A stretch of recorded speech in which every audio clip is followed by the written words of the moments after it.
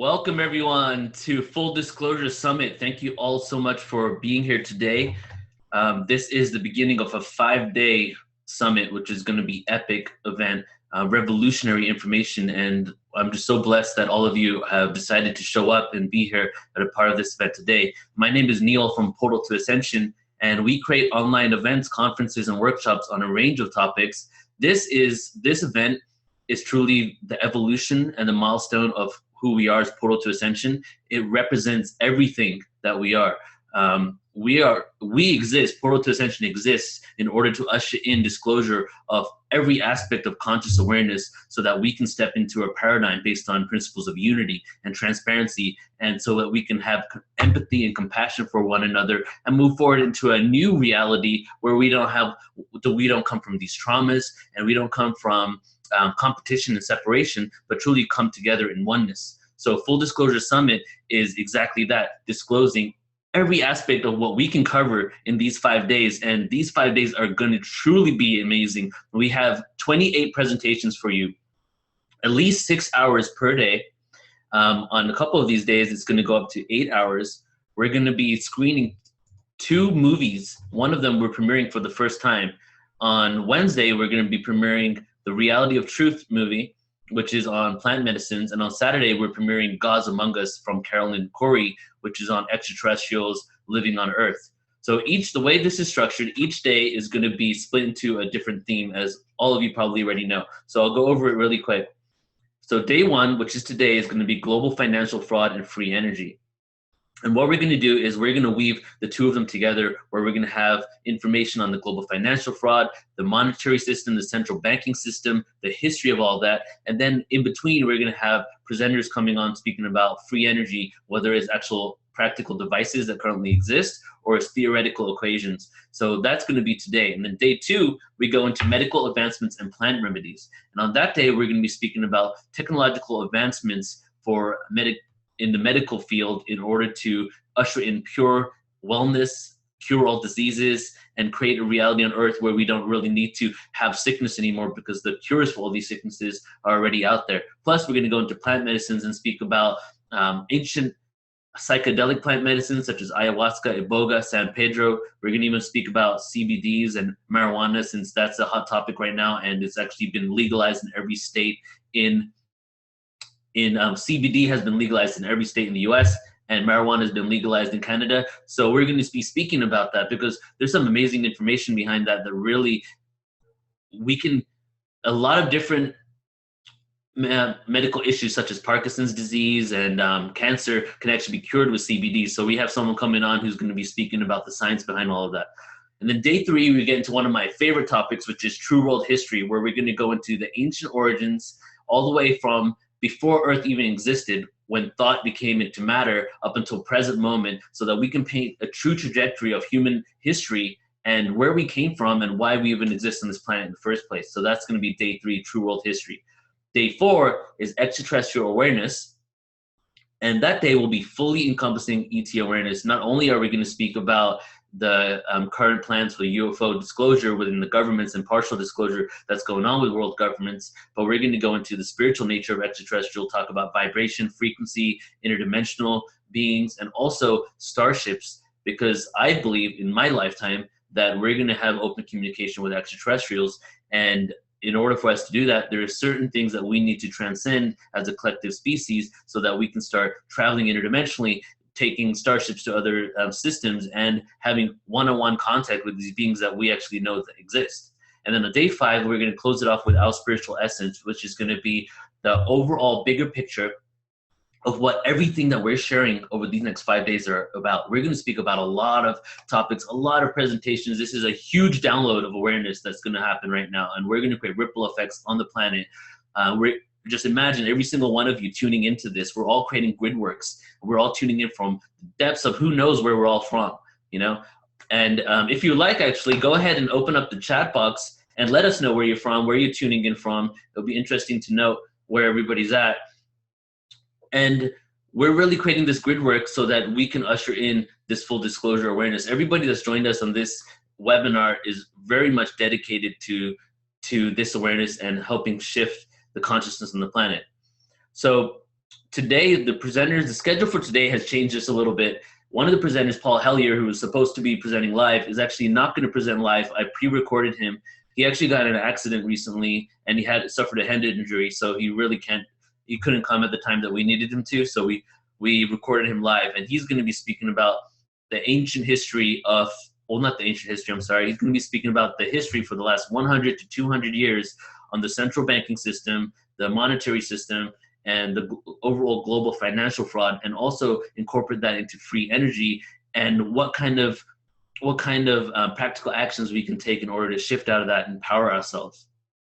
So today's schedule, firstly, before I tell you the schedule, just a couple of details about the actual platform that you're on. This webinar platform is called Zoom, and at any point while the presenter is speaking, you can go ahead and click the Q&A icon, and you can write in your question if you have a question for the presenter, and then it'll pop up for them, and whenever they're ready to take questions, they'll go ahead and take them right there.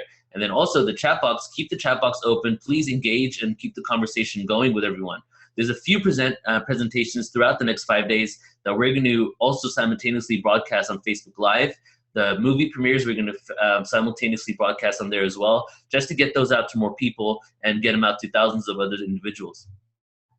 So today we're actually going to start out with Leonard O'Neill. He's going to be the first presenter, and the schedule for the day is at 10 a.m., which is right now 10 a.m. Pacific. We're going to go ahead and go on with Leonard, and he's going to go on until 11 a.m. for 1 hour. Then we're going to move into information on free energy with Dan Winter for an hour and a half from 11 a.m. to 12:30. And then Karen Christine Patrick, she's going to be coming on at 12:30 to 1, and she's going to be speaking on basic income guarantee. So not only are we going to be exposing a lot of truths here, but we're also going to offer solutions. This 5 days is really all about solution-oriented information. We all know this awareness and we're putting it out there, but how do we put it into practical use, and how do we shift the planet right now? So then after Karen, we're going to have Paul Hellier, which is pre-recorded, so he's not going to be live, and that's going to be for around an hour from 1 to 2 p.m. Pacific. And following that will be Richard Allen Miller, who will be speaking on free energy as well. And then we're ending the day with Jamie Janover from 3:30 p.m. to 5 p.m. Pacific Standard Time, and he's going to speak on the unified field theory of Nassim Haramein.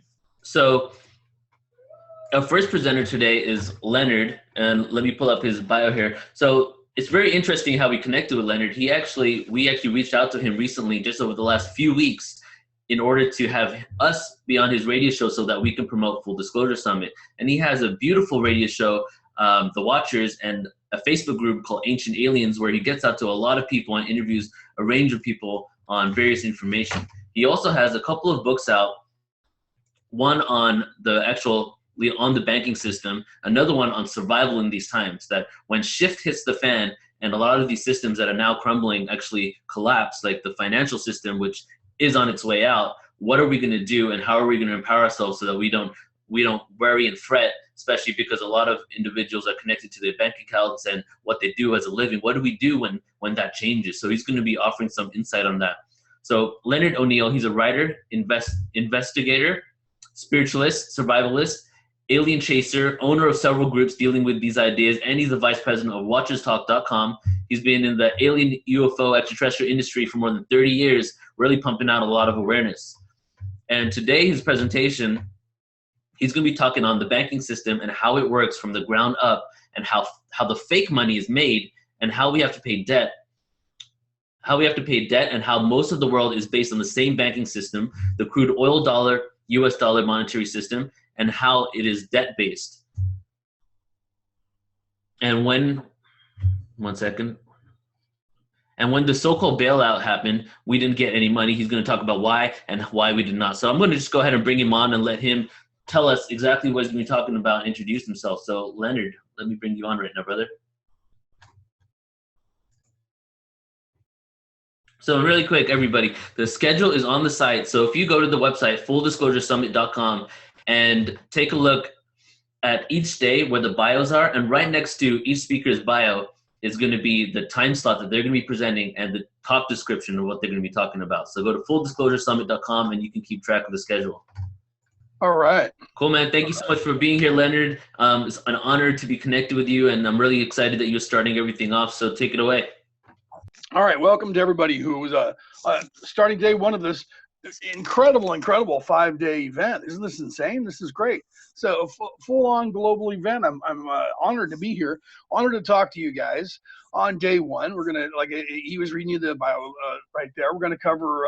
I got a couple of books that'll help us with this. We're gonna cover those. We're gonna cover banking. I'm gonna explain to you guys what we didn't get, what we missed, you and I and everybody else in the world, that these guys in these secret societies and behind the scenes, and these people that really are running the things behind the scenes did get and paid attention to. So let's start with banking and how that works, right? A lot of people don't understand how this stuff works. A lot of people here in this country don't even know how to balance a checkbook, because we were in school, and when we were in economics, it didn't really seem like something we needed to pay attention to, because it was blah blah blah boring, a lot of math, stuff like that. And now, our parents failed us, and it's what they all wanted us to do. There's a game that they're playing on you and I, and we'll get into that. You'll see as we go on, that is keeping us in debt. We're a debt-based society, and I'll explain that. We used to be on what's called the gold standard in this world. Gold was the currency of the realm. Gold was the currency of the entire planet. Silver, things like that. So guys back in the hundreds of years ago used to walk around with gold. I know you guys hear like the pirates when they talk about pieces of eight. Pieces of eight were it was a coin that could be broken into 8 separate pieces when you were paying for something. They used to walk around with gold on them, rings, and they had gold chains. And they would tear off pieces of gold, and they had the little pouches, the little purses, and they had gold bullion in that, and sometimes gold dust. And that's how they paid for everything for thousands of years on this planet. Somewhere along the line, these guys, these fat cats, these people who, big wigs that are running the things in the background, decided, well, they started the stock market, and the stock market was only going so far, and it wouldn't really go anywhere past that, because how the gold standard worked is that your country as a nation would be worth as much money as you had in gold, monetary, actual poundage of gold someplace, and silver that you had. Like we have Fort Knox, and Fort Knox was supposedly full of gold at one time. Might have been, I don't know, but maybe it is now, maybe it's not. A lot of theories about that. That's not what we're getting into right this second. But your entire monetary system was based on that. It was based on gold and how much gold you had, so that you would literally be able to print. Then they started printing paper money. The reason they started doing that is they had gold coins, and the gold coins were getting out there to the world, and some people were keeping them. Some people would, it was a pretty harsh environment. So here in the West, especially, with the Wild West, and people were starting to, they would rob each other, shoot each other. Some people died, and the gold would just stay out there somewhere out on the plains. And that diminishes the amount of gold that the reserves have to prove their worth. So they decided they needed to start doing something different. They started printing monetary notes, and these notes were promissory notes that it was worth. If you wanted to, you could go into a bank and you could exchange that for gold or silver, or whichever. Here we have the dollar in America, and you could get a 1 silver certificate, which was worth one it was like an ounce, I think, of silver. The same thing with gold. So you could have a $5 gold certificate, and it was worth 5 ounces of gold.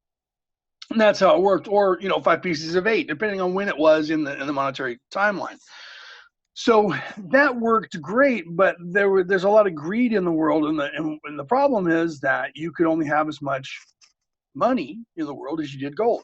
So that meant that there was a lot of a gold grab going on for a long time. And if you look back in history and you look at the pirates, you'll know that all the pirate movies talk about sacking ships that had gold. And so tons and tons and tons of gold was sank to the bottom of the ocean while they were fighting over the gold with with cannons way back. So we're trying to get gold from everywhere in the world, and there was a big gold grab going around the entire planet. I mean, you look at what happened in Central America and Mexico when the Spanish got there, and what they were doing, and then everywhere you look, you see that happened. So they decided they needed to get away from that. Somebody came up with this idea. We believe it goes back to the Knights Templars, the Temple Knights. They had a banking system that they invented that eventually the Swiss government adopted. And there's some question that maybe the Swiss government's actually the Templar Knights. That's another story. We don't need to get into that. However, the banking system that we run with currently on this planet was invented by the Swiss, and that's very similar to the Knights Templars, where we had a credit-based banking system. Now, the problem with that is that the way it works is that there's a debt, and you have to be in debt for the economy to work properly. And I'll explain that. I'll explain how that works. Okay.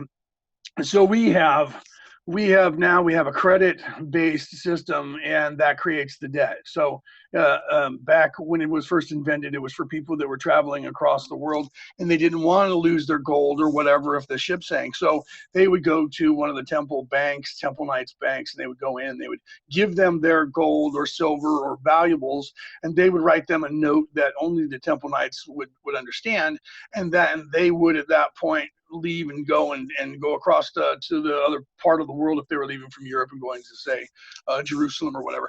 When they got there, they would go into the bank and they would give them that note, and those knights that were there would recognize that what was written there, and then they would give the person either all of the money that they had, or they could leave money in there and they would give them what they needed, just like an ATM with a bank now, or walk in and get my bank out of a teller, talking to a teller to get money.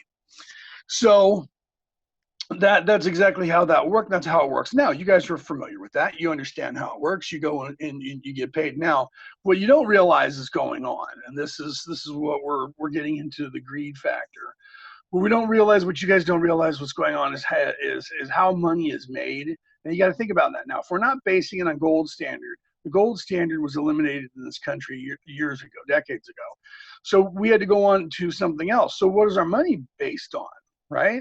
So the value of our money is now based on crude oil and how much crude oil is being sold for around the world. So that's one of the reasons where we have all the wars, and everybody says, all these guys are going over there because they want to get the oil and make money. And it's not really that. It's control of the oil, because if you control the oil, you control the price.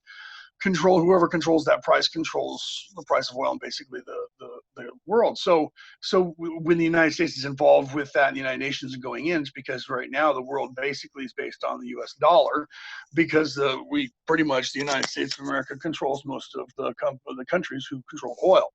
And the dollar is based on that. So that's how you get your monetary value now. It's not based on the gold standard, so it's not based on gold. So you'll notice that if you look at gold, the price of gold goes up when the American dollar goes down, and vice versa. That's because it's not based on that anymore. So gold becomes more valuable when oil becomes less valuable, because the gold standard is the old standard.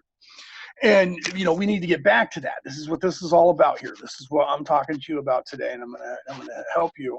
If you're not aware of my books, take a look at my books. The book we're talking about right now, it has the banking monetary system in it, is How to Get Out of Debt, Surviving in the 21st Century. And the second book that we're going to talk about is part of the Surviving in the 21st Century, is Prepping/Survival for Beginners. This is those you people that don't know how to do this. This is what we're going to introduce to you. And those people who do know how, they are survivalists, you'll see, yeah, he's right. This is what you got to do to retrain your brain. Okay. So the way it works, and you can look this up. I'm not going to have any flash things I'm going to put on the screen. It's just going to be me talking, but you can look these things up as we go, or you can look these things up later. And these other guys are going to come on. They're going to talk about this as well. So I'm going to be short and brief about that, because you'll see how crazy it is as we go. The way that it works right now, say the American government wants to get $1 billion to allocate that money to, say, road work, right? Which they don't normally do. We know that our infrastructure is a disaster, and we need to allocate a couple of $1 billion for that so we can get our bridges fixed. But let's just say that they were going to do that. So what they do is the government officials are sitting around the House and the Senate, and one of them says, gets a bill together that we want to get $1 billion. Now, if they already have it allocated in the budget, they can just reallocate that. But we all know how that works too, right? Okay, so they're greedy and they work at the top of the budget. They always spend over the budget. We know that. They never work within a budget. If we were if this government were a corporation, everybody in the government would be fired because they can't balance a budget, and they're running the government into the ground. So they're trying to run the government like it's a company, yet they're running it into the ground. So that's just crazy that they would do that, but they always do that. So that's just insane to think about in and of itself. That they don't have a budget. So now they're saying they're going to try and allocate extra money, right? They want to put $1 billion into the coffers of America to work on roads. So what they do is they vote on this and they say $1 billion, we need $1 billion. So then they go to the Fed. I don't know if you guys know about the Federal Banking Commission that we have here, and it's not just in the United States. Now I'm using the United States as an example. The European Union has they also have a federal banking system there. It's not the same people that we have here. We have a different federal banking commission that they do. They have their own, and these are greedy fat cat bankers who have gotten together and decided over here we have the Fed, and we've all heard about that, how the Fed comes out and talks about something and gives us their idea of what we think is going to happen, and the stock market goes haywire because they said something negative, or that it goes even better because they said something positive. So this is what we have. We have the Fed. Now, the Fed is a bank account that hasn't had a single penny in it ever. There is no money in that account. There never has been. You can look this up. And what they do is our government says to the Fed, we want $1 billion and we want to use that money for allocated over here. So they write a check on an account that has no money in it. And they take that check and they give it to the federal government. The federal government then goes to the banks and sells bonds to the bank on that $1 billion.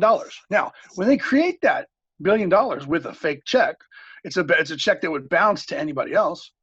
They're writing that check on you and on me. We, the citizens of this country, have to pay for that $1 billion that they just created. So they're basically borrowing it from you without asking you if you want to lend them that money. So now you and I and everybody else that's a taxpayer owes $1 billion for that $1 billion that they're creating. But because they're creating $1 billion that's fake, we have to pay $2 billion because we have to pay for the fake billion that's being made, and then we actually have to have money to pay for what we actually made. So you and I now owe $2 billion.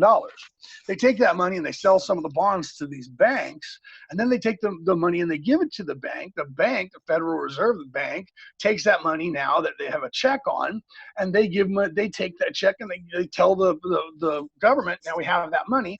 Now what they do is they hire companies that are going to do the road work.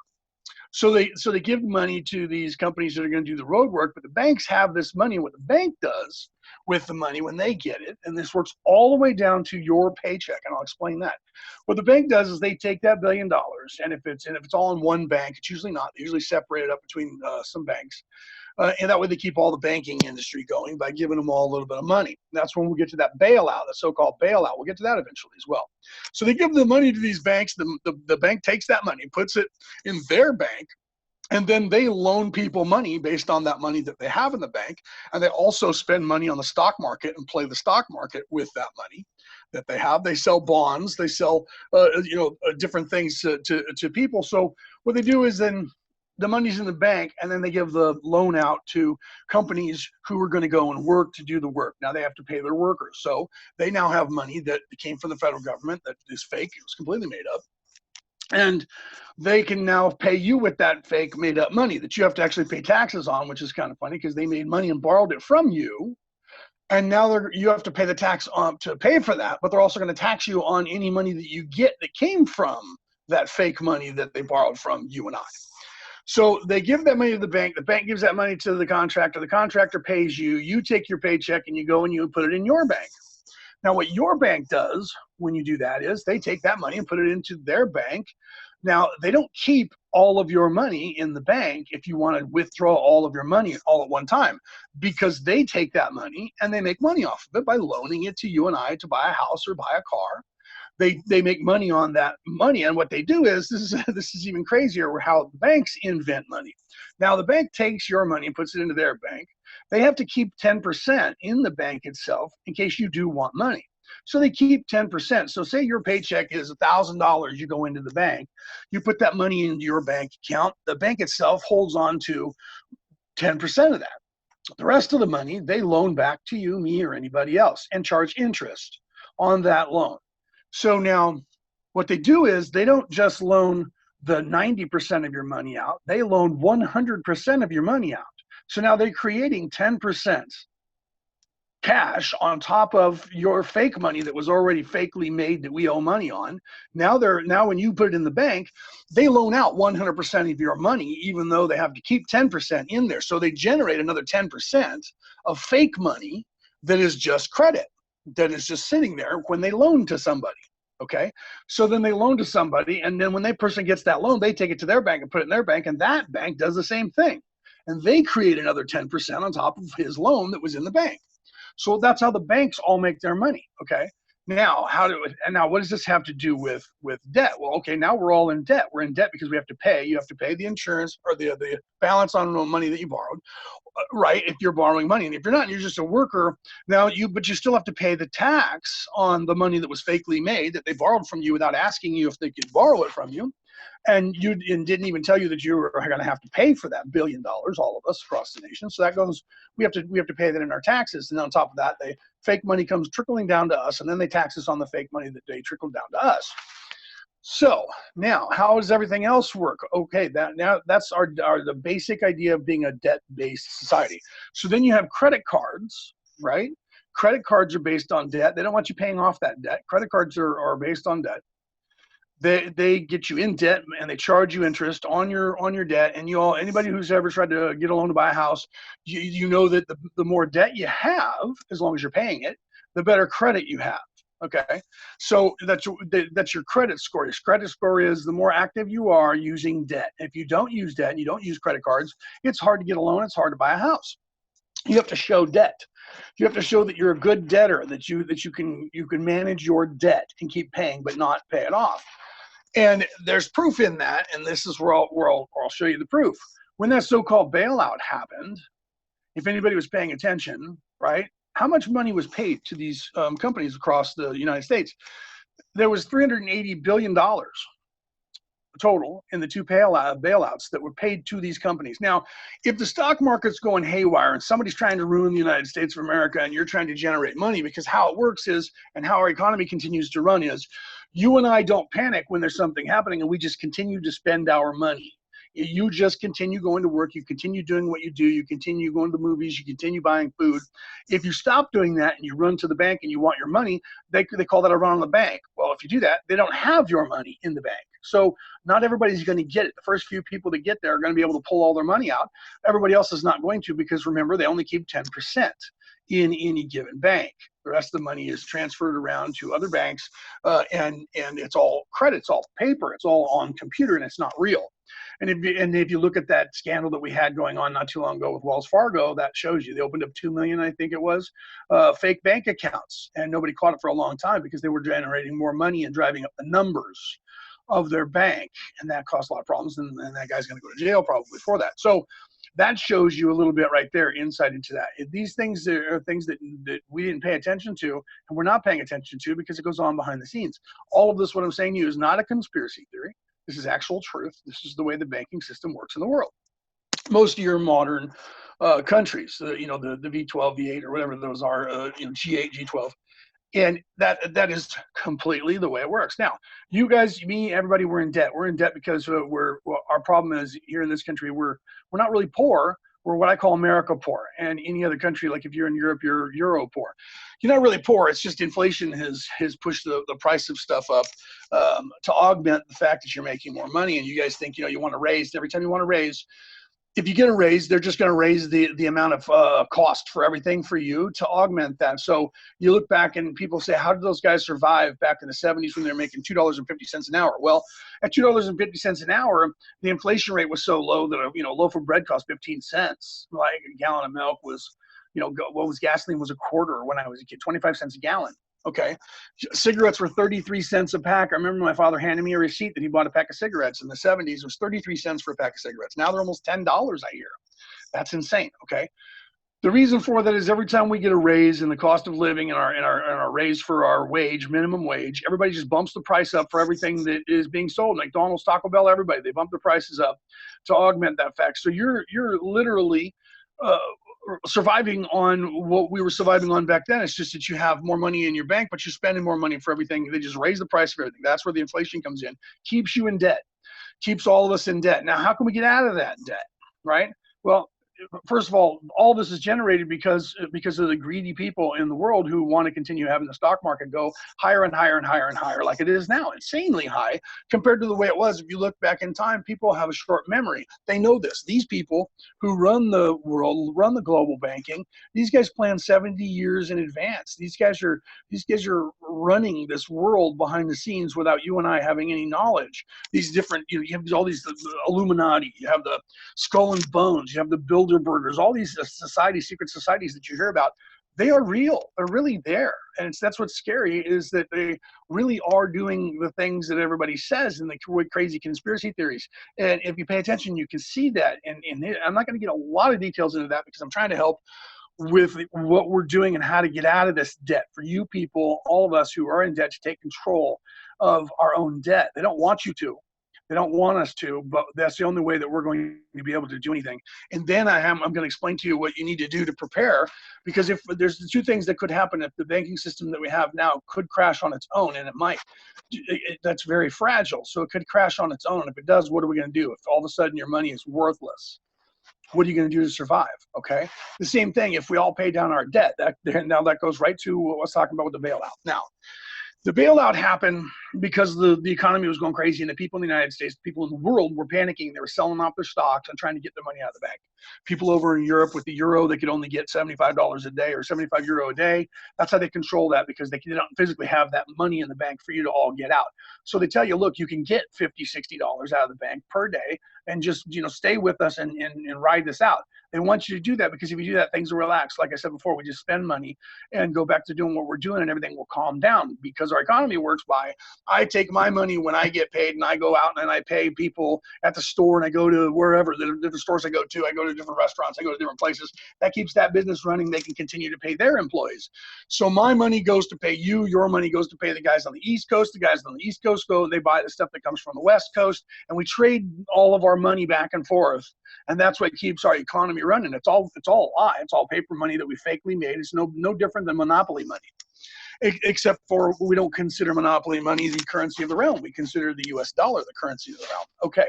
And it's just as fake as monopoly money. But as long as we keep trading hands with it, then the economy works fine. That's why when that happened with George Bush, he said everybody could just go about your business. When it happened under Obama, he tried to tell everybody go about your business, but people still kind of panicked and ran out there, and we started having a problem. So what they did was they decided to bail out the corporations. The corporations were losing money because none of us were buying cars. Ford was about to go under, right? GM was about to go under. These banks were about to go under because we were no longer putting our money in the bank. People were hoarding it, trying to pull it out. So these companies were going to go under, and they were going to go away. Some of them needed to. They were dinosaurs. They should have went away. Who cares if Ford dies? Ford Motor Company, there's going to be another motor company that's going to pop up. It's going to be just like Ford. Ford's been around since, the dawn of time, since the early 1900s. Companies come and go. Things evolve. Okay, so who cares if they died? There should be another banking system that'll start. But they don't want that to change. So what they did was they gave that $380 billion with a B, dollars to these companies who flew in Lear jets, eating caviar as they did, wanting their hands out for money. But they went ahead and gave it to them for a stimulating package for them, so that they would not go out of business. So what did they do with that? They gave themselves raises, and they had themselves nice bonuses. And none of that money went to the people. You know why? Okay, here's where we're at. When you get money, everybody asks you, if you won the lottery, what would you do? Every single person in the world, the first thing they say is they're going to pay off their debt. I'm going to pay my bills, because you're going to pay your debt down. So if they would have taken, there's $380 billion, there's 380 million. That's a weird, easy number to figure out. Tax-paying Americans. If they would have given every single tax-paying American an equal share of that money, figure it out, 380 billion into 380 million is $100,000. Maybe I'm wrong, could be 10,000. Doesn't matter. If you had $10,000, what would you do with it? You'd pay off all your debt. First thing. Then you would go and buy cars and buy stuff, which would keep the economy going. But the first thing you do is get rid of your debt. If we don't pay the debt on the money that's fakely made, the economy collapses, because we're not paying for it. So it makes it fake, and it validates that it's fake, and the whole economy collapses. So we have to pay our debt. If we pay off our debt and we have no debt and we run debt free, the economy will slow down and eventually collapse, because the banks count on you, the credit cards companies count on you to be in debt. The American government counts on you to be in debt. So what do we do? How do we get that? How do we get that taken care of? Well, we have to be brave enough to say, look, humans survived on this planet for millions of years, however long we've been here, without a banking system and a monetary system. It worked on trade, and people grew their own food, and people just survived. We didn't have to have a bank. We didn't have to have fake money. We did what we did with gold and silver and traded, right? And it worked, and it worked just fine. And there was no problem with that, right? But people who are greedy and want billions and trillions of dollars in their pockets has to have you in debt so they can do that. Keeps you a slave. You're a slave to the dollar. You're a slave to your wage. Okay, so what can we do? Well, our problem is that we're lazy. We become lazy, and they want us to. We become lazy in this country and all the countries in the world. We go to fast food restaurants. We go out and we buy. And see, here's the problem. Here's where I lose most of the people is when all of a sudden I tell you that you're going to have to do a little bit of work to get out of debt. But you got yourself into debt. That's hard work. You have to do a little bit of work to get out of debt. And that's just a simple change in lifestyle. And you're going to be better off for it. All you have to do, people say, I don't have enough time in the day to do anything. I don't have enough time in the day. You don't have enough time in the day because you spend your whole day in line. You spend your whole day sitting in line getting a Starbucks, sitting in line getting a whatever coffee place you go to, a fast food restaurant. And you're killing yourself and you're killing your own wage by doing this. And let me explain how this works. If you're going to work and you stop off and you're going to go get your coffee, $7 for your coffee, you're sitting in line. How much gas do you burn when you're sitting in line? You don't pay attention to that. You're burning gas. Just sitting in line. Stop and go, stop and go, stop and go. Then you drive over to the fast food restaurant and get yourself a breakfast, right? How much is that? $7 for a breakfast. That's $14 plus the gas that it took you to get to work. So by the time you show up at work, you're almost $20 in debt, because you've already spent $20 of your day's pay just getting to work. What do you do at lunchtime? Do you take your own lunch, or do you go again to a fast food restaurant? If you go again to another fast food restaurant, you're looking at another $7 to $10 plus the gas that it took you to get there and back, right? Then on the way home, are you making your own food at home, or are you going to a restaurant? Or are you going to a fast food restaurant and buying food again? So we potentially could be spending $50 a day just going to work and coming home from work and eating out. And how much money do you make in a day? If you're making $10 an hour and you work for 8 hours, you're making $80 before your taxes. You've already spent almost 50 of it just going there and back. Simple things that we can do. Unplug all your appliances that you're not using. I know you guys don't want to believe that the electricity is working there, but it is. If you plug something in, the electricity, we have alternating current. So the current goes up and back, up and back, up and back, up and back, no matter what. If it's plugged in, you're draining current. If you go outside and look at your meter, there used to be the old meter that used to actually turn the dial so you could see. If that dial's turning, you're burning electricity and you're being charged for it. Now they got the smart ones and it's digital, but you can still get a print out of that and see how much you're using. And you'd be surprised if you unplug everything, how much electricity you stop using. So your electric bill goes down. So there's a little bit of money that you didn't have. Stop eating fast food. Look at the money that you take. You go and buy for 4 people at KFC or something. You buy a 20-piece bucket or whatever it is, and it's like $30. Add that up. Just sit down and add up. Every time you go and do something, add that up and look at the amount of money. If you're a smoker, $10. If you're a drinker, whatever it costs for beer, right? You don't have to stop your bad habits, but you need to stop some of them, like going and getting the coffee. You can buy an espresso machine and make your own exact espresso exactly the way you get it every single day. All you have to do is stop going to the coffee place for 30 days.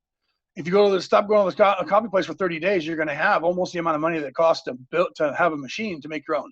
You can make your own at home. It takes 5 minutes. Make your own, and it'll even decide that you want to play around with it and have a better flavor than what they have, better coffee than what they have. So the amount of money that you spend on the coffee and making your own is going to be far less than $7 every time you do that, right? So the problem is you need to stop doing that. You need to start cooking for yourself, right? Everybody's lazy. They don't want to cook. I don't have enough time. Okay, you're going to gain time. How much time did it take you to sit in that line to go and get the coffee? How much time did it take you to sit in that line to go and get the food? Everywhere you went, how much time does it take you to do that on the way home? If you're not doing that and you're not spending that money, first of all, you're saving that money and you're saving those minutes. All those minutes add up in your day. So now you can take those minutes that you have that are now extra because you're not sitting, you don't have to leave early to go and get your stuff before work. You don't have to zoom over and get it on the way home from work because you go once a day or once a week and you buy enough groceries. You're going to have the money. Because if you don't spend it on that other stuff, you're going to have the money. You're going to buy, and even then, if you buy the groceries, if you spend $35 a day on fast food, you can take that $35, and if you spend that $35 for 1 week every single day, even if it's only 5 days, you can take that money and buy enough food to feed yourself and your entire family for all 3 meals for that same amount of time period. Okay. And I'm just talking about $35 a day with, one meal for our fast food restaurant. So if you do it more than that, it's more money. You can do the math. It's there. And if not, buy my book. I have the math in my book.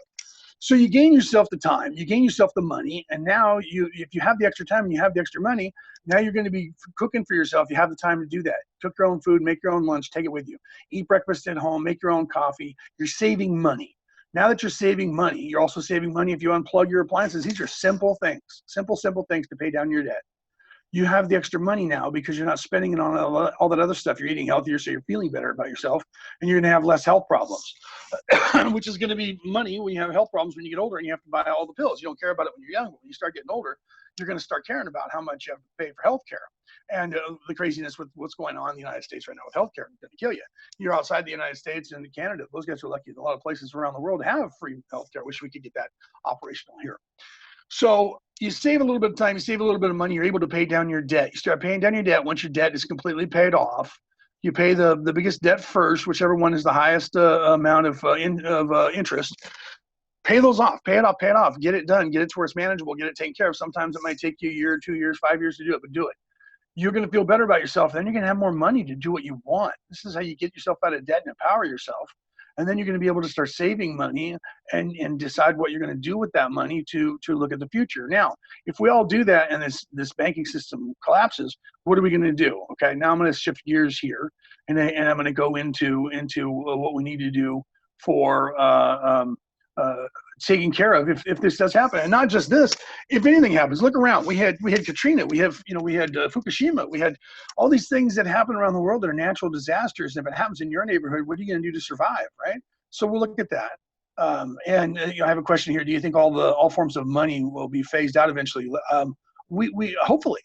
I don't know if you can hear me, the person who asked that question, but hopefully we need to kind of have that and go to something different. That's why you have you have things like Ubuntu, and you should look at that.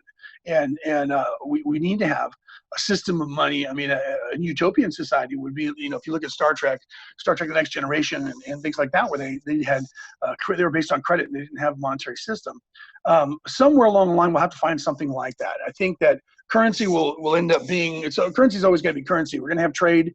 There's always going to be a value. So there's always going to be something called silver or something like that. I don't know that we're ready for that yet to get rid of all money and phase it all out. I wish we could get ourselves to that point where we could phase that out. And how would that work? It's kind of scary because our whole society is based on that, and they want you to fear not having money.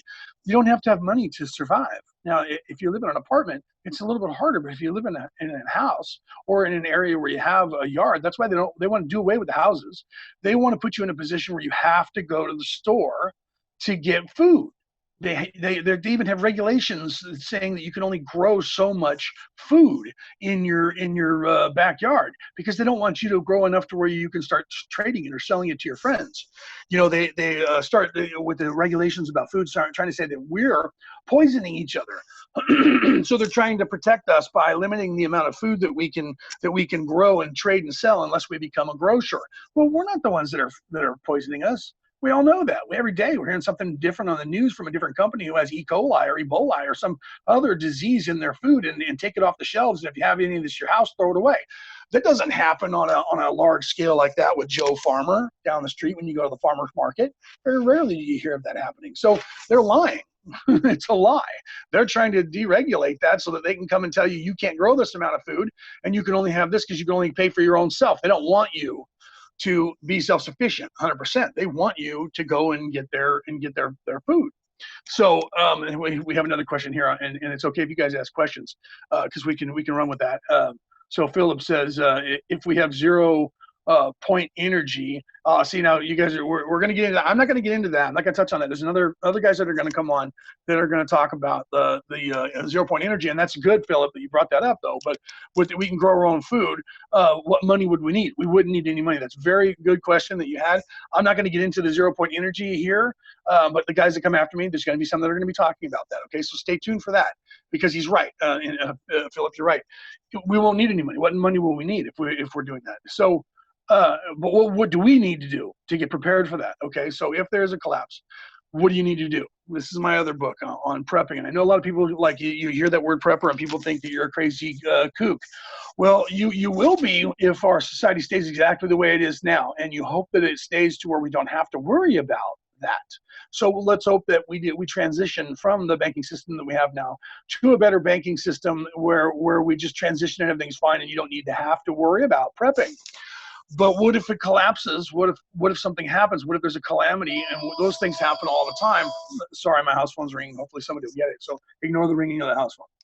So what if something happens and there's a fire, a flood, a natural disaster, and all of a sudden you don't have a house or you don't have food or you don't have power for a while? What are you going to do? These are things that happen daily on this planet. And people ignore this in this country and laugh and act like everything's fine. The next thing you know, you're watching people on the news and a hurricane took down their house, right? Or there's a frost that is now knocked down all the power lines and people are out of power. You don't think about it until it hits you, and then it's too late. The average person in this country, in America, only keeps about 5 to 7 days worth of food in their house and usually only keep about a half a day's worth of water. That's horrible. You need more water than that. You need like a gallon of water a day, or at least a liter of water a day, which is close to a gallon. Because 1.7 liters is a gallon or close to that. So you as people, we need to keep about a gallon of water a day per person. And if not, we need to be able to procure that water. What if your water goes off in your house? What are you going to do, right? People who live in apartments, their water is pumped. You don't realize that, but your water is pumped. You don't have natural pressure to bring the water to you. There's pumps that have to pump that water upstairs to the second floor, third floor, 20th floor, wherever you live. If the electricity goes out, those pumps die. Those pumps don't pump. You don't get any water, okay? So, you have to be prepared. You have to be prepared for something that happens in case it happens and if the banking system collapses. So what do we do? What do we do? How do we prepare? What does that mean, right? That's if it's completely foreign to you, what you need to do is you need to stockpile certain foods, okay? Certain foods, dry goods, rice, beans, certain foods, even canned goods, they last for a long time. You need to have some of this on hand in a pantry somewhere. You need to have enough food to feed yourself 3 meals a day and everyone who's in your house. 3 meals a day for at least 30 days. That's the minimum of what you should have. You should also have enough water. You can get distilled water and you can get regular water. You can have containers of water. Even if you're in an apartment, you can have this stuff in your house. There's places out there, there's companies out there who sell foods that are like military rations, like the MREs, military, a meal ready to eat. They do that now to where it's dry. You can get, I had on my yacht, I was living on my yacht, I had a box that was no bigger than this wide. I don't know if you can see that on the camera. It was about 2 feet by 3 foot. It was like a 5 gallon. It was a little bit bigger than a 5 gallon drum. There was enough food in there to feed myself for 300 days. Okay. That's you can get those, and they're some of them are really expensive. The unfortunate thing is that people are commercializing the cost of that stuff. So if you're going to go in and you're going to make things to help yourself prep, and if you read my book, you can also find me on YouTube. I have videos that'll walk you through that. If you're going to do, pardon me, if you can do this stuff, be careful, because some of these sites are going to charge you like $75 for a flashlight, $500 for a backpack with 3 days of food in it. That's just out of control. You don't need to pay that much money. You can literally set yourself up and pay $100 and feed yourself for a month. So don't go crazy and run out there and start buying up this stuff and spending all your money. Look into that as well. YouTube's your best friend. There's a lot of guys on there who have videos that'll help walk you through that and get it done cheap. There was a couple of videos where you can go to Walmart for $100 and make a bug out, what they call a bug out pack, which is a backpack that has everything that you need in it to survive if the world got crazy and you had to leave from where you are for some reason, because of a flood, because of a fire, because your house got knocked down, and you have these backpacks ready to go so you can feed yourself and take care of yourself. But even if you don't do that, you need to at least start getting some food into your houses in case something goes crazy, because it could, right? It could go crazy. So you have to be ready for that and be prepared. And in my books, somebody was saying, can I put them in the chat? Just you go on Google, Google my name, Leonard O'Neill. There's 2 L's in my name. My first book is How to Get Out of Debt, and it's How to Get Out of Debt: Surviving in the 21st Century. The other book we're talking about here is Prepping / Survival for Beginners. I'll see if I can type that in the chat real quick here, and that way you guys can see. what they are. So I'll do that because we're getting short of time. I'm getting the 5-minute mark here. So let me do that. And you need to be prepared in case this does happen. You need to be prepared to be able to feed yourself for a while and take care of yourself. So take a look at my book, listen to what these guys are saying in the rest of the day here today, and get ready just in case, because either way, something's going to happen. And even if it's not the banking system collapsing, you could have anything happen around your house. And we live in a harsh environment. Things happen all the time. So be ready, people. You don't have to be scared and freaked out. I mean, there's nothing really to be afraid of, but what if something happens? You should be able to take care of yourselves. We should be able to grow our own food. We should be able to do these things, and we should be doing that. When I was a kid in the 70s, we used to do that, man. We grew our own vegetables in the backyard. We didn't have to go to the store and rely on a store for our food, for vegetables. Some people even further back than that, and now even are starting to live off the land, and they're starting to have their own cattle, and they're starting to have their own food, so they're completely self-sufficient. We don't need to go crazy like that right away. It may need to get like that at some point. But for those people who live in the inner cities, you need to be prepared too. You need to get some food and some water and some medicine, medical kits. And you need to have those just in case something happens and there's a collapse of any kind in your area. And that way you can survive as people. You're not going to starve to death. And what the other thing is, be careful who you tell what you're hoarding. If you brag about that. I was on a radio show in Cleveland last year, and the announcer who was talking to me on the show when we were talking about prepping said that he personally had people come to him and say, here, we're going to go rob Leroy because he's bragging about all these guns and weapons and food that he has stockpiled. So be careful who you tell that to, because people are going to, at some point, decide that they want to come and take your food. And then if everybody knows about it and it does go crazy and the banking system collapses, or you have some calamity in your area, and now everybody knows you have food, they're going to come and rob you. Okay, so don't go telling everybody all that stuff, and it's easy to bring that stuff inside. And I tell you about that in the book. If you have a driveway, pull up, get as many bags as you can, take it in as quickly as you can, so that people will see that you're bringing in bags, but they won't be able to see through the bag or what it is that you have. So get the family involved, get everybody over there to bring that stuff in as quick as possible. If you have a garage, pull in the garage, pull the door down. If not, then just get stuff as quick as possible out of your car and get it into your house without letting people know what you're getting. Dry goods are your best friend. Check out my book. Like I said, go on YouTube and look up my name. I have links to my books, I think on the website, at least one. I'll put the other ones up on my website, which is watchtalk.com. And you can take a look at that. So thank you guys. It looks like I'm getting the wrap signal here. So thank you guys. We have to move on to the next guest. So thanks for coming out, and thanks for tuning.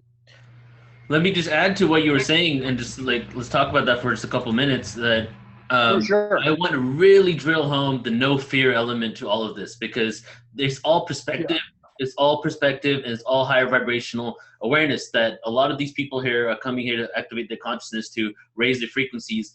And when the system is on its way out, it should have gone out in 2008, and then they even absolutely we're in an illusion within an illusion within an illusion when it comes to money. Yes. So far gone absolutely. from any sort of reality that it just can't sustain itself, and we're milking the whole entire rest of the planet in a way that can't sustain itself. So something will happen. Just know that just knowing this right now already shifts you out of the perspective of fear, because we know it's going to happen, and it's supposed to happen, and it's exciting. Like, what isn't exciting is the status quo continuing the way it's continuing, right? So right. It's all about, like, this is going to happen, and get ready for it. Be prepared as much as you want to be, but at the same time, just know that this is going to be something great for us, because in order for us to create something, we need something to fall. The only way that we're going to survive, as a race of people, is we need to get away from this. We need to get away from this system that is choking us in the world right now. So it's like Neil said, I don't want to, there's nothing to be afraid of, nothing to fear. It's just a matter of preparing just in case something happens. We don't need to fear the people in the background. We don't need to fear them. They're afraid of us. They are afraid of us. They're afraid of you and I talking about this. They're afraid of us knowing this information. It needs to fall. It needs to collapse. The whole banking system of the world needs to go away. And there's other alternatives. We need to explore those alternatives and make those happen. And you're not going to, like I said, we're growing our own food. If we're doing that and we're trading food and we're trading goods, you just have to learn how to do it again. You have to relearn what we've forgotten as a society, because they don't want us to remember how to do it. And that's to be self-sufficient and take care of ourselves and feed ourselves. Right. Thank you, brother. Thank you so much. Thank you. Thank you. Okay, we'll be in touch soon. Have a beautiful day. You too. Okay, Seriously. take care. Okay, awesome, everybody. So we started out with some grounding information, just some practical information of what's actually happening that really just bridges over into the mainstream. And that's what today is going to be about. We're going to be speaking about these stories of history and what's happened and what's gone wrong, and then how we can fix it. So the next presenter, we're going to switch it up now and go into talking about free energy. And I was going to read his description, but it's extremely heady and very much on the next level of awareness when it comes to all of the information that we're sharing today. So I'm going to let him go into his presentation, his topic and presentation himself. His name is Dan Winter. And Dan, his background is as a multifaceted as his viewpoint. He graduated with honors from the University of Detroit. Dan pursued graduate studies in psychophysiology and the origins of language. In addition to his academic background, he has worked in systems analyst with IBM, an industrial metallurgist and crystallographer. He has undertaken many diverse studies, from quantum physics to modeling at the MIT Space Lab to developing the early biofeedback prototype equipment as Dr. Albert Einstein's protege. While he traveled, Dan has sojourned to study the Gurdjieff School of Sacred Gymnastics in Florence with Buckminster Fuller, the Giza Pyramids, Israel, the Andes, and at Findhorn. Through the years, Dan has lectured on the evolution of consciousness, sacred geometry, and coherent emotion as many national and international conferences. And Dan's been on a few different webinars that we put together, and specifically the sacred geometry webinars, where he laid down quite a lot of amazing information. So his presentation today, he's going to review a significant number of zero-point energy technologies, many of which his implosiongroup.com may lead the world in developing. There are many reasons why developing these technologies without a comprehensive understanding of core principles is disempowering and even dangerous. So our task is one. Dan's task is one, is self-empowering education of what vacuum energy is, and ultimately how the highest form of zero-point energy access is quite literally the empowering and immortalizing electrical nature of human bliss itself. So I'm going to go ahead and bring you on, Dan.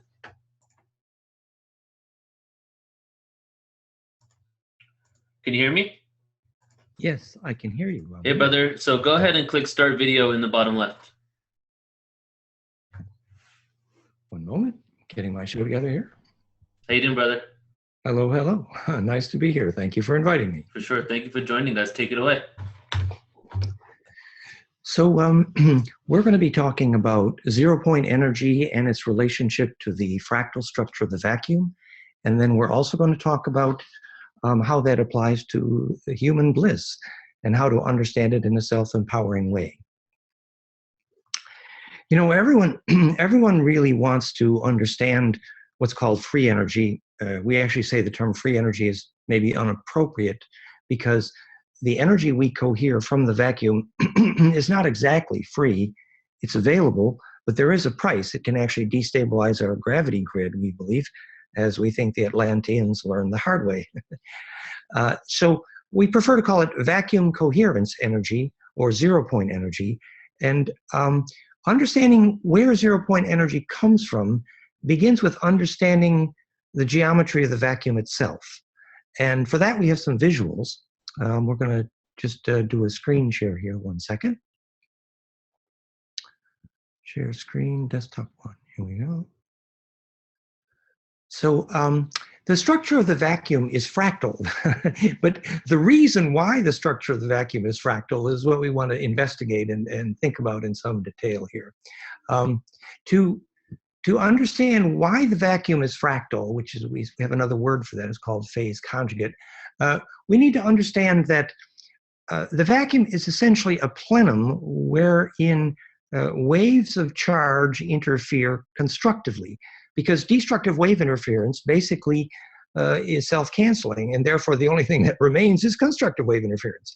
And after we inspect that for a little bit, we realize that maximum constructive wave interference is the same thing as maximum constructive compression.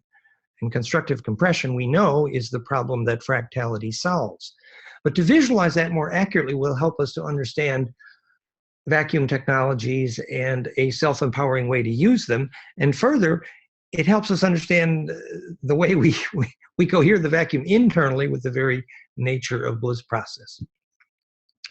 So we're going to start with some visuals around this, that what's called phase conjugation, which is the way that waves converge and conjugate to say add and multiply, like in conjugal relations. Visualize pine cones kissing noses, and you pretty much have the picture of phase conjugation. So this is the fractal electric origin, cause, and mechanism of all centripetal and self-organizing forces. The cause of gravity, life force, perception, bliss, and enlightenment, the origin of alphabet, the origin of color, the origin of negentropy, and in this evening's discussion, the way we cohere the vacuum. Also on this slide, you can see some of the websites where we have our index for the various technologies discussed here tonight, fractalfield.com being one of our main index. Dan, can you go ahead and make your presentation full screen? I can let me try that. Let's see if that works. Play right there should work. The play button next to Keynote Live, yeah.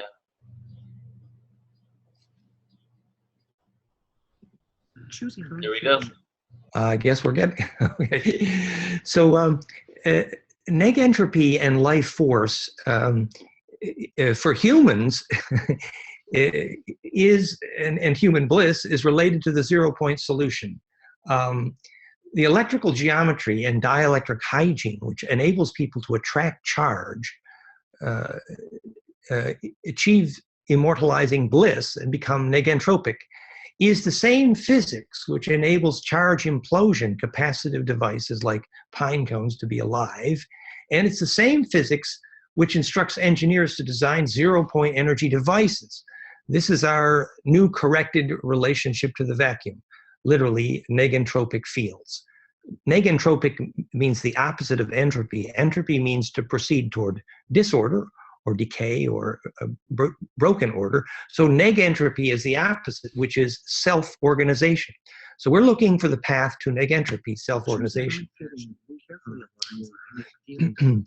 Now, we have some narrations in the background here, but these are some animations which illustrate the geometry, literally the geometry of the vacuum.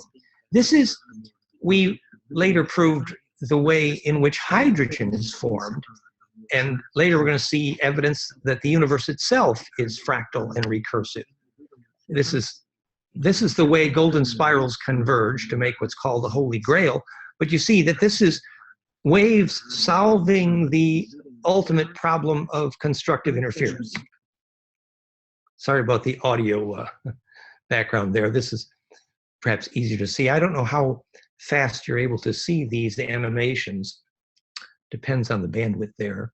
But on the top right, you see what we call our Star Mother kit, which is infinite 3D fractal stellation, dodeca-ecosa, which we later proved is the structure of hydrogen. It was called the Greater Meson Theosophy. And we have reason to believe this is quite literally the structure of the vacuum. And our task here is to explain why. In the top center, you have a model of the geometric solution to non-destructive compression, which, as you can see, is a dodecahedral soap bubble. And notice that when you, it really sucks, that when you suck the air out of that soap bubble, it changes scale without changing ratio. And that is called scale invariance and non-destructive compression, which is to say, to retain all the information about wave ratio, even though the scale is changed. Think of the problem you have as you approach death. There's a clue. Actually, Ray Moody has shown that, in fact, the black hole of death visions is electrically contagious, as proven by medical surgeons. And now we know why, that you need a bit of an electrical black hole to propagate your charge field, your aura, through death. So, and access to bliss is similar. So we're going to talk more about that.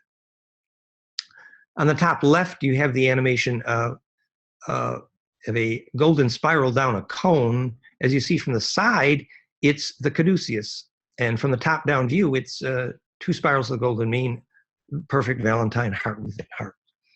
On the bottom, you see how the pine cones kiss noses in a 3D fractal dodeca-ecosa, which is, you see, it's literally a flame. And this is, later we're going to see, is the way that hydrogen burns, in fact. So this is all a set of visuals to understand 3D fractality. So we say that fractality is the new science of life, and gravity and all universal centripetal and negentropic forces. Fractality is a geometry or shape for waves of charge which allows them to approach perfect constructive interference. Remember, Einstein was quite convinced that the solution to the unified field was infinite non-destructive compression, meaning charge compression. And of course, no one ever told him what a fractal was, so he couldn't conceive of infinite compression. And even today, although conventional physics knows infinite compression in mathematics, no one until my work has conceived of a fractal field electrically being exactly that, a solution to infinite non-destructive compression. And that's what this is about, actually applying that with examples. That's what this evening's conversation is about.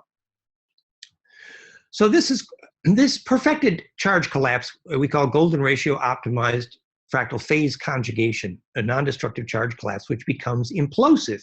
And we're going to think about some zero-point energy devices, for example, black light power, as examples of this, of how to create perfect compression. And during the process of gaining that compression, you gain centripetal force. You actually gain inertia during compression.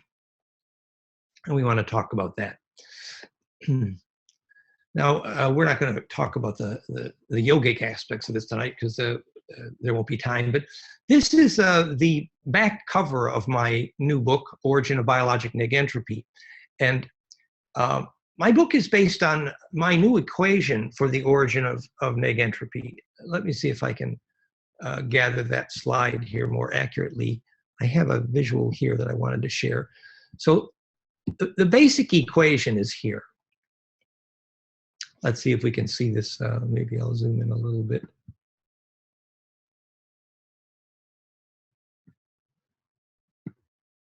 And drag this over.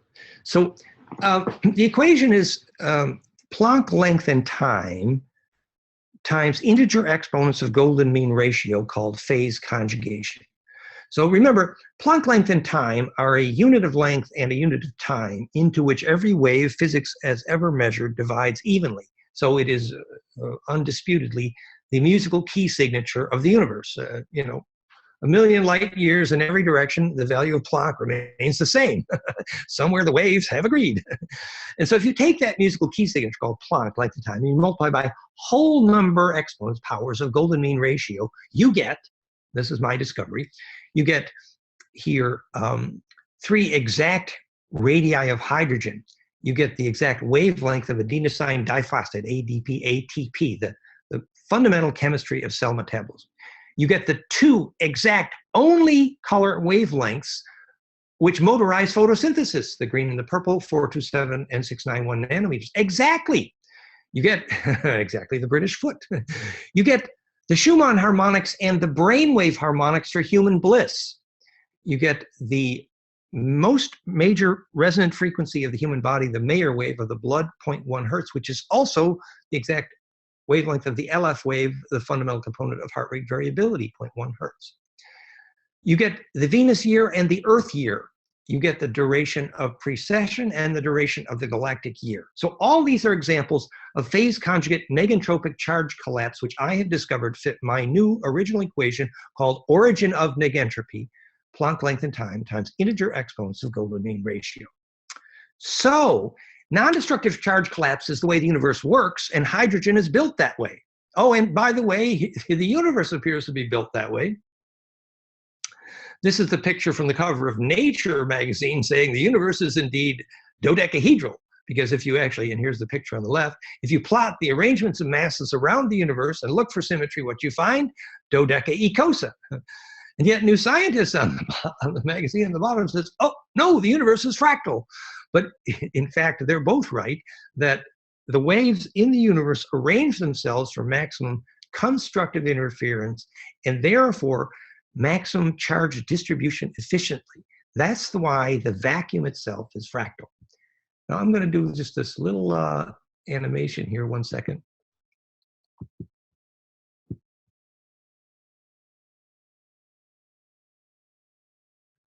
I think I lost my camera view here. Turn my camera back on. I want to do my little jitterbug for you. You see, I was teaching this before Nassim Haramein started to teach this, but it's useful. It's the vector flexor called the jitterbug, which I learned personally from Buckminster Fuller. And it is the mechanism of superconductivity and implosive non-destructive charge collapse. And basically you have a stellated tetra, which is called a cube octahedron. And if you compress, you get ecosa. If you compress further, you get a dodeca, which is harder to see. And you compress further, you get the octahedron. And then if you compress further, you get the tetrahedron. Oops, but I didn't do it right. So this is called the jitterbug, from cube octa to octa. There's the jitterbug. And this is the molecular mechanism of superconductivity, because at this stage, ecosa here, the distance to center is golden ratio, allowing implosive charge collapse through center, which creates superconductivity, because when implosive charge can collapse through center, you have zero resistance to charge distribution. Now, this becomes very important when later we talk about the phenomena of cold plasma and monoatomics creating superconductive-like phenomena, Kakeshi, et cetera, et cetera.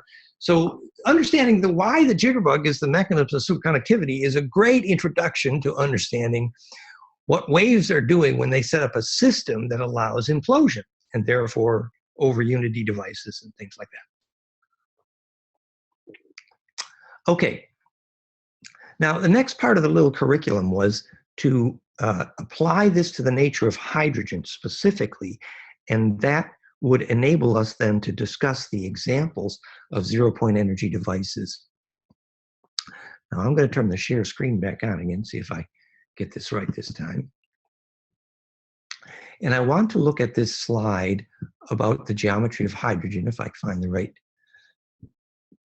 I'm going to be looking at our presentation, fractalfield.com/hydrogen. So here's the picture of, if you take that Planck length and time times multiples golden ratio, you get this top-down view of a pentagram of 10 golden spirals. And from the side view, you get this caduceus. So this is quite literally how hydrogen works.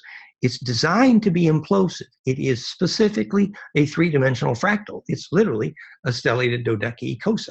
So that's why imploding hydrogen is so essential to most of the zero-point energy technologies.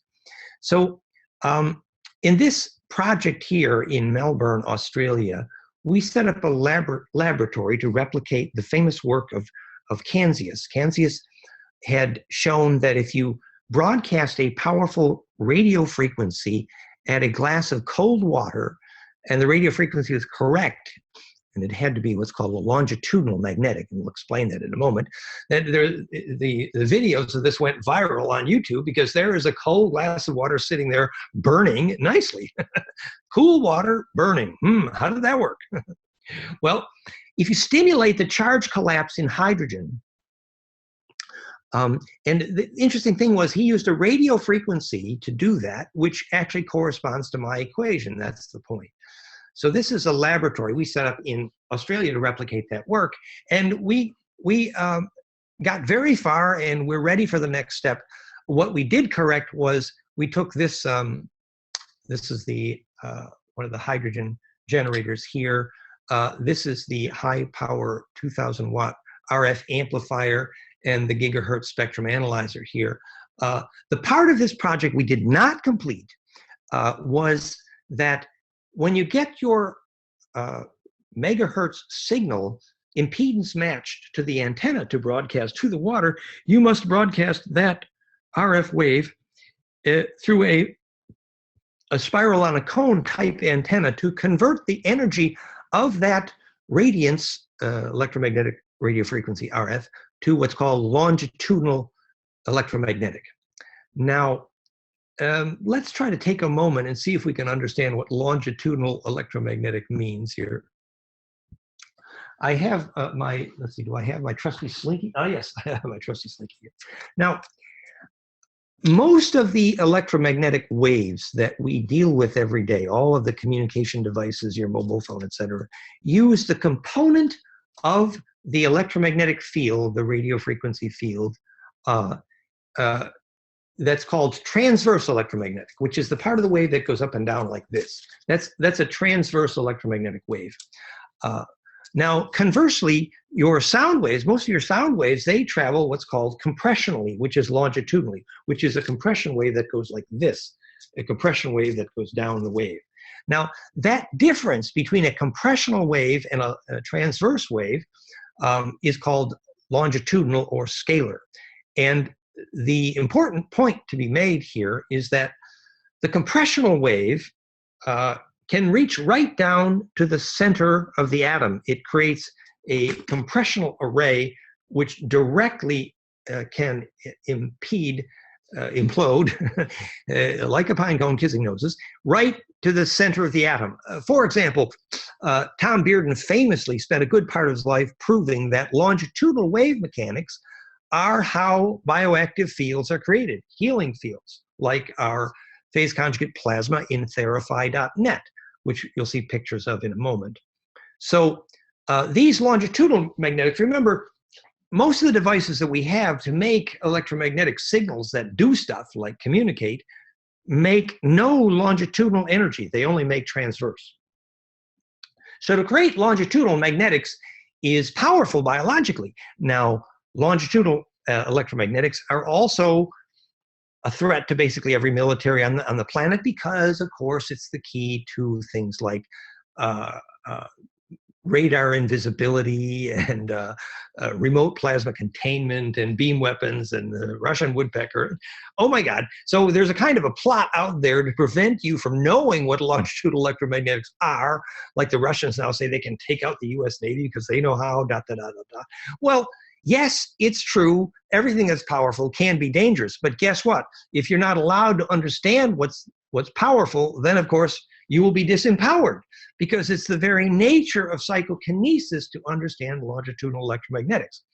In fact, let me give you a visual to understand how it's created, and then let me give you an example of how it's been used psychokinetically. First, the way you convert transverse electromagnetics to longitudinal is very simple to visualize. If you've got an up and down motion of a wave, and you get to the edge of a pine cone, 5 or 10 golden spirals on a cone ideally, and you take that up and down motion, so it's going around as it approaches the pine cone. Oh, actually, I just happen to have a visual here. So I applied my equation for the golden spiral on a cone to theimploder.com and built the perfect implosive vortex nozzle, which we call Victor Schauberger's dream, pure implosion, pine cones kissing noses. This is the commercial version here, and this is the 2-inch version, which is in development for large-scale commercial production. So literally perfect implosion cone. Now, what happens is, and here when you put water in here, what's piezoelectric, you create a capacitive field, which is implosive and bioactive. Theimploder.com, fabulous for agriculture and actually hydration and solubility and reduced molecular cluster size, and removes chlorine and 60% increase in growth in hemp, for example, and many food products. So theimploder.com, we have hydraulic implosion based on this pine cone principle. But the reason we got out our little toy here was to talk about how you make longitudinal waves. So when the wave approaches the input to the pine cone, it's a transverse wave, so it's going up and down. But if it enters the spiral on the cone, watch what happens to that inertia. Remember that if you teach golden spiral in a hydrodynamics course in a university, you call it optimized translation of vorticity for a reason, because when they say translation of vorticity, they say it means that the inertia, in this case of the up and down motion, the transverse waves, is perfectly translated into the perpendicular component, which is a longitudinal wave coming off the point. So the inertia that entered this cone on this spiral was going up and down, transverse. But when it emerged with all of its inertia going this way, compressionally. Okay, so what was going up and down when the wave went in, transverse, when the wave comes out, is going as a longitudinal, compressional, or scalar, or torsional wave. And that's very, very powerful. And just to give you an example of how powerful that is. And we're going to apply this to zero-point energy, the nature of human bliss, and psychokinesis, and a few fun things. So it's really worth taking a moment to think about this. There was a very particular friend of ours, Ingo Swann, famously for remote viewing the backside of the moon and psychokinetically causing damaged trypsin enzymes to heal and things like that. And a whole series of laboratories measured that Ingo Swann was able to light a flame with his mind. Well, actually, what he did was he heated a thermistor at a distance with his mind inside a Faraday cage. So the thermistor is inside a Faraday cage. So no conventional electromagnetic wave can get in. And now there's Ingo Swann, and there's the thermistor, and replicably, Ingo Swann could light that flame with his mind. He could heat that thermistor.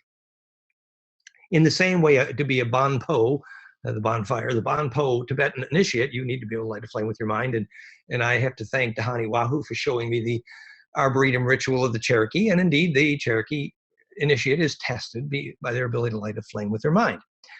So we have studied the physics of this, and we believe we understand the brainwave frequency signature that allowed Ingo Swann to light that flame with his mind. And it's the system for doing this is interestingly or appropriately called flameinmind.com. And now we're going to get out some pictures again here. So now we're translating this conversation into a conversation about human bliss as an example of zero-point energy. And then we're going to come back to zero-point energy technology. But since we're on the sort of the subject of the psychokinetic moment here, I want to show you those pictures as well. So I'm going to our new technology. It's our latest. We have about 6 or 7 iOS App Store biofeedback technologies out there, but our latest, newest is brainwave technology at flameinmind.com. So this is me having a bliss experience. Now, if you look here on the right is my right hemisphere harmonics, and in green is the alpha, and on the left is my left hemisphere. And as you can see, the alpha there peak is now at about 8.7 hertz, and cross hemispheric, balanced from right left hemisphere. And further, I at that point had about 4 or 5 harmonics in golden ratio. Now let me see if I can slow that down a little bit so you can see it a little better. Here's another example.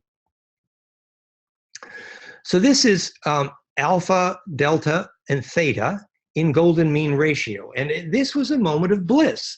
Now, I need to explain this a little bit more so that you can see that bliss is a human example of vacuum energy coherence.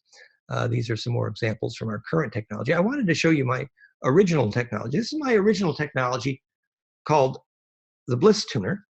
And here is a lady in Australia having an intense bliss experience. And here is, let's see here, this is right and left hemisphere EEG coherence. And the green is alpha, there it's about 8 hertz. And there's 1, 2, 3, 4 harmonics there in golden mean ratio in her brain. So her brain wave is making this caduceus cascade of golden ratio harmonics, and she is having a bliss experience, as did I when I had this little demonstration of above here. So how and why? Why is golden ratio in the EEG making phase conjugation and golden ratio and implosion, and apparently longitudinal waves and ability to start doing plasma containment and lighting a flame with your mind at a distance? Because you see, Ingo Swann got his plasma containing wave interferometry through that Faraday cage by making longitudinal electromagnetics. And he did that by creating this frequency signature in his brain waves. Now, I need to tell you a little story about this. I think I'll stop this and just show you my face for a second here. The story I'd like to tell, I'm trying to make the case that actually you're hungry to understand 0-point energy because you want to go home and light your light bulbs without paying the power company. Well, fair enough. I think that's wonderful and it's empowering, and let's talk about that. Great. But I would make a correlate point to you, which would be that when you die, we have measured what you look like. You are a cloud of charge. And we know where you need to go when you die to take memory with you. We know what you need to do. And actually, we know how you need to navigate. You visualize Hebrew letters in a certain sequence, and they're propulsion vectors for charge acceleration. There's always a, so the point being that whether you're alive or dead, your ability to gain life force, called Chi, Orgone, Baraka, Shaktipat, or the quality of grace, depends on your ability to implode charge, literally have bliss experience. And if you can implode charge, then you are a 0-point fractal attractor or 0-point vacuum coherence energy technology. Well, very cool. So what I'm saying to you is the ultimate form of self-empowering vacuum energy coherence is very much inside your body. And at the conclusion of this talk, I'm going to suggest that that is also the turning point in the ET history of Earth, is that skill to actually fabricate a bliss experience, because you become the self-empowered charge imploder, 0-point energy source. You become an energy source instead of a parasite. So it's all about making bliss, and the study of 0-point energy devices is cool, but mostly cool because it puts you on the path to be able to do it from within. All very cool. So that sounds pretty theoretical, I suppose. So let's give a practical example. Now, when I first started doing brainwave biofeedback, I was working with Marty Woodke, martywoodke.com. He has a very advanced neurofeedback clinic now in San Diego, I believe. Wonderful, Marty Woodke. I recommend. And he was my teacher for brainwave biofeedback, and he got into it because that's how he escaped his heroin addiction, I believe, actually. And so what does brainwave biofeedback have to do with addiction? Well, we say that addiction is a wrong turn on the right road in the yearning to have bliss experience, because we are biologically programmed to want and yearn for a bliss experience appropriately. I mean, children, your teenage children are willing to risk their lives to have bliss experience, the rave, sex, drugs, and rock and roll, whatever it takes, right? And once we understand that access to bliss experience is actually the only way to sustain an immune system and to take memory through death, you could say quite convincingly that your teenager was right to risk their lives to get there. And in fact, if we're indigenous on any place on the planet, we pretty much agree that the ability to teach your young people how to have a bliss experience is functionally the definition of whether or not you have culture. Because obviously, if you get bliss experience, your aura gets big, and therefore you take memory through death, and you get a sustainable immune system, the definition of life force. Therefore, if you can teach your young people how to have bliss experience, then you have culture. And if not, even if you are very skilled about the color of your wine and your shoe polish and your ties, sorry, that ain't culture. No, culture is the skill how to teach your kids how to have bliss. And by that excellent and appropriate biologic definition of what is culture, guess what? In the West, we do not have culture because we do not know how to teach our children how to have bliss experience. In fact, we tried to make that illegal. So, but what I was trying to get to is I started talking about Marty Woodke. What I discovered working with him was that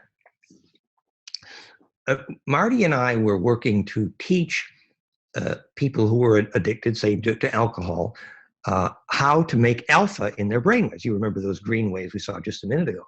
And by the way, the audio feedback cues in the new flameinmind.com will be excellent for teaching people how to make alpha, because your ability to make alpha will be modulated. The amplitude of your alpha will control the audio feedback, the binaural beat, and the frequency of the binaural beat will be determined by your alpha. But so you'll really learn how to make alpha. It's very, very empowering, very cool. But anyway, so what Marty discovered was that on the same day you got, say, the beer drinking alcoholic, and I've taught this many times, on the same day you teach him how to make alpha, about 7, 8, 9 hertz in their brain waves, on that day, the next drink of beer is not going to taste good. In other words, the yearning for what the beer, the alcohol is doing for them is no longer wanted. And it took me some years to understand the reason for that. And that's what I'm here to tell you. I think it's important. Why is it that as soon as you learn how to make some alpha in your brainwaves, you're not going to want your addiction? Why? Well, I did some experiments. You know, I've been teaching brainwave biofeedback for 20 years or something. You know, I've been playing with this for a while. And one thing I discovered is that people who can close their eyes and make alpha frequencies, they see light when they close their eyes. However, people who, when they close their eyes and cannot make alpha frequencies, for them, when they close their eyes, they see dark. Now, that seems pretty simple, doesn't it? I mean, what's complicated about that? Why is it that you see light when you make alpha and alpha beta, and you don't see light if you don't? So, you see, we know exactly why the beer drinker went back for his next drink of alcohol. It was to switch the lights back on. Not complicated, is it? And the reason was because the alcohol reduces the oxygen in the nervous brain and therefore increases connectivity, and therefore the relaxation phenomena that increases the likelihood of charge implosion, therefore alpha, and therefore light. So that's how the beer turns the lights on. Increases relaxation, really, decreases oxygen, increases connectivity. So the physical principle is actually the yearning to see the light. You know, well, come on, baby, light my fire. So why is it that when you make alpha and beta in your brainwaves, that golden ratio, you see light inside? Well, it's very simple. Charge is imploding. You're attracting the light. It's all the spiritual metaphors fit, but it's a rigorous, literal physics. You can teach people how to see the light literally by teaching them to make alpha in their brainwaves. So the point would be that this activity and skill to fabricate and make a bliss experience is very much the ability to make 0-point energy, vacuum energy, charge implode inside your body. That's what human bliss is. It's teachable, and it very much depends on to breathe right, to relax correctly, to be able to focus, literally, to be able to focus on a shareable wave. Because at the center of that pine cone, the spin density is so great that you are like the hero in the movie Powder, that when you inhabit a lightning bolt, called Kundalini, for example, if you think an unshareable thought, even for a second, it generates heat, and basically you're toast. So you can only do perfectly shareable thoughts when you're inhabiting the center of a lightning bolt, which is spin density, which is exactly what's at the center of that pine cone, which is a perfect description, for example, of what you need to do in order to die successfully. It's obvious. Your whole life passed before you, within a second or two, perfectly compressed. Your whole life got compressed. And why does your whole life get compressed? Well, talk to the medical surgeons that Ray Moody has documented. When they stand over the operating table and someone's having a death vision, that death vision is dramatically electrically contagious. It's an electrical black hole. So why does your aura go to so much trouble to make a literal electrical black hole at the moment of death? Well, it's obvious, because your memories need to undergo a form of charge compression called implosion that achieves perfected distribution. Perfected charge distribution in spiritual terms is called Hey Ave, heaven, where the breath of charge, Hey Ave, takes flight, or the plains of Sharon, which Lawrence Gardner correctly said was the phase conjugate dielectric infinite charge field unpacking around monatomic gold phase conjugate here. So the plains of Sharon, yes, that is the infinite charge envelope around a phase conjugate monatomic, but it's also heaven. Or it's called the Champs-Élysées, right near here in Paris. Yes. What is the Champs? The electric field of Elysium. What's the electric field of Elysium? Oh, well, if the map of that city is a fractal, looks like a rose, then it's perfected charge distribution. And that's an area within which ancestral memory can propagate non-destructively. I mean, there are Hopi and indigenous people around the earth who know more about electrical engineering than some of my college professors from the study of how to build a successful graveyard. The Hopi were so angry that the US government was going to put metal sewage pipes into old Oribe, the sacred burial ground. And you know why they were upset? Because the electric field, the capacitance of that burial ground, requires a certain electrical quality in order to propagate ancestral memory. Now, every tribe, every indigenous people on the planet will tell you that the real definition of success in life and the purpose of life and the meaning of life and survival in life and the highest form of survival memory is ancestral memory. Now, all of those indigenous tribes couldn't be wrong about the importance of ancestral memory, could they? In the church, it's called communion of saints. Carl Jung called it the collective unconscious. But some of us electrical engineers have studied this. And I've talked about this many times, but when Professor Korotkov followed the Kogi to where they could make phone calls to ancestors, and he measured the capacitance of the air. And later we agreed to call this fractal air. And I want to show you that picture here. It's in goldenmean.info/architecture.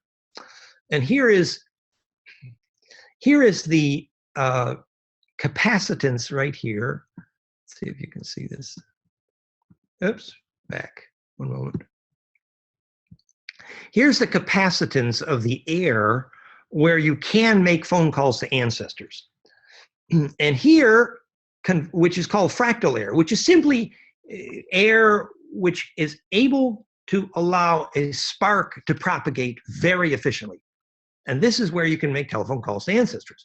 Whereas here is the capacitance of the air in a metal building, in a metal barn, in bad geobiology, in a bad spot.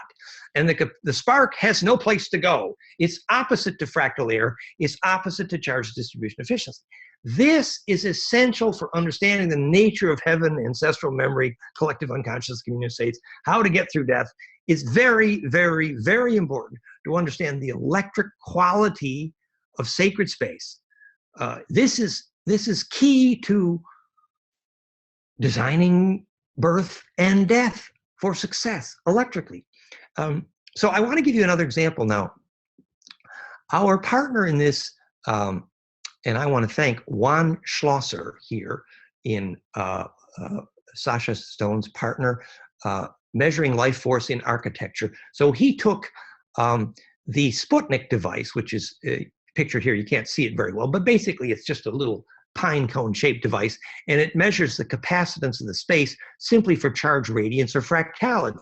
And he proved here in these measures, and I don't know how well you can see it, but on the top is the fractality and capacitance of the air inside a bamboo dome. Gorgeous stuff. And on the bottom is the same fractality and capacitance inside a concrete and steel building. And the point is, so not only can you tell what sacred space is, but here you can correlate that to where seeds will or will not grow, or make it more practical to you, where the aura of your children can or cannot unpack, as in do not send your children to a school building made of steel and aluminum because their aura will be as dead as these seeds.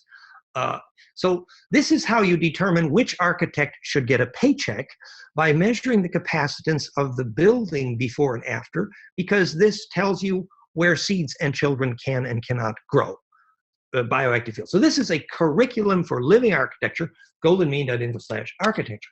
The point I want to make here is we have now, and this is a new announcement, and it isn't really, we can't make this announcement totally public yet, but we have adapted flameinmind.com, and we'll be able to announce this soon. And here, we're measuring the capacitance of a tree. You know, I've been measuring trees for Schumann harmonics for many years, but now we're going to be announcing a customized transducer with flameinmind.com. And here I've measured 1, 2, 3, 4, 5 harmonics. And this is the harmonic cascade, the capacitance of this tree. And here's the tree. The tree is inside a stone circle. And the tree here is literally on a mountain energy line, in this case, Mount Canigou here in South France. So this is a very, very happy tree. Actually, you can feel it at a distance. Put your hand up, you can feel this tree talking. It's really cool.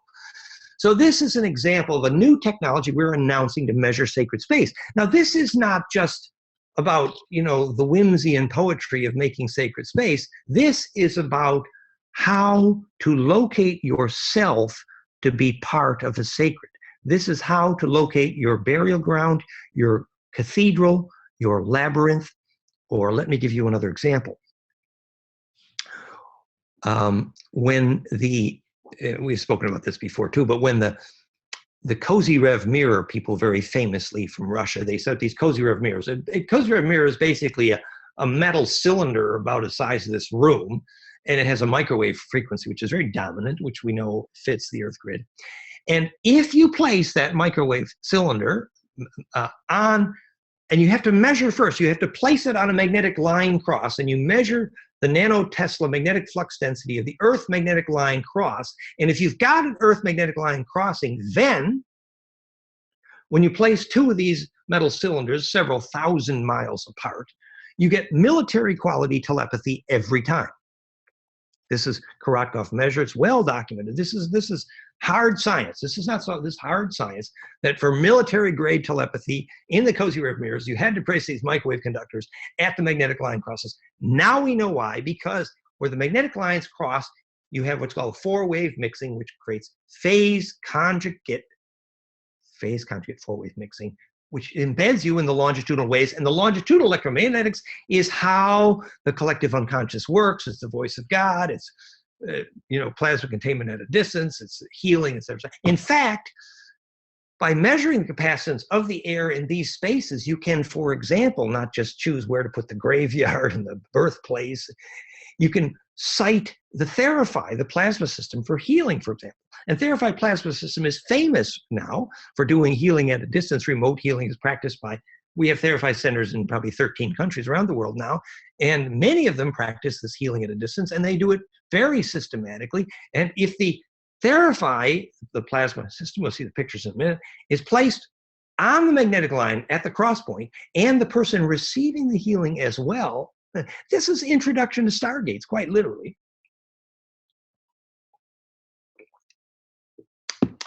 So, before we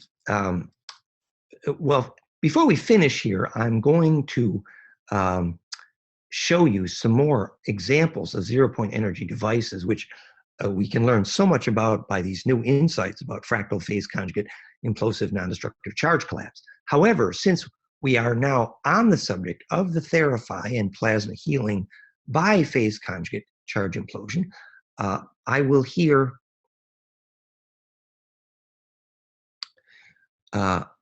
share some visuals of the plasma healing system, just so that you can get a sense of how beautiful and fun this is. So if I go to the keynote here, which has the Therify system here,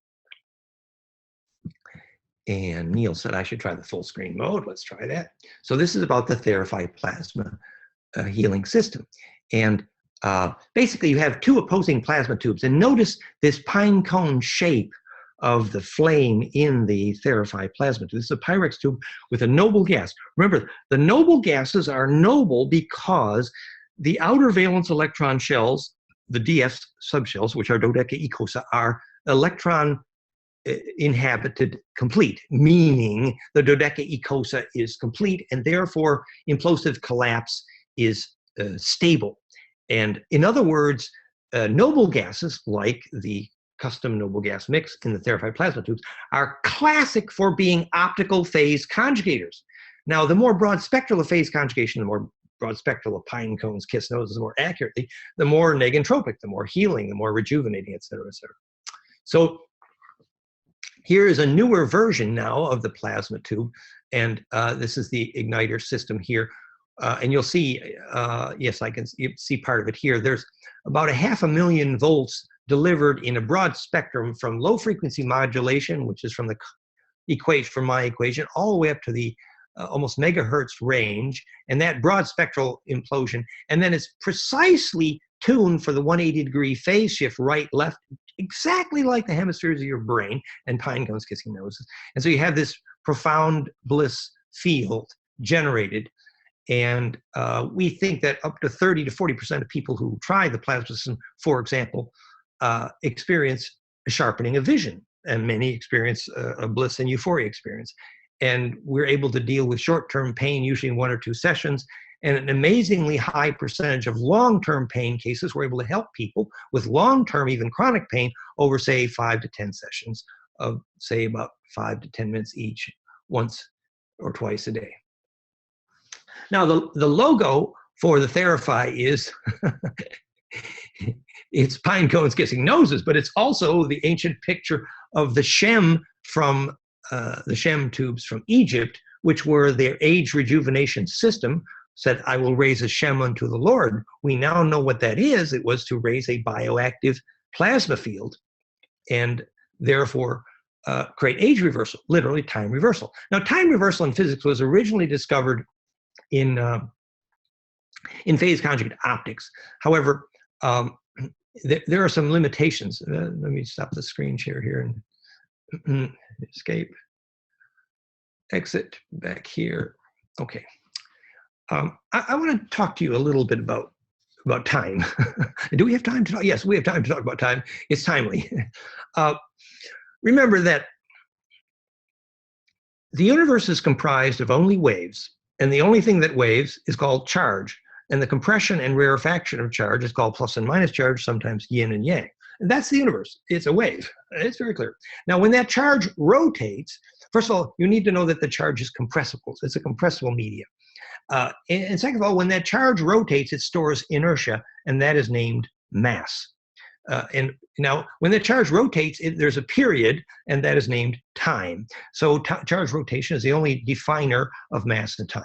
Now, so with that in context, what does it mean to say time reversal? Well, in phase conjugate optics, when time reversal was documented in physics, they were quite clear that time reversal meant returning to a prior state of increased order.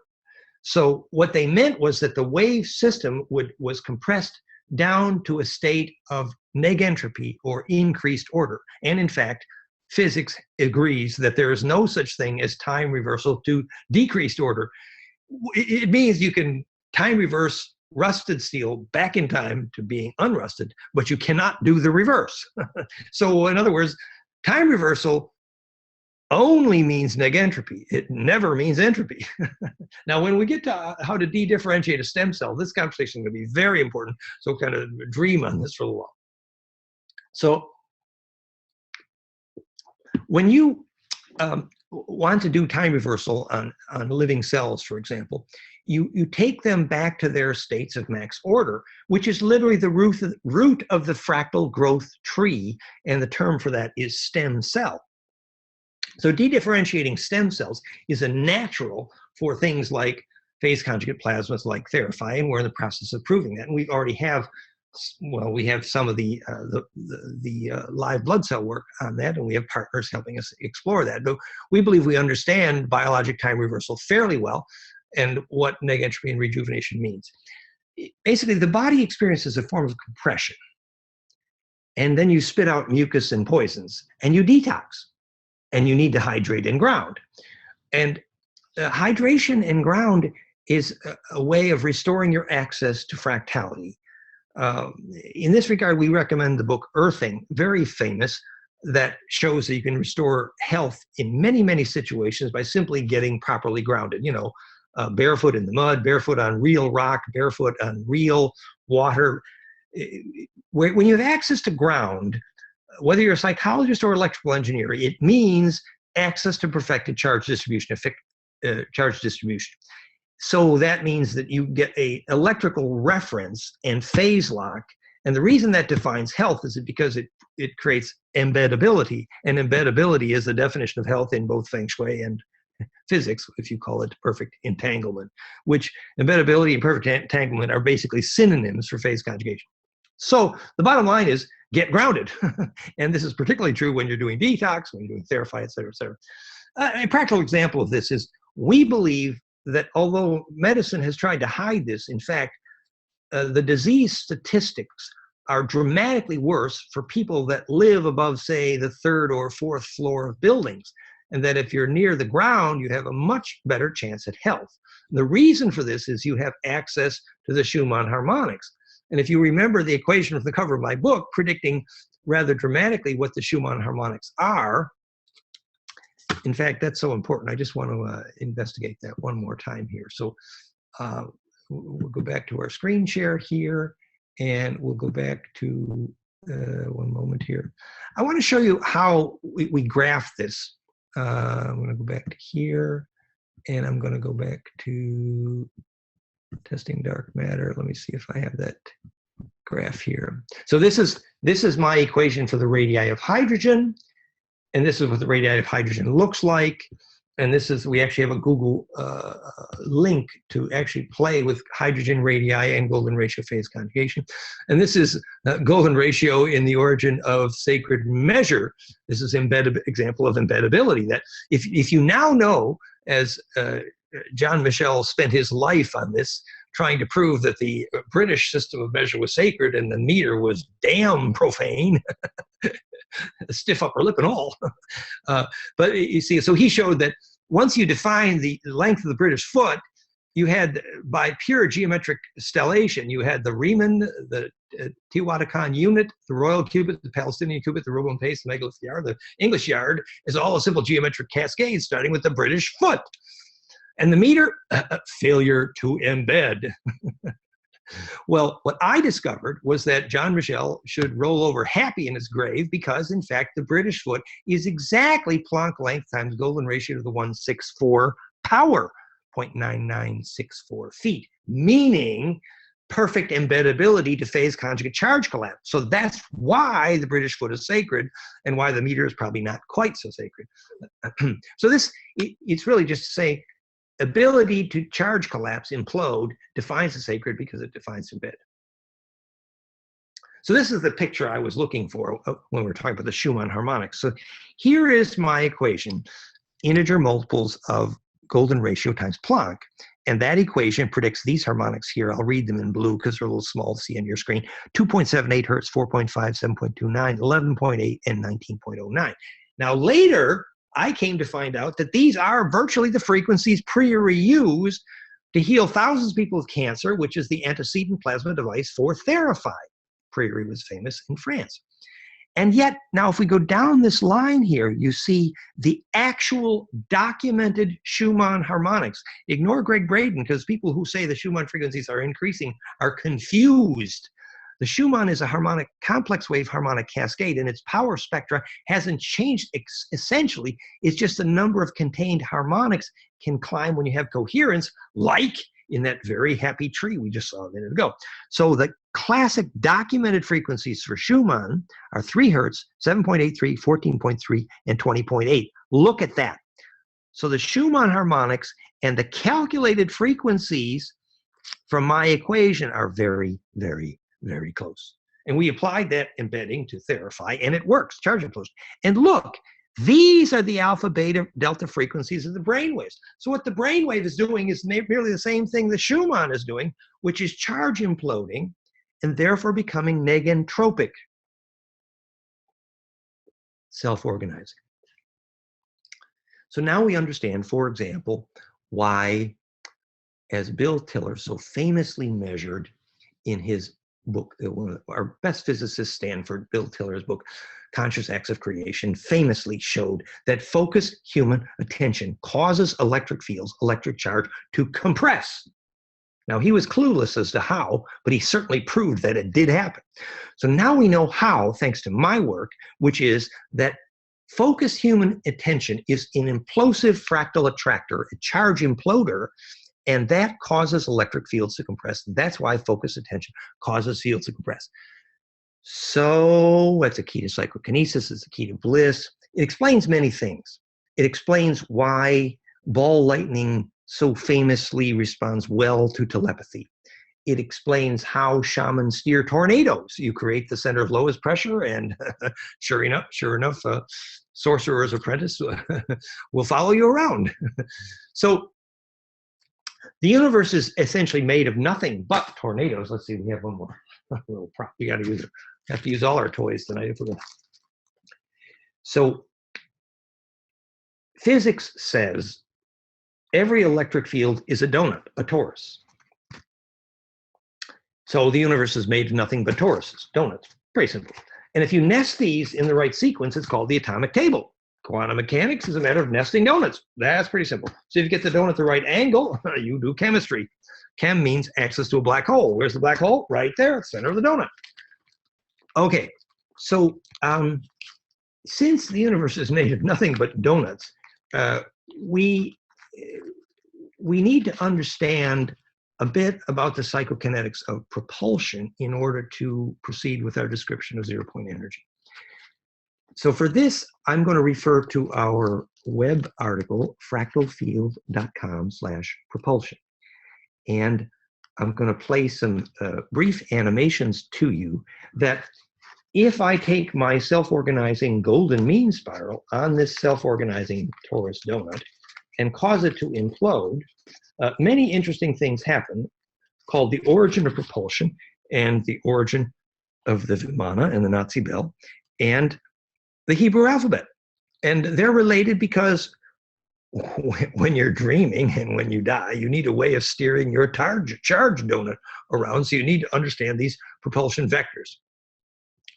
So we're going to just play, let's see here. I need to go back here, turn on share screen one more time here. And then I'm going to select one of these keynote presentations here, which is phase conjugation key. And then I'm going to go to this animation here about origin of alphabets. So here,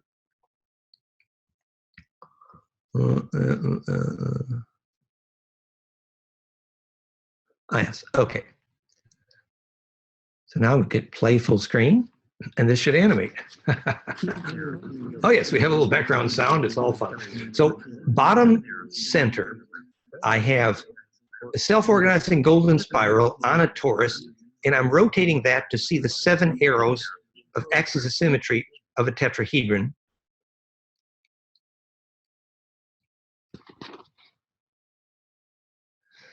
So I don't know how fast these animations come through to you. Maybe they're a bit slow. It depends on the bandwidth there. They go a bit fast for the media that is Zoom here, but just go back here one more time.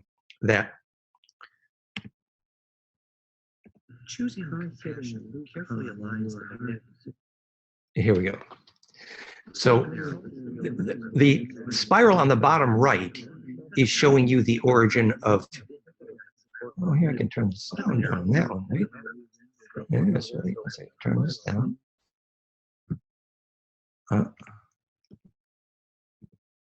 Choosing fashion. Now, I like to say that Keynote can do things that PowerPoint can't, but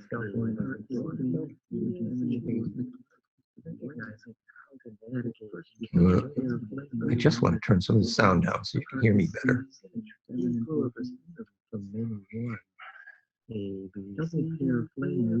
I'll pause it.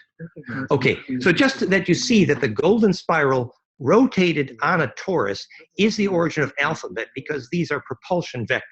And also that the 7 arrows of the tetracube define the spin symmetry of origin of Hebrew, because that's the index to how you would then tilt donuts to embed in 4-wave mixing.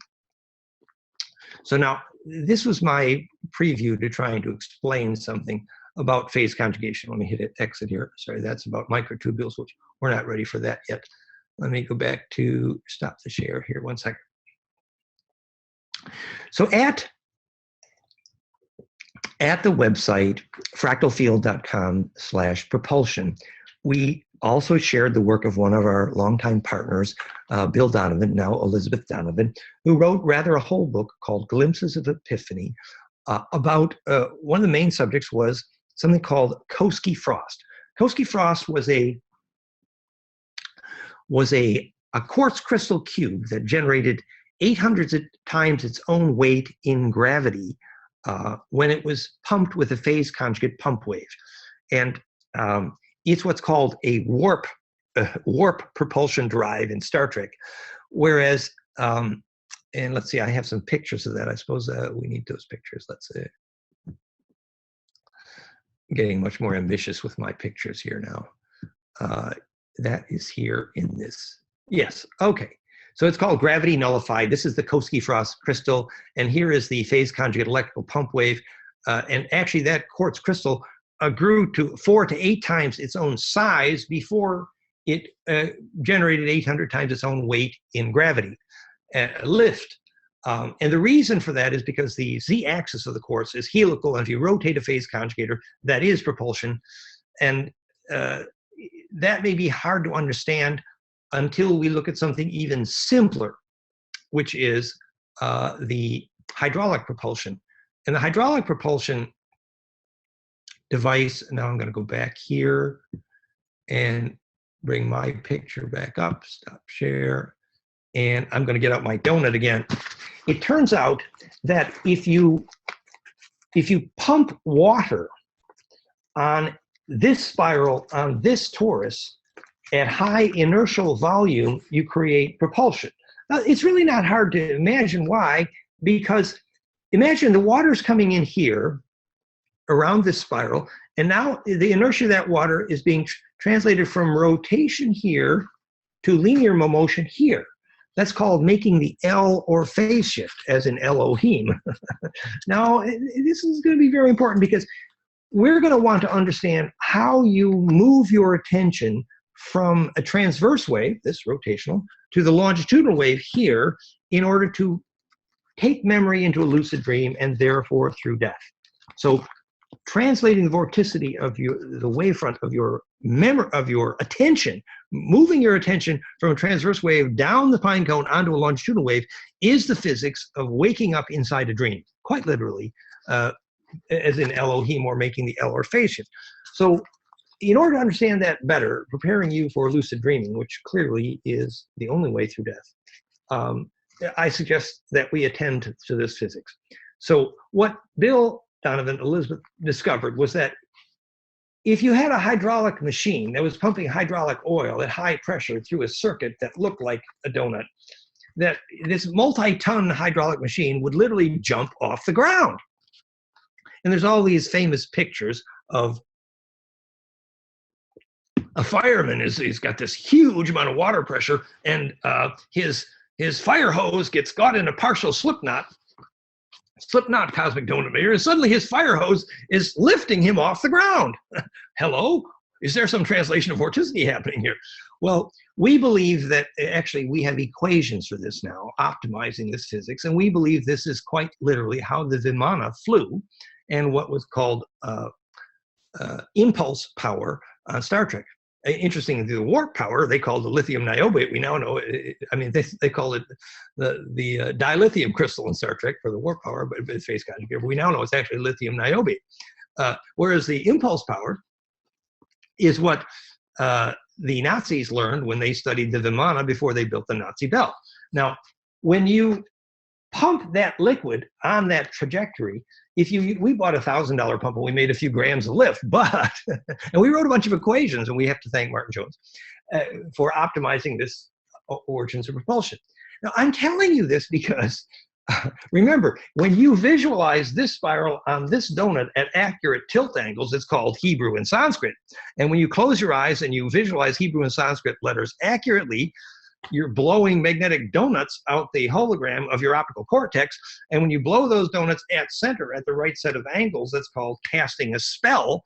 And we can change the air pressure in a church and blow the doors off. And, you know, people get dizzy when you do this right. It's called Ophanim Enochian. So when you're dead or when you're dreaming, you are a charged donut. Now, at that point, you have the astronaut's challenge, which is vector directing your propulsion. And vector direction for your propulsion is very simple. When you close your eyes and you visualize a spiral and a donut at a very particular tilt angle, there is no ambiguity. Every Hebrew letter is one tilt angle only. There's no duplicates. And so you very clearly are squirting the donut in a very particular vector direction. And so this actually is your steering device if you want to be a star in the movie Ghost, for example. Well, actually, what was his name? Remember the star of the movie Ghost? He needed to move a penny in order to convince his lover that he was there. And he's a ghost. And how did he move that penny? He had to get coherent emotion in that vector direction. Well, we've learned something about coherent emotion, that the coherent emotion is a set of of ratios of magnetic domains, that if you change pressure over time in the way you squeeze someone, if you squeeze someone so the point of maximum pressure is 1/6 in the duration of your hug, your squeeze, that's called joy. But if it's 1/7, it's called anger. It's destructive interference. But if the maximum pressure of your squeezing process occurs at 0.618 into the duration of that event, of that squeeze, the love hug, then that's called love, because low-fi, long-wave phi ratio, perfect embedding, it creates implosion cascade. And the perfect example of that is the graph of the perfect birth canal. We have the graphics on all this. We'll dig those out later. They're all at goldenmean.info/DNA ring. The physics of rebirthing is about implosion for the same reason, because it's called the bond of power. That if you don't get a birth canal, as this was what Joseph Chilton Peirce was writing about the cesarean section and Caesar's birth, without a birth canal, Caesar was not able to bond with his mother, and therefore with his town, and therefore with his land, and therefore with his he lost the bond of power. And so he murdered the Druids. He couldn't feel them. He couldn't bond. So the physics of rebirthing is to recreate that memory of perfect compression. And at the point of perfect compression, which, remember, the perfect birth canal achieves maximum compression of 0.618 in the duration, and therefore creates an implosive set of resonances which can link interstellar, for example.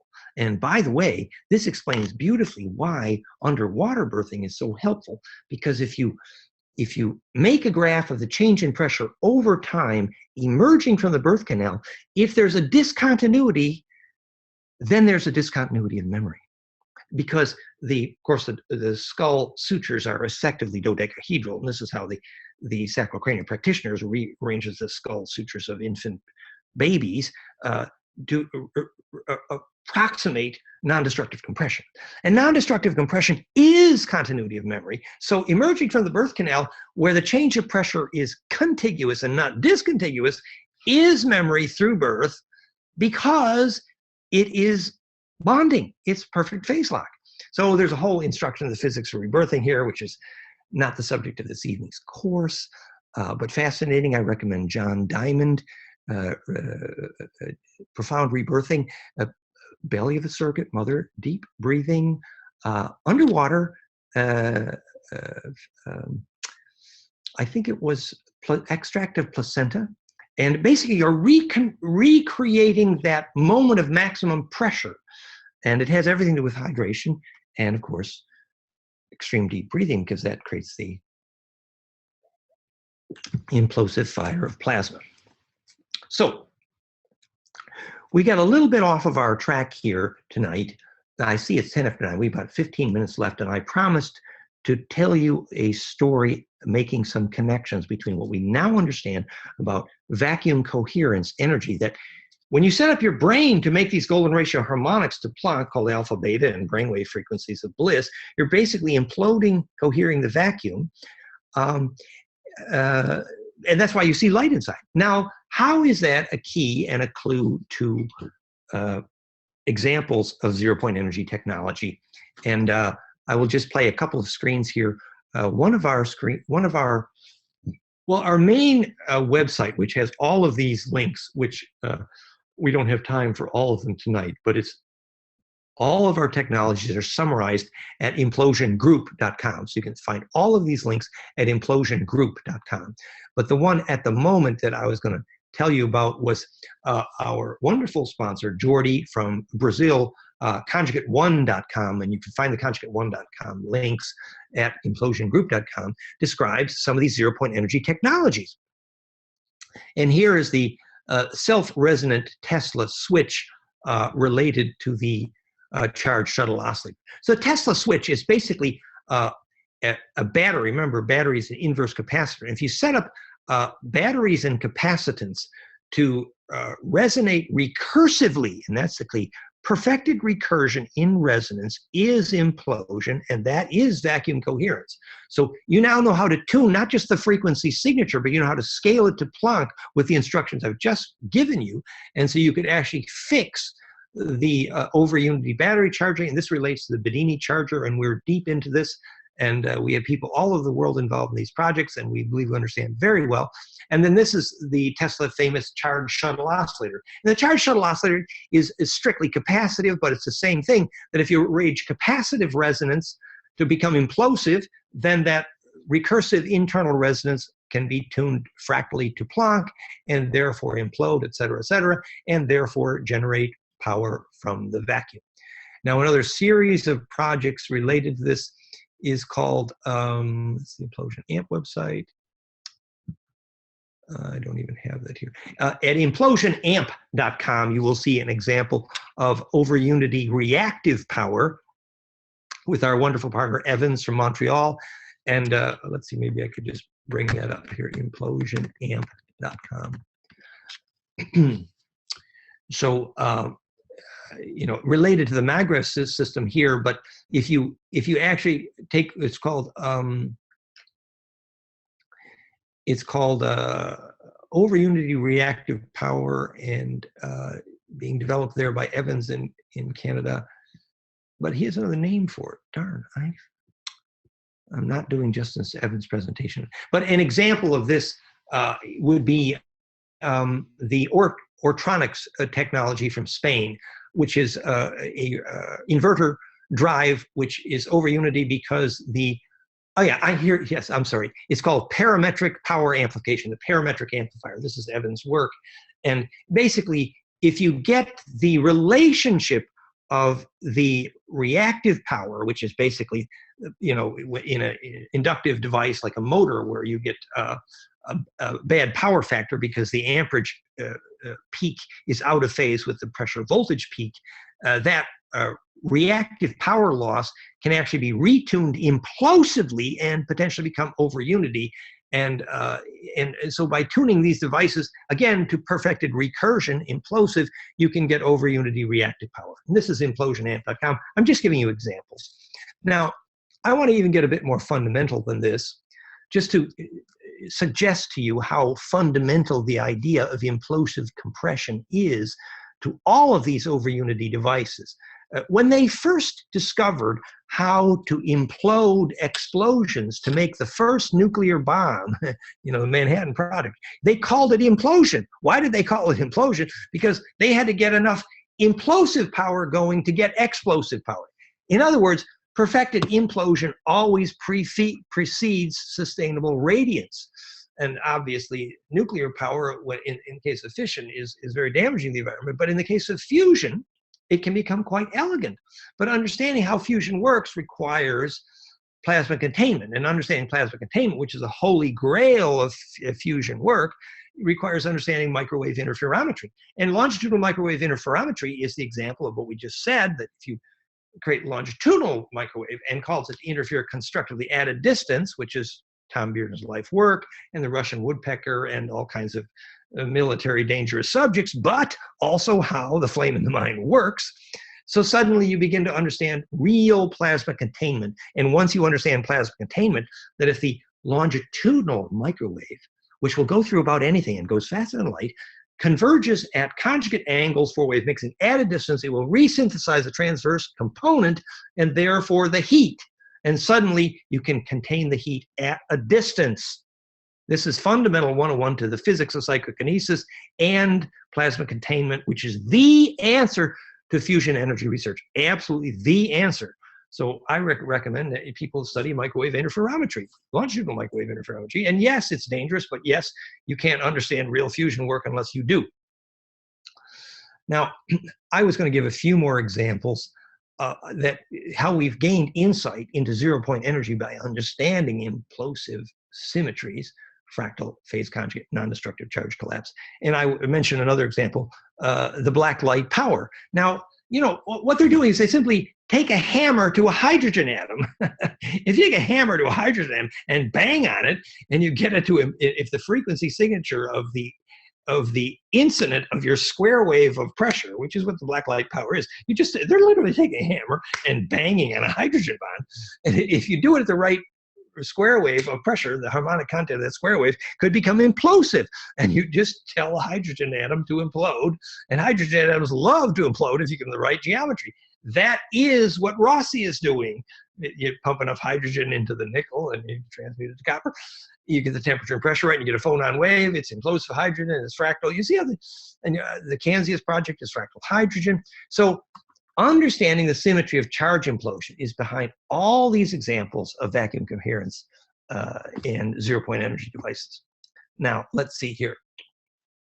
I see that it's 9:16 p.m., and I had a few more examples. I was going to talk about Keshe. Our article about Keshe, you know, very controversial work there, but and I think Mr. Keshe has some issues, and we don't need to go there this evening. But the fundamental, which is that monoatomics are phase conjugators, are instructive. And we have all those pictures at fractalfield.com/coplasma. And maybe I'll just bring up that picture. This is the last one here before we do our conclusion. But I want to, fractalfield.com/coplasma. Let's see if I can find that here. Propulsion here. Yeah, here it is. So this is the stellated dodeca pinecone kissing noses story. And these are monoatomics. And you know, here's the monoatomic carbon called fullerene, which is, when it's stellated down a tube, creates a carbon nanotube, which is classically superconductive. And now we know why, because you got this implosive 0 point through center here, in this little pine cones pictures here and here. So monoatomics are phase conjugators. That's the physics behind Keshe's work. Unfortunately, Keshe, although he has nuclear skills, has almost zero electrical engineering skills, and therefore you have a little problem. But the fundamental principle that monoatomics are phase conjugators is a perfect introduction to implosive charge collapse and zero-point vacuum coherence, and related to some of the things that Keshe was trying to do. Okay, now I think that's going to conclude the conversation about a zero-point energy here. Now, just in my closing comments, there's just one more little fun. Since your conference is about full disclosure, and you know, there's an obvious interest in extraterrestrial history, and it's very appropriate. I spent many years of my life teaching the life history of Enki. Is interesting, you know, after my intense Kundalini experience 30 years ago and ongoing, I woke up and wrote a book about Enki, goldenmean.info/Enki. And then Zachariah Sitchin did the same thing. And then, Anton Parks had intense Kundalini experience, woke up and wrote a book about Enki. It's called Secret of the Dark Stars. So, you know, the interest in the extraterrestrial history is appropriate. And I have some detailed opinions about that, and have made many, many lectures on that subject. I have dozens and dozens of articles I've written. The summary of my work on the extraterrestrial history is at fractalfield.com/fusion in the blood. and you can read my whole shtick on this story. And I'd like to give you the 2-minute thumbnail here, happily ever after, because it relates to our conversation this evening.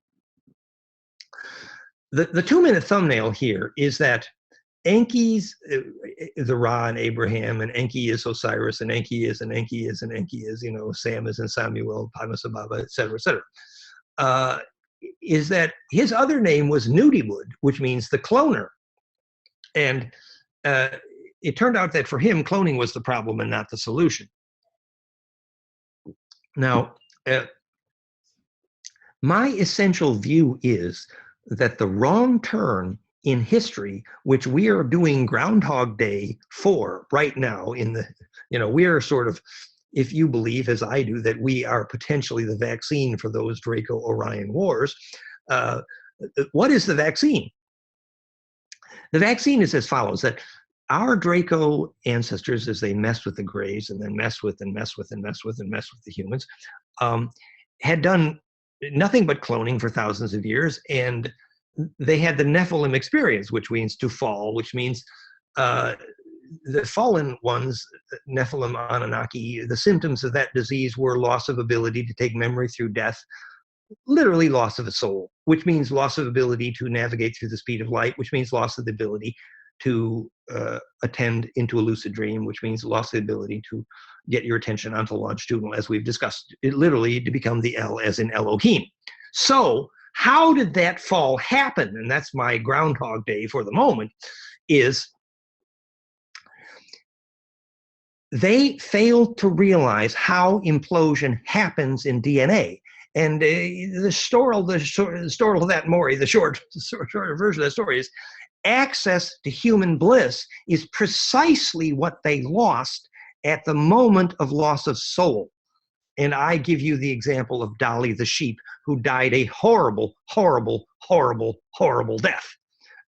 Because if you don't understand the physics of what orgasm does to birth, you don't know how DNA implodes, you don't know how human bliss causes DNA to braid recursively and therefore implode and therefore get a soul. I mean, it's very simple. Without bliss, you don't get a big aura. And without that, you don't get implosive enough to have leverage to take memory through death and be psychokinetic. In fact, you can't even be a guild navigator or steer through the speed of light or do any of the good things that get you a really good high-paying job.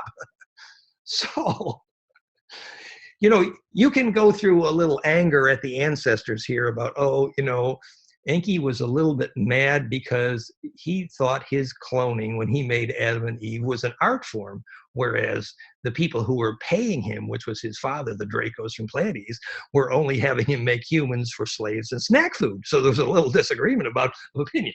And we could be angry at our ancestors all day, but the fact is that his mother snuck something, I say a bullet in the furnace here, when the first fertile female that Enki made, which was you see there was two branches of Draco blood, because the Draco, they're called Uru, meaning ancient dragon blood, the Uras, as in Uru Asa LM.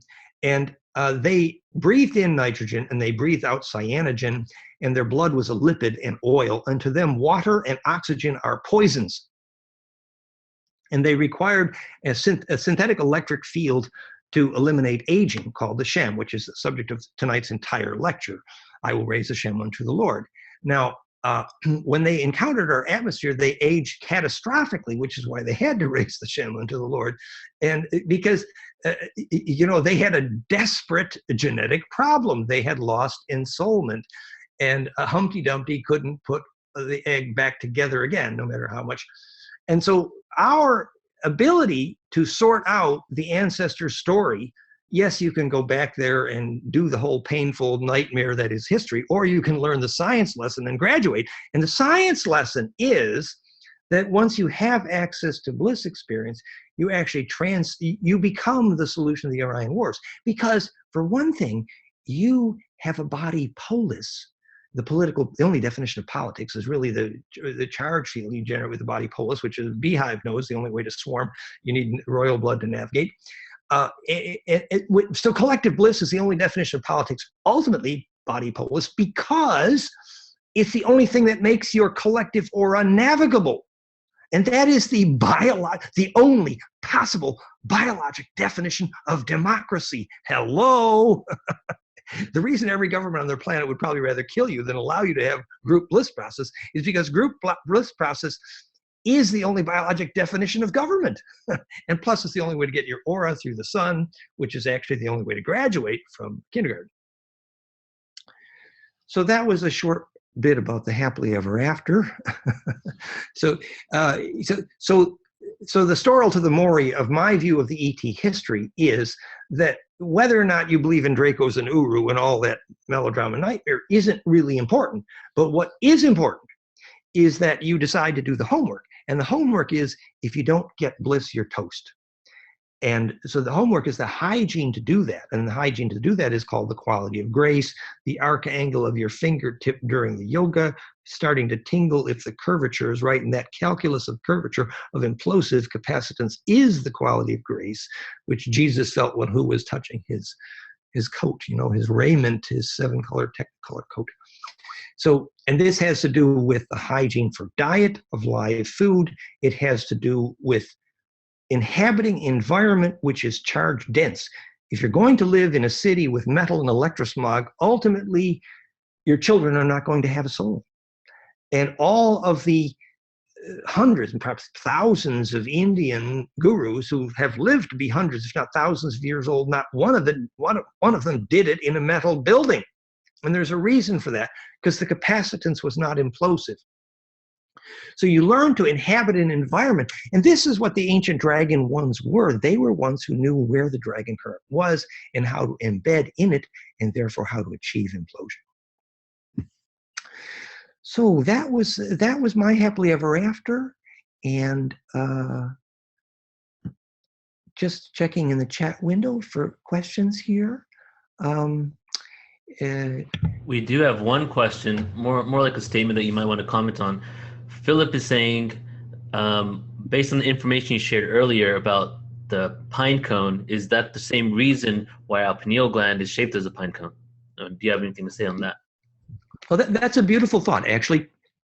You know, when Bentoff measured the ringing in the ear frequencies heard by meditators, and you'll find the graph in my book, The Power Spectra,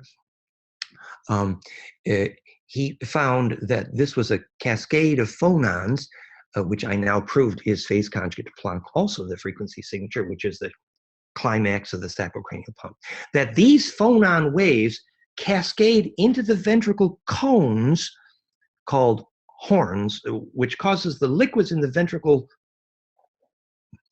cones to become horny, that you conserve sexual juices, and this focuses a phonon wave around onto the pineal pituitary complex. And then the pineal gland actually burns like hell, and I have felt that many times. And what happens is the gland goes from crystal to liquid, and the liquids go from liquid to crystal. And then the wave propagation velocities equalize, the whole cavity becomes implosive, and it is the wiring for phone calls to God, quite literally. Our discussion of the spiritual significance of the pineal gland is in the article goldenmean.info/pineal. And yes, the pine cone geometry of the pineal would be very electrically appropriate and symbolic as well. Thank you for a fun question. Yes. So are you saying that the bliss experience, is that a sexual bliss experience, or is it more like a universal love kind of experience? I'm saying that a bliss experience is the experience of implosive biologic charge, and sexual energy is a wonderful and good and appropriate way to do that, but not the only way. And I'm saying that when Wilhelm Reich wrote The Function of the Orgasm book, he was functionally clueless to the function of the orgasm, because he did not understand the physics of Kundalini or the physics of bliss. What happens is the ultraviolet and microwave component of cell metabolism makes the U-turn at the tailbone, and the spine liquid pump pumps and we've measured the microwave of Kundalini, up the spine liquid to the brain crown, causing an explosion of growth. And that is the beginning of bliss experience. And there's lots of forms of that.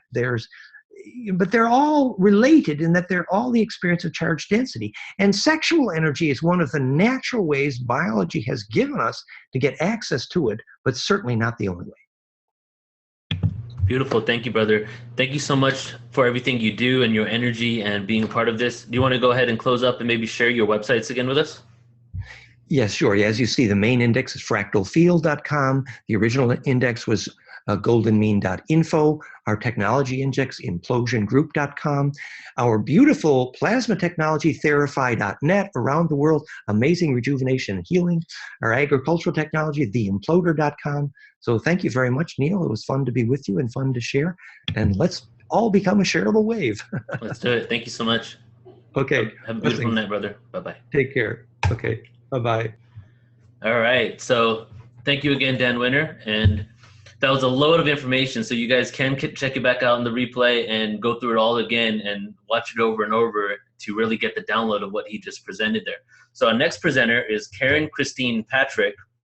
And Karen has actually been on a webinar with us before on the Experiencers and Contactee webinar, speaking about extraterrestrials and anomalies in space and on the moon and Mars. But today she's going to be presenting on a different topic. She's actually an author, she's a researcher, and she's also into exopolitics. She's an activist in the Basic Income Guarantee movement as an admin for 2 groups on Facebook, the Basic Income Women Action Group and Caregivers for a Basic Income Guarantee. So she's going to be talking about how a basic income reveals a financial fraud and she'll propose some solutions. So today's event, we're going to also be speaking about different ways out of this financial fraud. Eventually, I feel just like what Michael Tellinger is aiming for, that we're going to live in a world full of abundance without any money, but there's going to be a transition and a process. And I'm open to it happening overnight.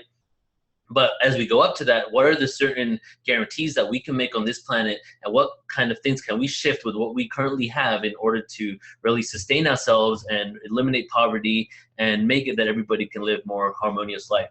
So Karen, I'm going to bring her on, and she's going to give us just a 30-minute presentation, and then after that, we're going to bring on Paul Hellier's presentation. Hello. So thank you so much. Take it away. Oh, yes. I'm really excited to talk about the basic income guarantee. I agree with you that eventually we end up in a Ubuntu or abundance economy, but we need some steps and stages on the way.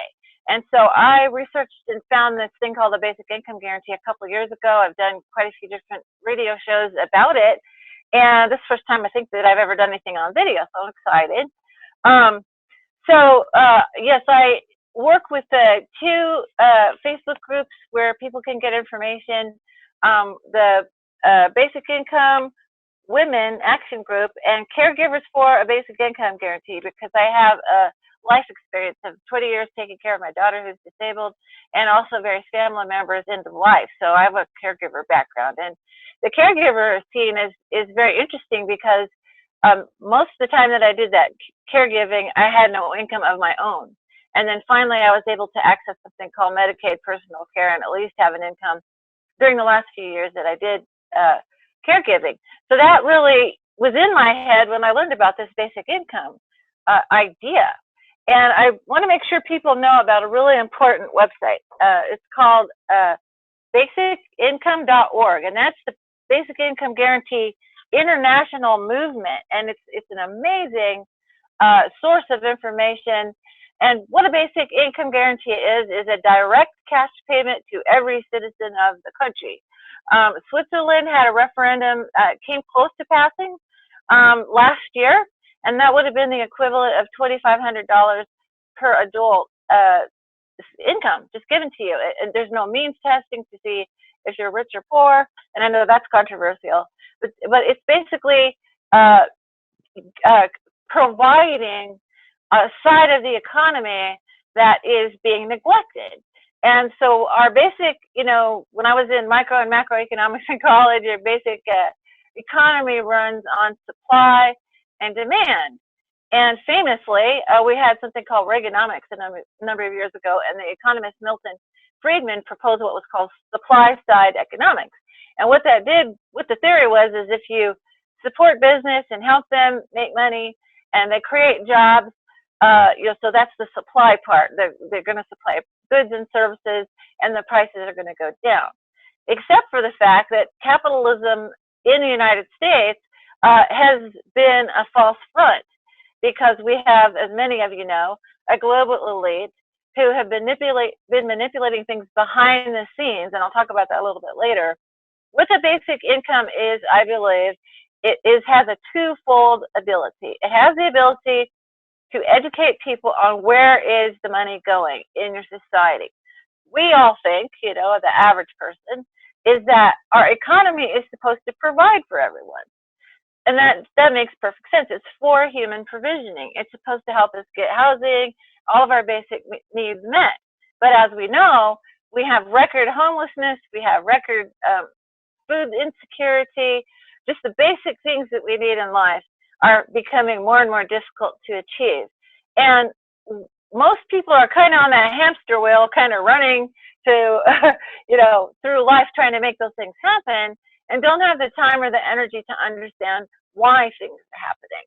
So if we're tomorrow, our president said, okay, everyone's going to get a basic income, we wouldn't have that level of fear and stress that we'd end up on the street, homeless or starving, or our children, which is, they're the most vulnerable. Our elderly and disabled are so vulnerable, they can't even get that for themselves. So basically, it would not have means testing, meaning you'd have to fall within a certain income level to get it, which is a disincentive to people being able to work. But at the same time, and people often criticize, this would be the lazy, you know, this would be the lazy income, you know. I firmly believe that humans get up and do stuff. I think maybe you'd couch surf for a while if you got that income tomorrow, but I think that would be boring, you know. And I used to work in a volunteer organization that utilized senior citizens who had retired. And it was amazing what they were able to do. They volunteered for food banks, they volunteered for subsidized daycare. They were willing and ready and able to help because, you know, they didn't want to play golf all day or sleep on the couch all day. So they got up and did stuff because that's a human nature. And we have a whole side of work that is not monetized. We have monetized work is your job. You know, you get up and you go on the highway and you get your Starbucks, you go to work if you work. But the other way, the other part of human work is unpaid work. And it's a significant amount of energy that's put into our economy. They used to discuss this. They used to call it economy B.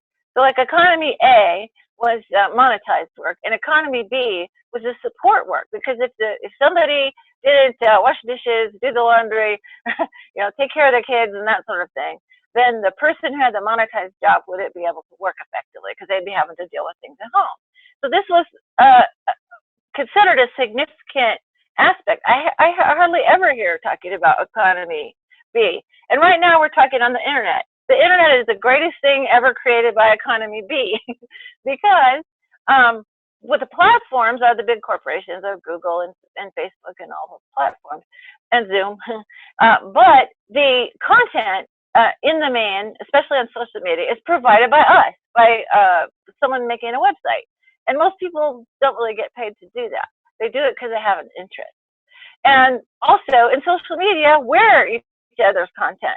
I'm going to find out about my friends, about my research colleagues, and we're providing the content. And we don't get anything for that. It's just something that we get up, like a human, get up in the morning and do.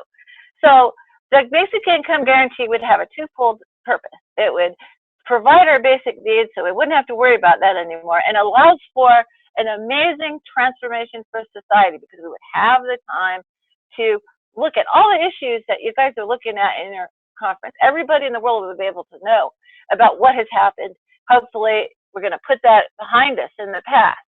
And so, you know, of the fiat currency, of manufacturing scarcity. That's the number one manufactured thing in America is scarcity. When we go bomb a country, we get rid of all the infrastructure, and then corporations from our country go in and rebuild that infrastructure. So we have this insane system that it manufactures scarcity. We used to have water just come to us from the rain, and we gathered it up. Now that's illegal, and we buy bottled water because our, you know, piping systems are not being properly maintained. I mean, we have this scarcity mindedness that is not a healthy thing for humans, and it causes all kinds of negative repercussions. So when the Switzerland had their referendum on the basic income, they had a slogan, and I'll read it to you. what would you do if your income was taken care of? And so they got people to think about that. If you had an income, a lot of people would want to work because it would be a basic income if you wanted something more than just the basics. And all the jobs hadn't been automated yet. You might want to go have a job to subsidize that, and that would be fine. But you wouldn't be penalized. You wouldn't lose your basic income just because you were deciding to work, which is great if you get sick. If you have a family emergency, there's flexibility and resilience built into that idea. So the basic income would be money given directly as a civil right to every citizen and a stipend for minor children. It abolishes poverty directly by capitalizing the demand side of the model of an economy. And that's very important. That's our problem right now, is that the demand side is being leached away to the supply side, and we're literally having our economy turn into a frozen glacier when economy is an energy trade. It's a flow. If you freeze it up, it becomes a negative situation eventually, even for the guys on top, because nobody wants to buy what they're selling.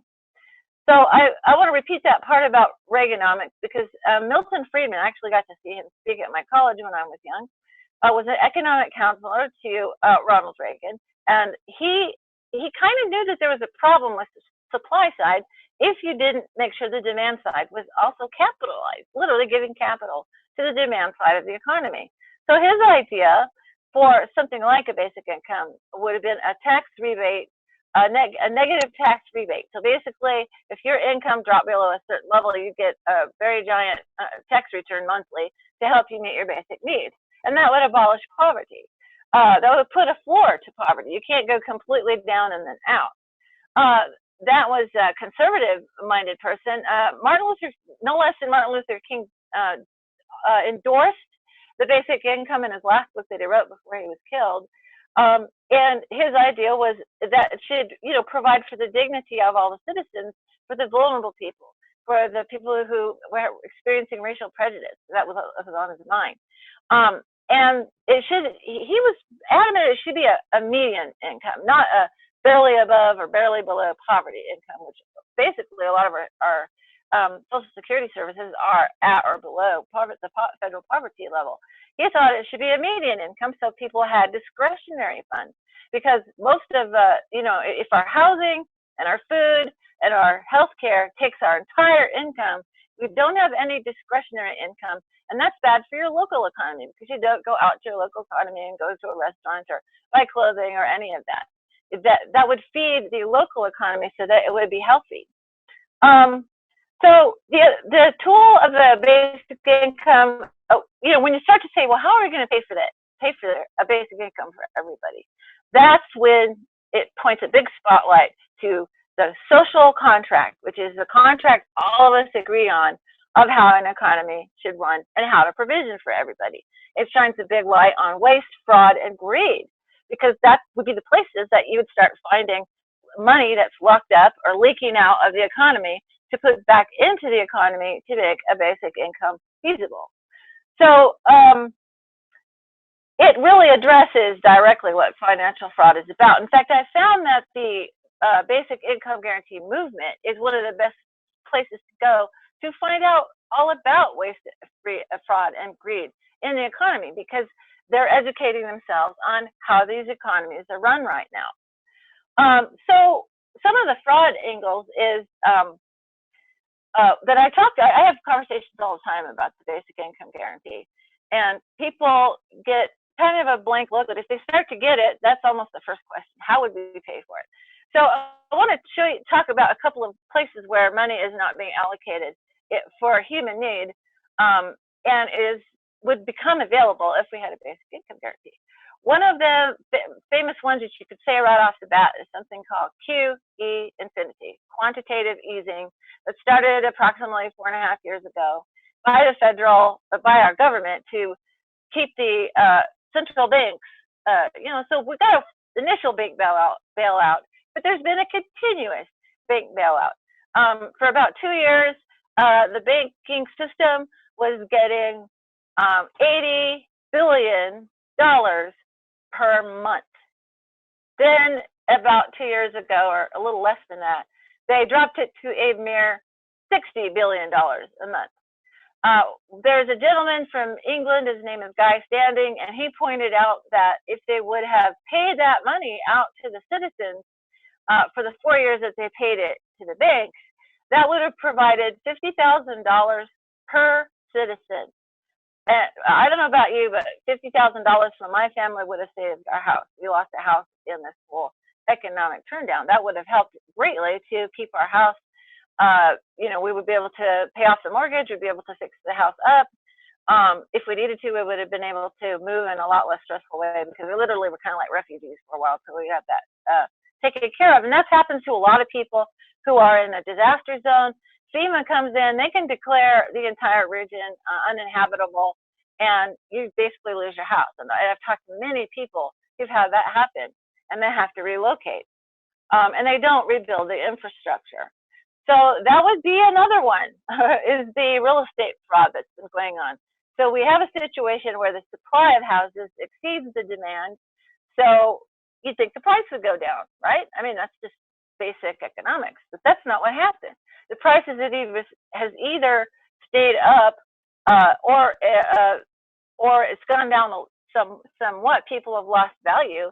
But if the tax man comes around and looks at your property value, they're going to say that what you could sell today for a $100,000 house is they'll make it a $200,000 value, and they'll tax you on that $200,000.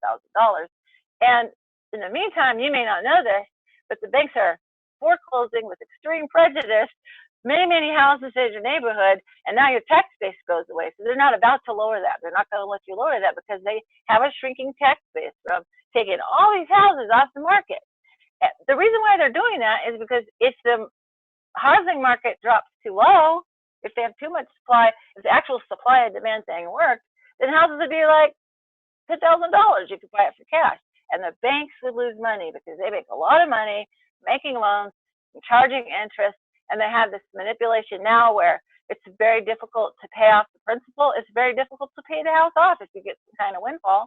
They're going to make you plow through that loan all the way to the end because of the fact that they make the money for that. So there's this manipulation of the real estate market.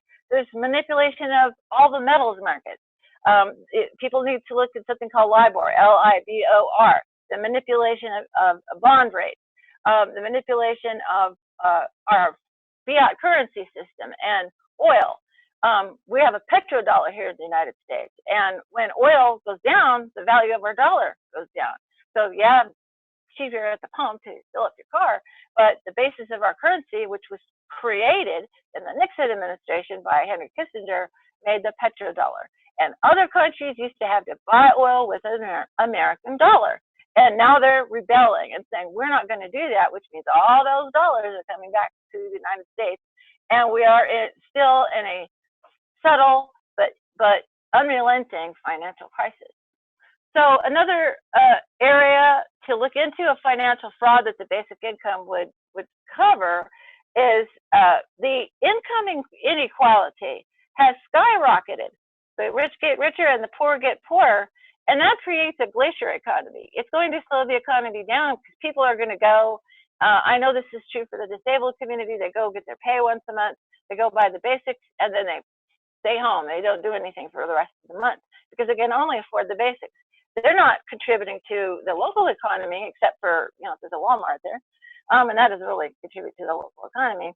So we have this unrelenting process that's going to eventually crash the economy altogether. It happened once already. My grandma told me all about it, the Great Depression. However, they've also fudged the numbers on this recession that we have. In some ways, we have statistics even worse than the Great Depression, primarily the length of time of the government response. We've basically not had a government response. Many people elected this current regime with an expectation that a businessman would understand that. But we elected an oligarch. And I know that's a political opinion, and I don't want to offend anybody. But, I told my friend who supported this new president, I would give him a chance. And right now, I haven't been too impressed with wanting to cut health care to people, and also not directly addressing the economic problems that are plaguing the people, the demand side of the economy. Okay, so couple of other areas that could be highlighted by a basic income guarantee. Automation, oh my gosh, this is a big one. People don't realize, sometimes they hear a story about robots taking over jobs. For instance, at the big Amazon books complex in Seattle, they're weeding out human people to carry the books all around and fulfill orders, and instead they have robots. They still have humans, but they're running them like robots. A lot of complaints about worker issues at that plant. But basically, while we've been having this economic turndown, everybody is more or less thinking that we eventually have a turn up because our economy has been a cycle. But we've had what's called a jobless recovery, meaning this is, oh yeah, things are getting better, we're making more money. That's all the people that are invested in the Wall Street casino are making money. It's not translating to jobs for people, sustainable jobs, jobs you can live on.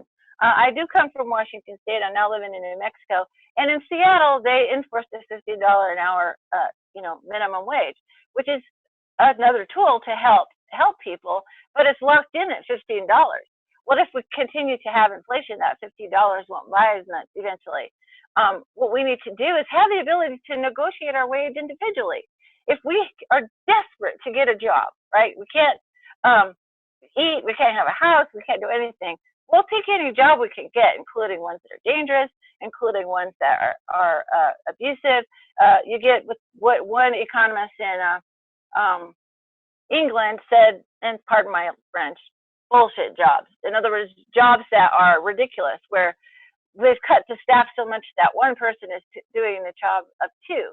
If you have a basic income option, your needs are taken care of. When you go to negotiate your salary to that employer, you're going to be able to see what the situation is. If it's a dangerous job, if it's an abusive environment, you're going to be able to transition out and look for something else. This is this flexibility process that would be good for the workers. So there's currently no compensation mechanisms for jobs lost. I've got 6 minutes left. I was just enthralled with Dan Winter, so that was fun coming after him. So I just want to say that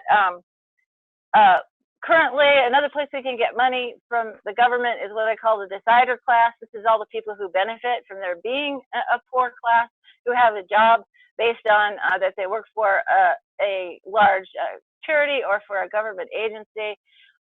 If you collapse that system, you take the money that was going to the system and you put it back into this basic income guarantee. That would be another place to get money. And I encourage people who are in the helping community, this might be coming, this decider class, this might be coming whether you like it or not. So don't oppose it. Make sure that when we do have a basic income, it is a median income, because you're going to be living on it. So this is being researched by many, many countries.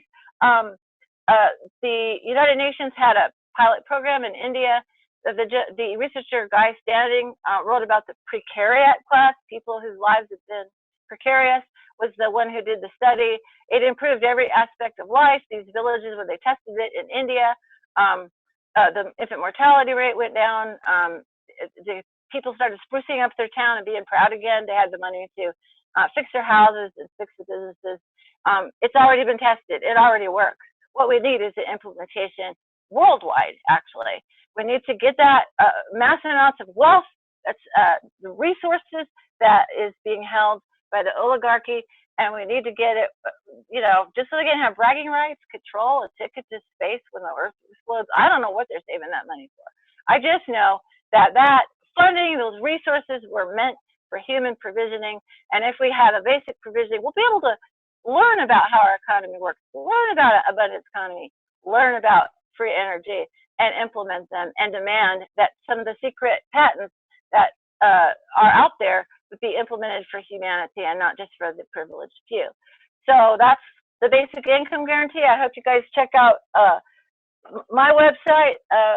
My partner Brett Shepard and I have written books on lunar anomalies. We've got lots of resources that will be coming online. Shepard, SHEPPARD, and A-N-D, Patrick, my last name, .com. And this is my 3rd time being with Portal to Ascension. It's awesome, Neil. You run an awesome program. I was really privileged to be part of it. Thank you. Yeah, educate yourself on this basic income guarantee. Go to basicincome.org. Learn about the different things that are going on in different countries. It's very encouraging.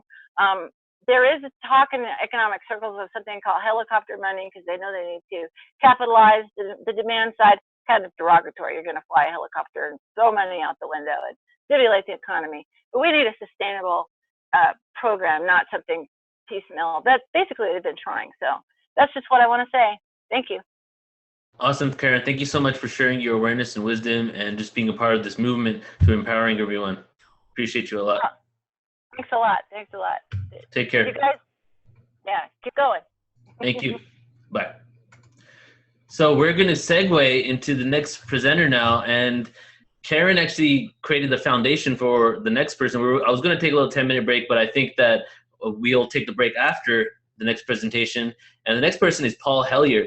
He actually is not doing too well right now. He got in an accident, suffered a head injury, so we had to pre-record his presentation this morning. So I'm going to go ahead and click the record here, and we're going to watch the pre-record.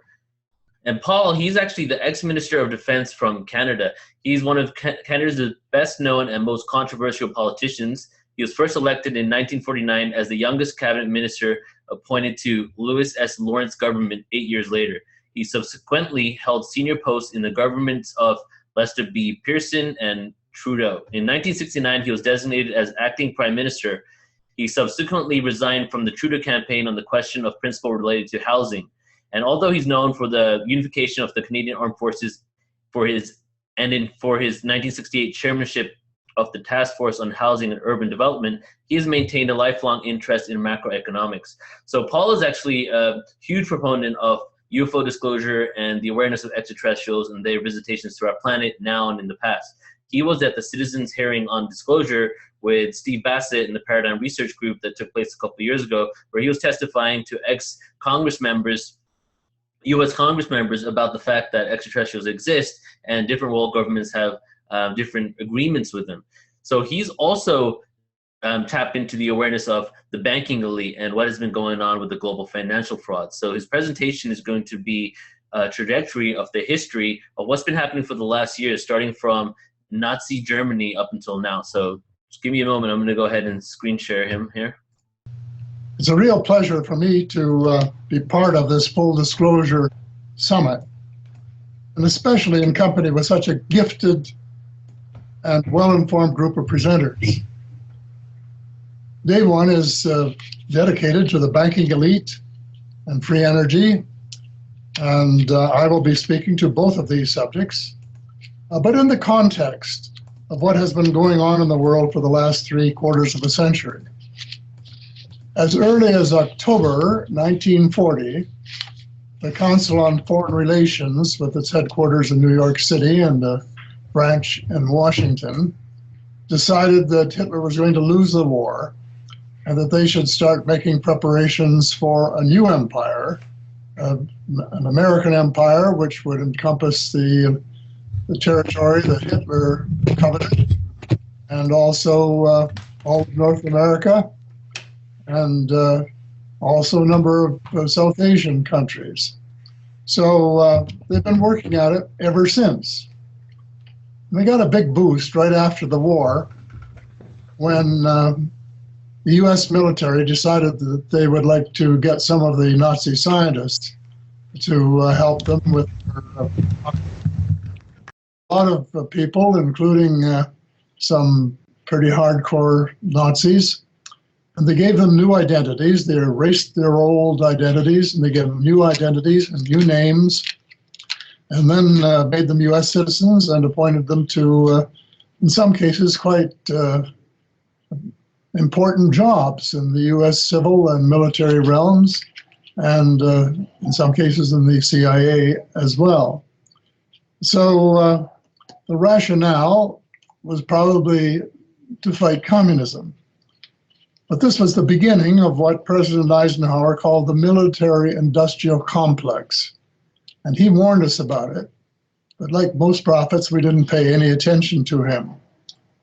More recently, some of us have just found out for the first time that Hitler and Eva Braun did not commit suicide as we had thought all along. But then, in fact, Martin Bormann, who was a very clever man, had established a very complicated and circuitous route to get them out of Germany and for them to finally wind up in Inalco, Argentina, where they were surrounded by a very large German enclave that made it almost impossible for anyone from the outside to get in and snoop around. So this group and the German base in Antarctica, which is back in the news again, and which I was concerned about because that had been established while Hitler was still alive.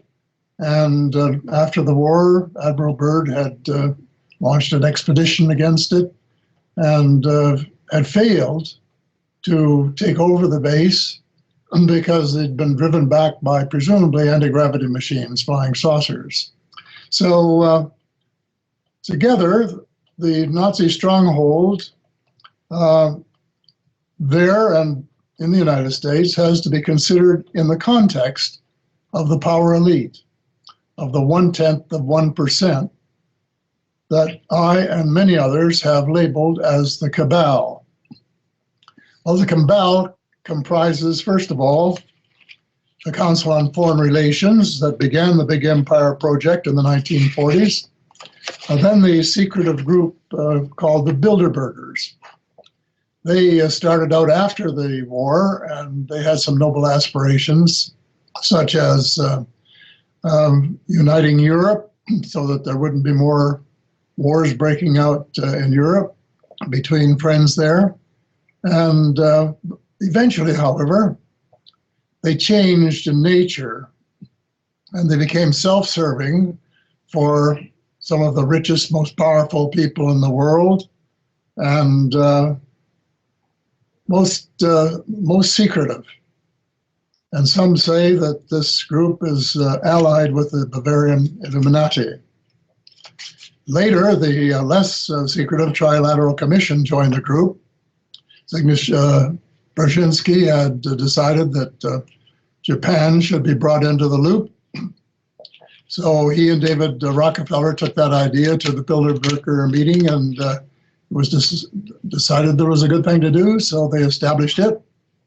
And some people, including Rockefeller himself, were members of all three of these organizations that I call in my book the Three Sisters.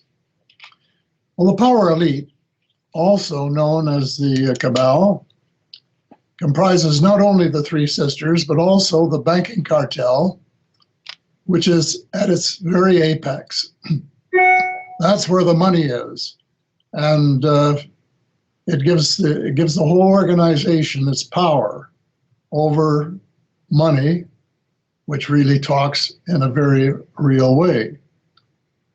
And then the oil cartel, which is very closely allied with the banking cartel because the big banks own a lot of shares in the oil companies, and they're interlocking directorates, so they're very close and operate almost as twins in many ways. Then the transnational corporations, big pharma, big agriculture, and other large corporations that have tried to establish oligopolies so they can set prices and combine companies and eliminate competition and so on. And then just below them are the intelligence organizations. There are many of them, but some of them are self-evident.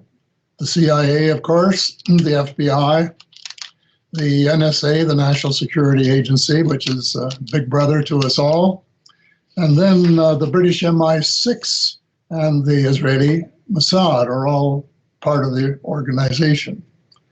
And then a huge slice of the US military, which is critically important to the whole operation. Well, the cabal is also known as the US shadow government, which has been running the United States since Eisenhower. and running much of the Western world and more. And even in those early days, the early post-war days, they moved their operations in the fields of rocketry and anti-gravity machines to Nevada and set up shop in what became widely known as Area 51. But they wouldn't tell President Eisenhower what they were doing. So he was furious, and he threatened to send in the First Army from Colorado. Well, the threat of being invaded was enough to soften the hearts of the cabal, at least temporarily. And they allowed him to send in, I think it was probably 4 of his close friends who were from the CIA. And they went out and took a look around and reported back to the president, just as most people had imagined, that the people out there were back engineering the saucer that had crashed near Roswell, New Mexico, on July the 4th, 1947. There were 2 crashes, but in one case, the vehicle was in sufficient condition that it could be used as a prototype for back engineering. Well, no president since Eisenhower has been fully briefed. We have a ufologist here in Canada who's studied these things, and some presidents, all presidents are briefed, but then some presidents are given more information than others. But no president since Eisenhower has known what really is going on in these special projects, which have become known as black operations. And the shadow government has become so all-inclusive.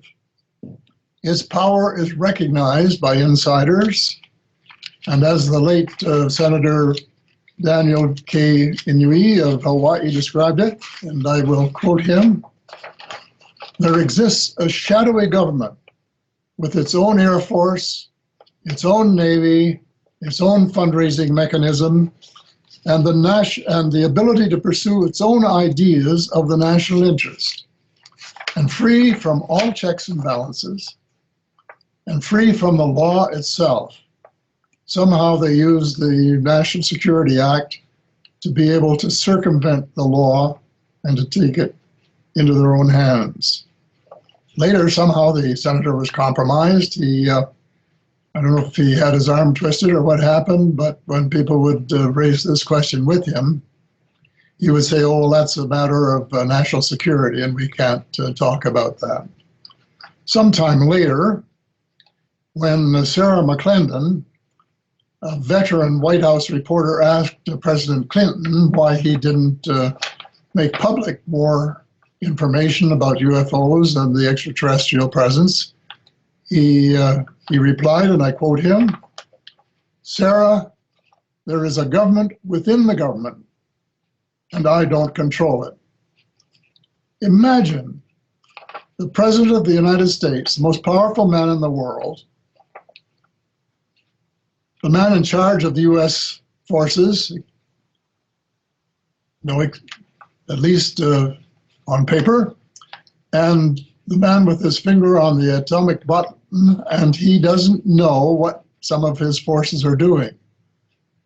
That is incredible. Imagine. It's difficult to imagine that somehow that power has been usurped, and the president and the Congress are merely adjuncts to the so-called secret government. Well, the cabal is also inclusive in support of the New World Order.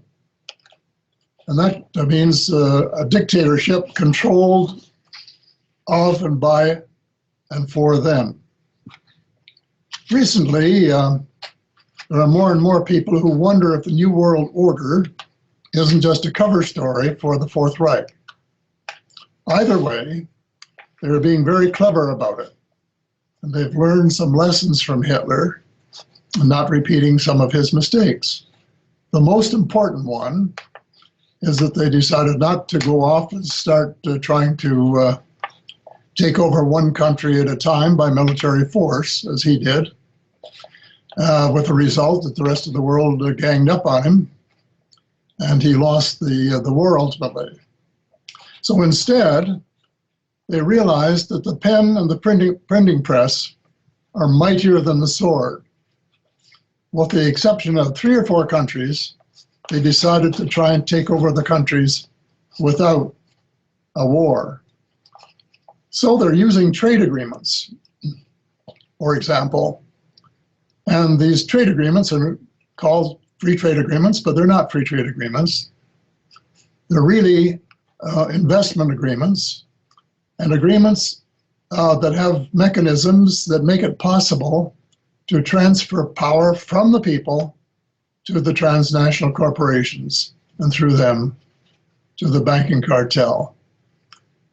And it has worked so successfully, and each treaty is worse than the previous one, to the point where if the Trans-Pacific Partnership had been completed, for example, member governments would have lost any power they had to do anything useful for their people that interfered with the profits or potential profits of the transnational corporations. In other words, sovereignty would have been given up and democracy would have been wiped out.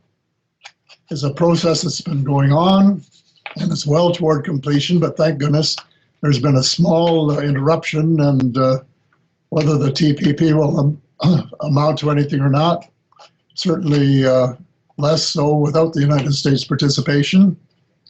And one hopes that the others who may be contemplating trying to put it back together again will fail in their attempt. Then the other aspect is the money mafia, which is the apex of the power of the cabal and has a monopoly on the creation of money. Consequently, as money is the gasoline that drives the economic engine, the cartel controls the levels of unemployment and rates of growth in most countries in the Western world and elsewhere. Tremendous power. So there's no hope for the kind of robust growth, the robust economic growth that was present when I was a young man. The world was my oyster, and my contemporaries could count on getting good jobs in many different disciplines and have a very fulfilling career. That hope is gone as long as we hang on to the system that we have in place at the present time. We must have, and this is absolutely essential, we have to have the insertion into the world financial system very large amounts of government-created debt-free money.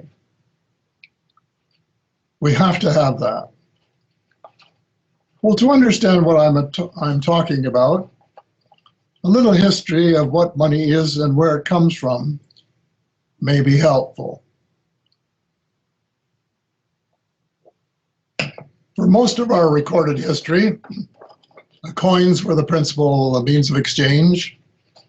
They go way back, coins of silver, gold, copper, iron, and there were other things that were used as money too, but they were the principal ones. And even in biblical days, a tiny little silver coin was the equivalent of a day's wages. Well, then later, when coins became inadequate, we switched to paper money.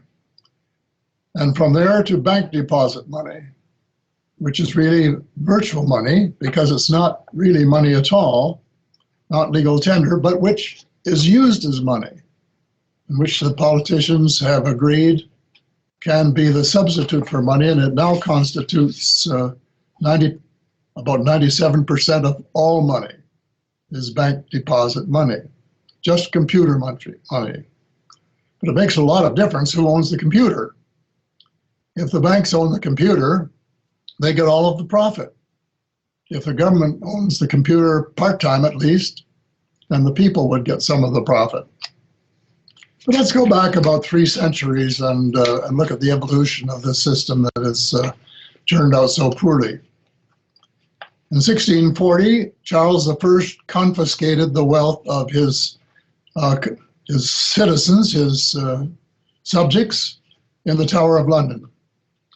And Mr. Nice Guy, stealing from his people. Well, they started looking for another place to put their money, and they decided on the goldsmiths of Lombard Street. And they decided on the goldsmiths of Lombard Street because the goldsmiths already had strong boxes that were fireproof. They used them for their own valuables. So they allowed the rich people to give them their gold and silver on deposit, and they gave them certificates and paid them 6% interest. And the certificates could be circulated instead of money, instead of gold and silver, and sort of became a precursor of paper money. But then the goldsmiths ran into a very interesting situation. They found they could issue more certificates than they had gold and silver in their vaults. And it was a scam. It was illegal. But it was legitimized when the Bank of England was chartered on July the 27th, 1694. The king, King William, had been fighting a war in France and was not doing too well. He needed new armaments, the new navy, and decided that that was the only way to go. But his credit wasn't good. Couldn't borrow the money. So somebody said, well, why don't you incorporate a bank? So he got the Parliament to incorporate the Bank of England, and the rich people of London subscribed £1,200,000 in silver and gold and lent it all to the king at 8%, which is a pretty good interest rate for a government guaranteed loan. But what happened, in effect, was that the king said, okay, and this was either because he was genuinely appreciative or because there had been a deal in advance, and we'll probably never know which it was, doesn't really matter.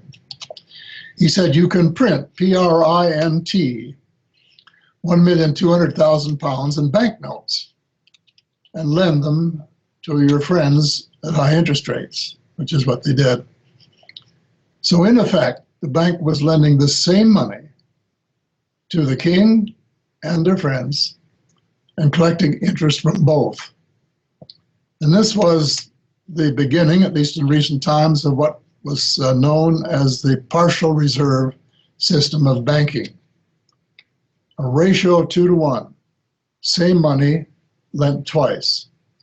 Well, over the years, due to the greed and avarice of the banks and the collusion of politicians, that ratio became much more generous for the banks. In the early days of the 20th century, in the United States, federally chartered banks had to have gold reserves of 25%. In other words, they had to have gold in their vaults equal to 25% of their deposits. In Canada, when I was young, our banks had to have a cash reserve of 8%, which meant that they could lend the same money 12.5 times.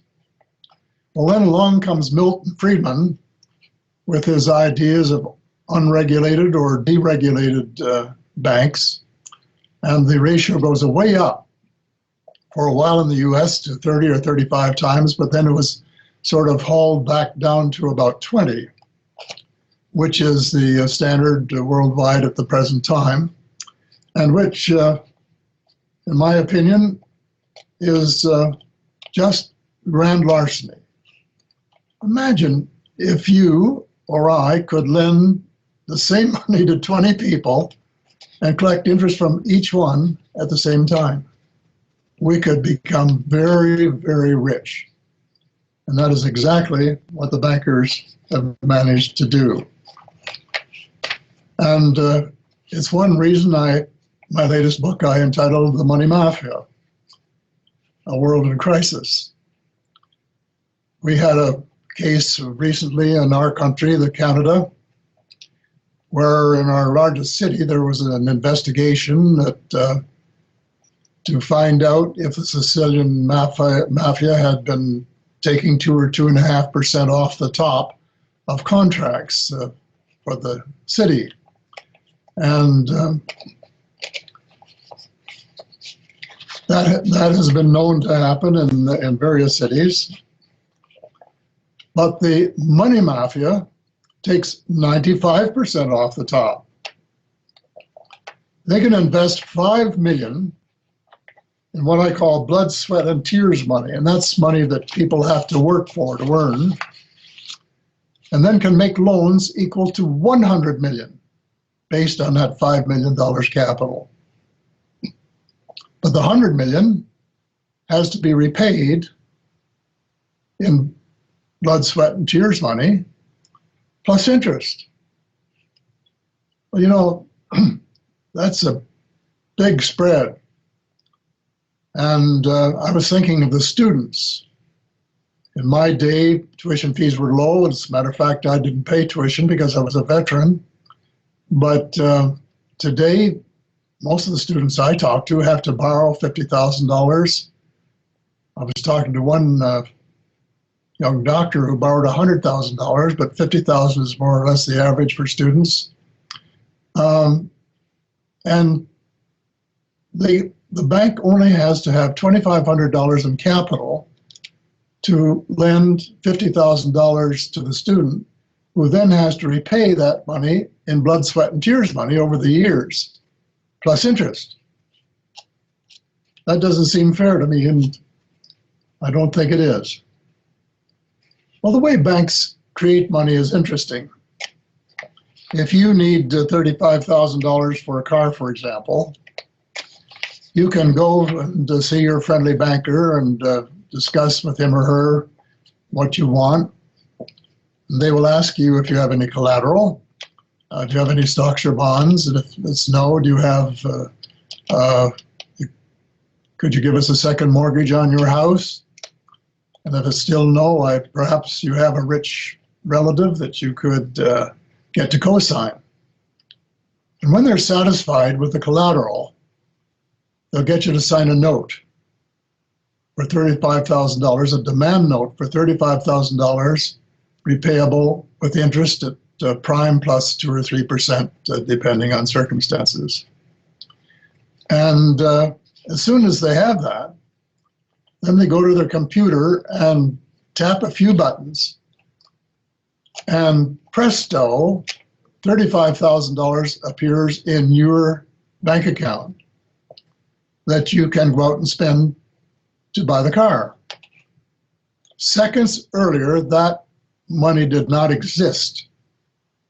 It was created out of thin air.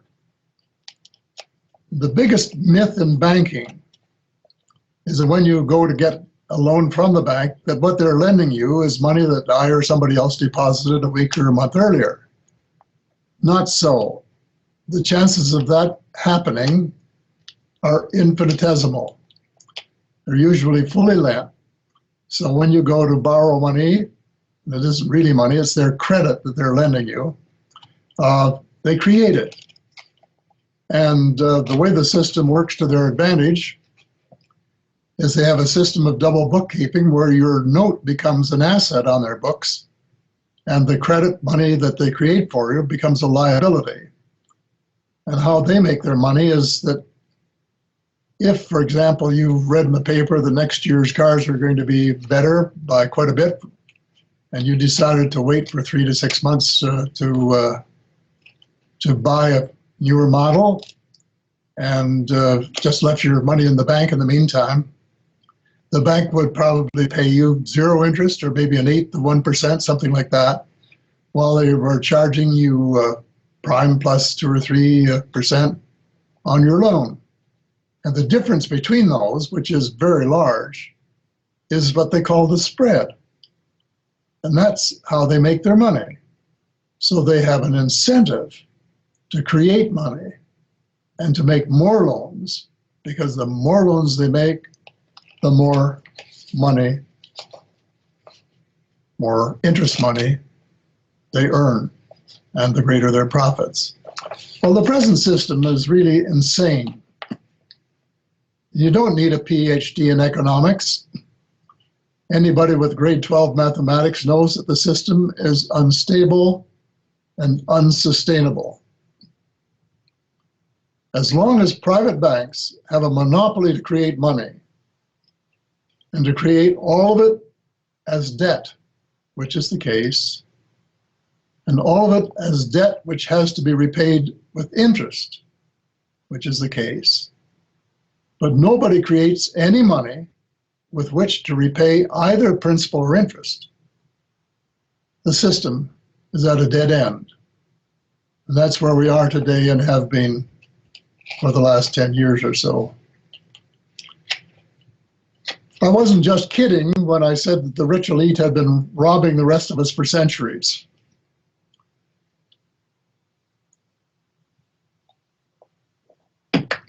Sometime last year, 1% of the world's population owned as much of the world's wealth as the other 99%. Put another way, 3 years ago, 88 families owned 50% of all the wealth in the world. 2 years ago, it was 80 families. Last year, in 2016, it was 62 families, the number that you could accommodate in one suburban street. And I find difficulty getting my mind around this. It's so big. It's hard to comprehend. And sometimes I sort of think of it this way, that you start, say, with a couple of Chinese cities, Beijing and Nanking, and then you hop across the pond to North America, and you take Vancouver and San Francisco and Los Angeles, and come further east and get Philadelphia and New York City and Toronto and Montreal, and then you go across the Atlantic, Manchester and London, and then on to Bonn and Paris and Frankfurt and so on. And every second one of those cities around the world is owned lock, stock, and barrel by 62 families. Isn't that incredible? But that's what's happened due to globalization and the trade treaties and the monopoly on money creation. And they're leading to disaster. World debt is at an all-time high and getting higher all the time. The Davis Forum estimated that world unemployment could soar to $250 million last year. I think I saw a figure of maybe about 200 million. But that is incredible. 200 million people looking for something useful to do, to provide for them families, and to use their talents and to make a contribution to the world economy. But they're not able to do it because of a system that is at a dead end, that doesn't work for the 99%. But it doesn't have to be this way. Banks don't own the right to create money. We, the people, do. Banks are just licensees, subject to rules set by politicians. It's the rules that are faulty. It's a boom-bust system that allowed Wall Street and the City of London to precipitate the crash of 1929, leading to the Great Depression of the 1930s. And I understand what that's like, because I lived through it. It was raw poverty, such as you would never see unless you visited a city, maybe in India or somewhere. And it just boggles the mind. And then it was the rules that allowed Wall Street to crash the system again in 2007 and 2008 and wipe out about 20 trillion in asset values in the United States alone. So the world has never fully recovered from the Great Recession, nor will it, as long as we are stuck with the present system and the banks rule the world. In a recent book entitled The Great Divide, Unequal Societies and What We Can Do About Them, Nobel laureate Joseph Stiglitz says that the only hope to save capitalism for the 99% of the people is a change in the balance of power.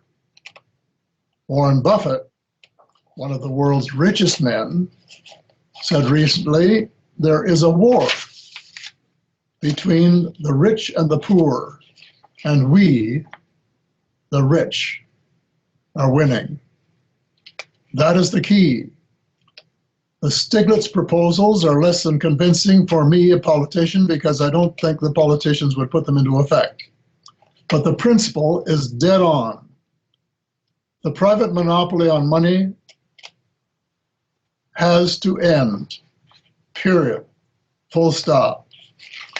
And the money creation function must be shared by the people and the banks so that trillions of dollars can be created for governments debt-free to dilute the ocean of debt in which we are drowning, while providing the aggregate demand, that is the purchasing power, necessary to resuscitate the world economy, and at the same time provide hope to the tens of thousands, the tens of millions, really, unemployed youth who have lost hope.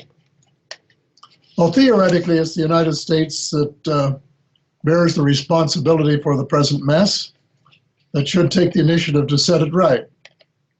Unfortunately, the chances of that happening are very slim.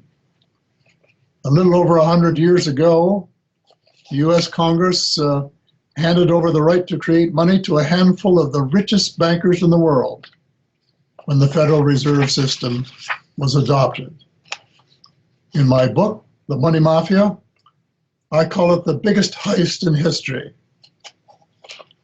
Just 3 years after the passage of the Federal Reserve Act of 1913, President Woodrow Wilson realized the magnitude of the mistake and wrote, and I quote him, "A great industrial nation is controlled by its system of credit," and then added, "We have become one of the worst ruled, one of the most completely controlled and dominated governments in the civilized world."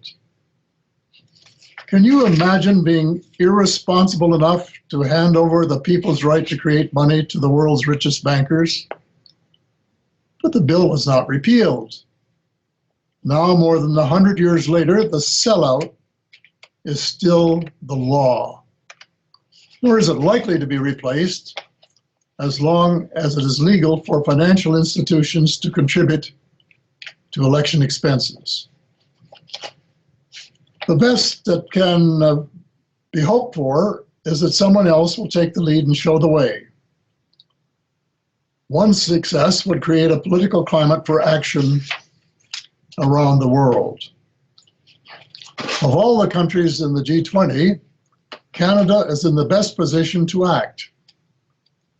We have all of the essentials. We own our own central bank, 100%. The Minister of Finance has the final say. If there's a difference between the head of the bank and the Minister of Finance or the government, the Minister of Finance, who would be the Secretary of the Treasury in the US, can send a letter advising what has to be done, but then it has to be made public so that the people will be able to decide who is right and who is wrong. And finally, we have a precedent that proved the principle of shared responsibility for money creation. The only thing missing is the political will to innovate, even when the need is so obvious.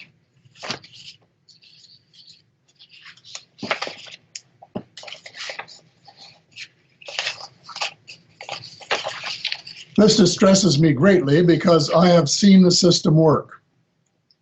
In 1938, there were no jobs in Canada, none. In 1939, the war broke out, and soon everyone was working. In the armed forces, the Army, Navy, or the Air Force, building factories or making munitions. And we played a part that was far beyond our responsibility from the size of the country that we were. And then after the war, we were able to do some marvelous things in infrastructure. We built our share of the St. Lawrence Seaway and the Transcontinental Highway, and then the Dew Line. The Dew Line, for those of you who are not familiar with it, was the distant early warning line for the Cold War, where we built a series of radar stations right around the northern part of the continent, and Canada had the majority, of course, and paid for its own radar stations, and many, many other projects as well. And you might say, well, where did the government get the money to do this? Well, the answer is the Bank of Canada printed it. The Canadian government gave them bonds, and the Bank of Canada printed the money to buy them, and the government paid interest on the bonds, but then the Bank of Canada gave back eventually both the interest and the principal, with only the cost of administration deducted because the government owned the bank. And the government was getting near zero cost money all those years. And the system worked like a charm. When the money creation system was shared between the government and the private banks. It gave us the best 20 years of the last 100. But then in 1974, the Bank of Canada changed the rules. It decided not to pay attention to the shareholders, but to take its orders from the Bank for International Settlements in Switzerland. And it's been downhill ever since. Incidentally, in 1974, you seldom saw anyone sleeping on the streets in our cities. And there were no food banks in Canada, not one. Now, 2,108. And the use of those food banks is increasing every single year. Well, the Bank of Canada took its orders from the Bank for International Settlements with its Nazi roots. It had been very close to the Hitler regime before the war and then during, and helped with the German rehabilitation after the war. And it did two things. It forbade the Bank of Canada and other central banks to provide governments with low-cost money. And then they started using interest rates to control inflation. They brought on two disastrous recessions, 1981, two, and then again in 1990-91, and decimated the economies of the United States and Canada, because what they did was like using a bulldozer to weed a vegetable garden. Just terrible overkill. Well, then, of course, government revenues declined and deficits increased. These were rolled over into debt. High interest rates, 18% in the US, 22% in Canada. At that kind of interest rate, the debt doubled every 4 years. And of course, taxpayers had to pay the interest on the debt. In our country, from fiscal 1974-75 to 2013-14, taxpayers paid $1.17 trillion in interest, and most of it unnecessary. The US equivalent would be 12 to 15 times that much. In other words, the bulk of the entire US federal debt. So it should be obvious what has to be done. Banks must return to the cash reserve system at a rate of about 5% a year for 7 years until they have 34% reserves against their deposits. At the end of 7 years, the balance of power would be permanently altered. Banks would no longer rule the world. The rich elite would still be able to buy assets for 50 cents on the dollar, but that is 10 times better than being able to buy them for 5 cents on the dollar. Canada could and should lead on this fundamental reform, but it won't, at least for now, because we have a government that is not familiar with its own monetary history. And the Minister of Finance, equivalent to Treasury Secretary, who is totally in the pocket of the elite rich bankers. Well, it wouldn't hurt to demand that President Trump set the situation straight by asking Congress to repeal the Federal Reserve Act of 1903 and establish a central bank of the United States owned 100% by the people.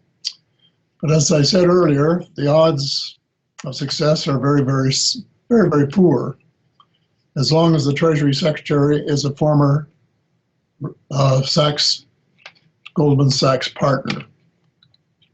Although banking reform is the most urgent problem in technical terms, global warming is the most important.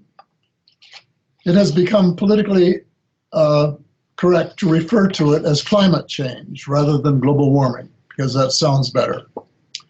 And even in some jurisdictions, that has become a forbidden phrase. But as I note with great dismay in my latest book, The Money Mafia, the political leaders of the Western world act as if there was no problem. Notwithstanding the Paris Agreement, it appears to be business as usual. Oil companies are still drilling for oil. More pipelines are being built. Fracking is still allowed, although the long-term consequences to underground water supplies are really unknown. Don't our leaders know that we have a house on fire? That our habitat is going up in flames? Are they going to sit by making money while it becomes largely uninhabitable to live in large parts of planet Earth? In my book, I say we have 7 years to convert every car, truck, tractor, boat, airplane, and home on Earth from fossil fuels to zero-point energy. And the technology exists. The late Dr. Michael Wolff, who held security clearances higher than some presidents, said that in the mid-1960s, the US, with some help from the extraterrestrials, had developed zero-point energy and cold fusion energy. Zero-point, incidentally, is just the energy that exists everywhere in the universe and which is available for free. But the patents are held by the cartel. And numerous investors who have perfected free energy machines have been harassed and worse. The fact that this technology is being deliberately withheld when it is essential to save the world from overheating is a crime against the human species in the literal sense of those words. You know, some people laugh at the suggestion of quick action, but I know it's possible. All we have to do is the opposite to what we did in World War II. At that time, we converted every automobile plant, every refrigerator plant, every washing machine plant to armaments. And that was sufficient to win the war. Today, we have to do exactly the opposite and take those armament plants, which are contributing to continuous war and fighting between tribes, and convert them to cold fusion energy machines that can be installed in cars, trucks, homes, airplanes, and so on. We have the technology. We would have to change the banking system so that nation states have the financial flexibility to finance the new technology.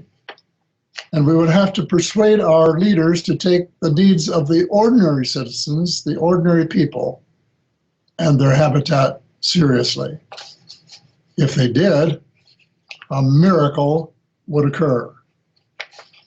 Well, the missing ingredient is spiritual. It would be difficult to think of a greater evil than our banking and financial system, under which a few individuals are acquiring inestimable wealth, while millions of African and other children are at risk of starvation. It would be difficult to think of a greater crime than allowing a few bankers and oil barons to hide technology that would save the habitat of millions or billions of humans.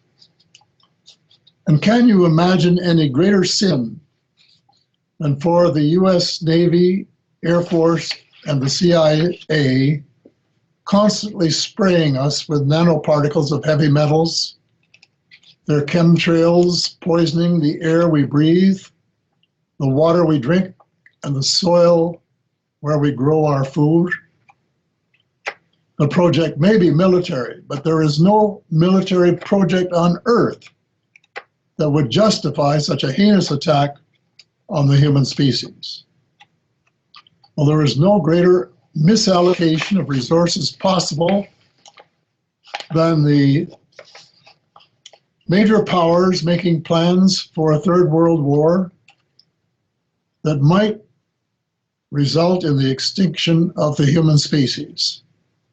It has happened before, and it could happen again.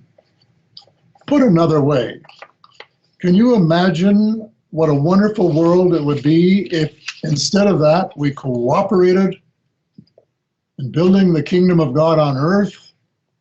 By that I mean a kingdom where every child, regardless of its color or its religion or its background or its circumstances, had clean water to drink and enough food to eat, a little clothing to wear, a little basic education and health care so it could find out its potential and how it could contribute to a better planet, a better time on Earth.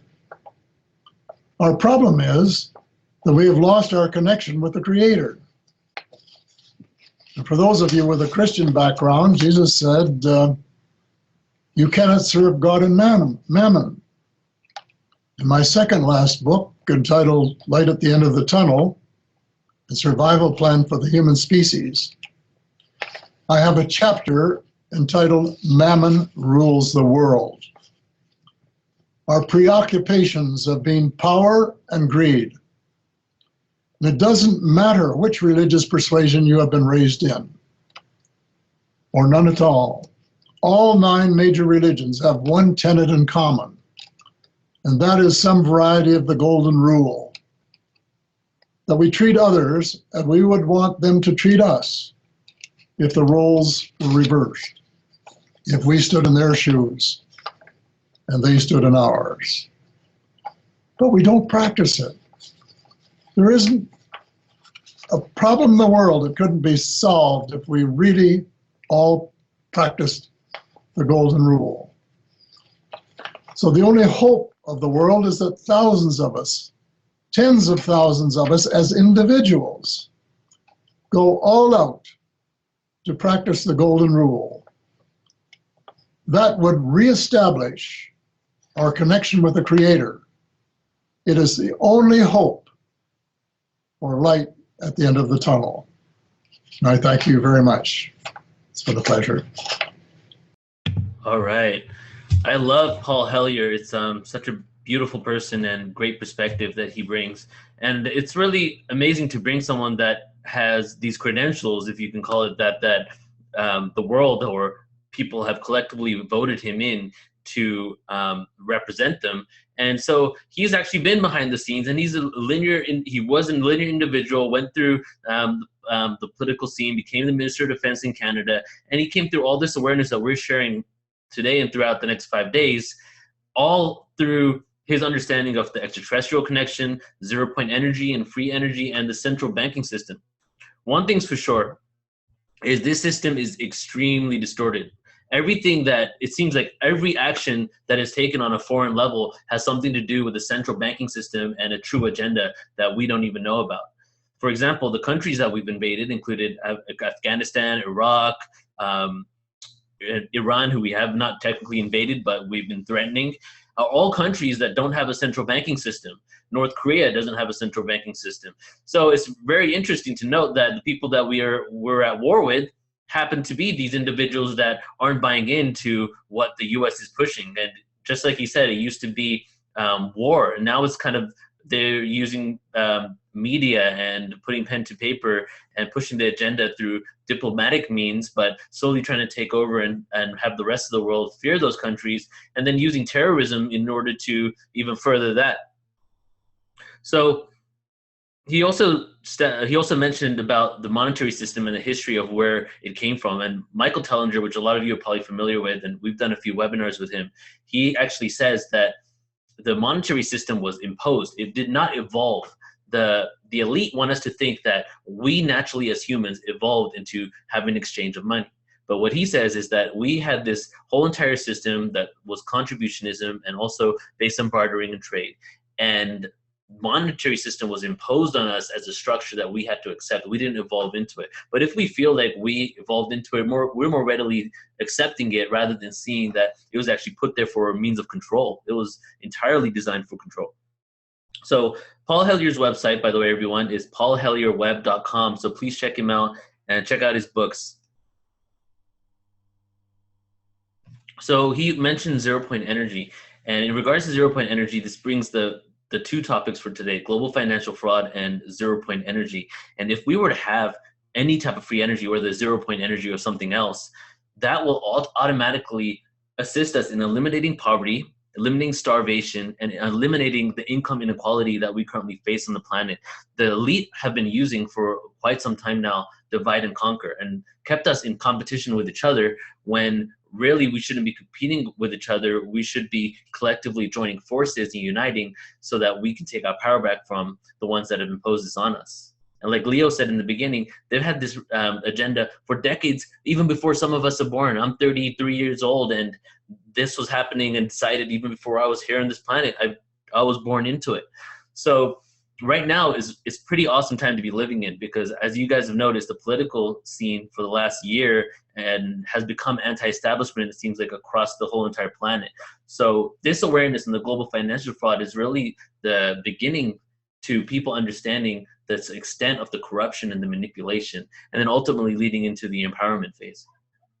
All right, guys, so we're going to take a short break, and we're going to come back in about 15 minutes with Dr. Richard Alan Miller. And the rest of the day is going to be on free energy. So Dr. Richard Alan Miller is going to do around an hour-and-a-half presentation, and that's followed by Jamie Janover. So I hope you guys are having fun and enjoying the day with me. Thank you all so much for being here. Go ahead and take a little break, and we'll see you here in 15 minutes. Welcome back, everyone, to the Full Disclosure Summit, Day 1, Global Financial Fraud and Free Energy. We're done with the global financial fraud component of today, and now we're going entirely into free energy. And our next guest is a really cool guy, awesome person. Had him on the Synergy webinar that we did a couple of years ago with Jonah Bolt. And he's going to be speaking on free energy today. And he is an author and a researcher. And Dr. Richard Alan Miller will reveal a depth of knowledge and experience in alternative agriculture, physics, and metaphysics. Miller began working in the secret world of Navy Intel, SEAL Corp, and then MRU in the late 60s. And now he has amazing experiences and conclusions to share from that. His writings reveal a depth of knowledge and experience in 3 major fields: alternative agriculture, physics, and metaphysics. Before many leading-edge concepts became trendy topics, Miller was, and is, the international front lines of research, experimentation, and documentation. So today, Miller writes for Nexus Magazine, and he's a preferred guest on many internet radio shows. And in the 21st century, Miller says it is reemerging at a critical time in humanity's evolution where metaphysics and practical survival converge. So I couldn't agree more than that with that. So Dr. Richard Alan Miller, I'm going to go ahead and bring you on. Get a grip. I'm a grumpy old man. All right.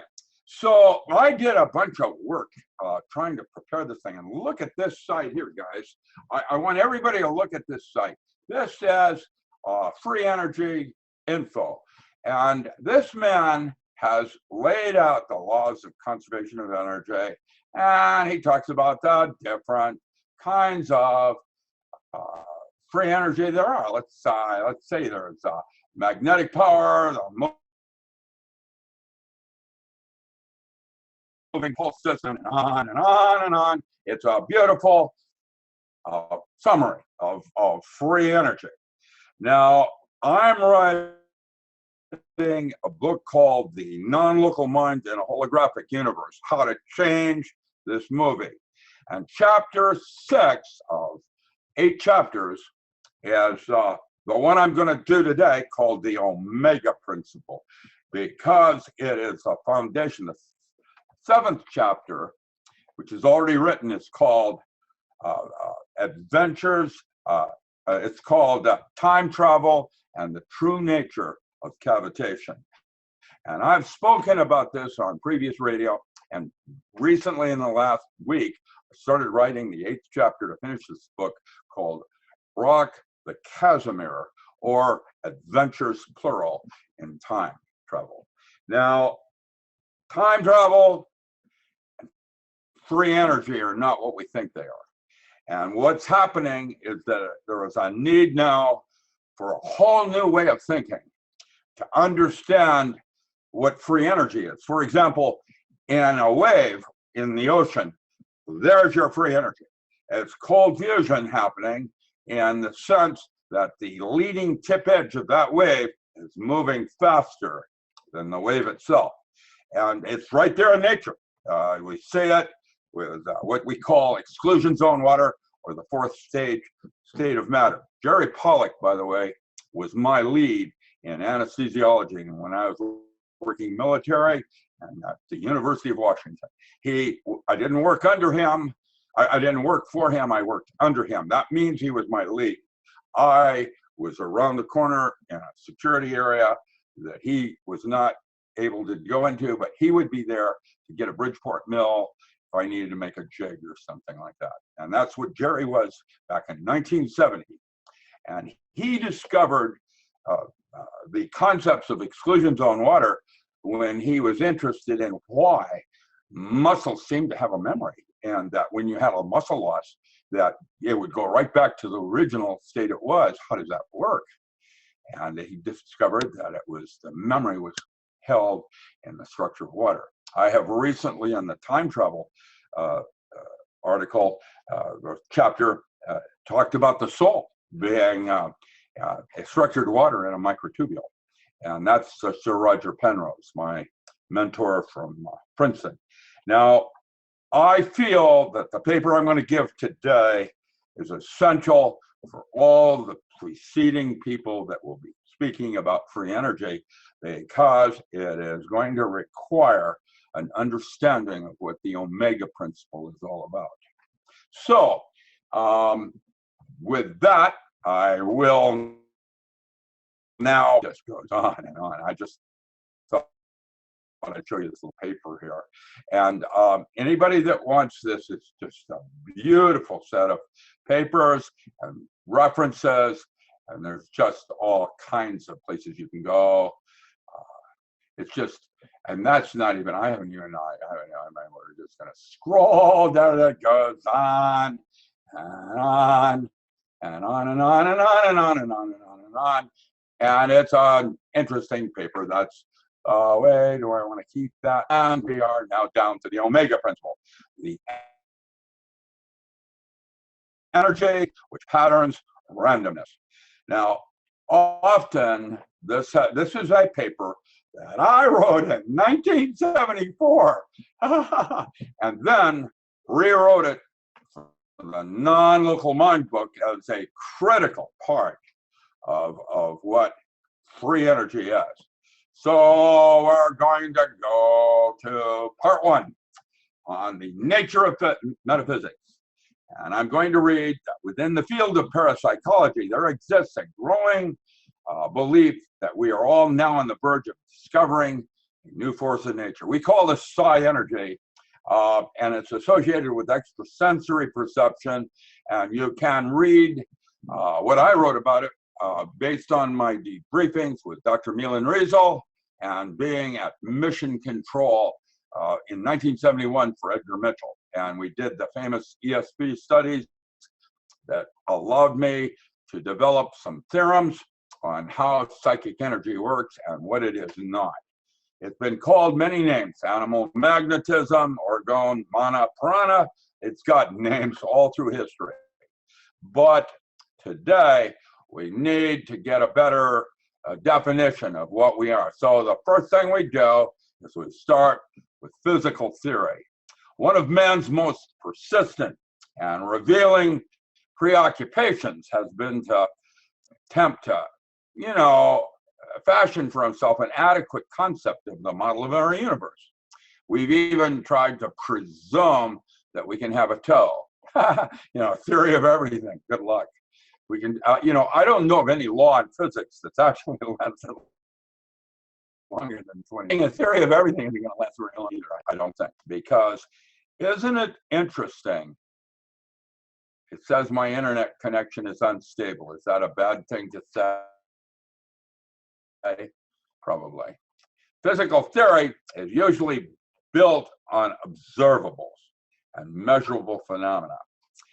But we are now discovering that space and time aren't really what we think they are.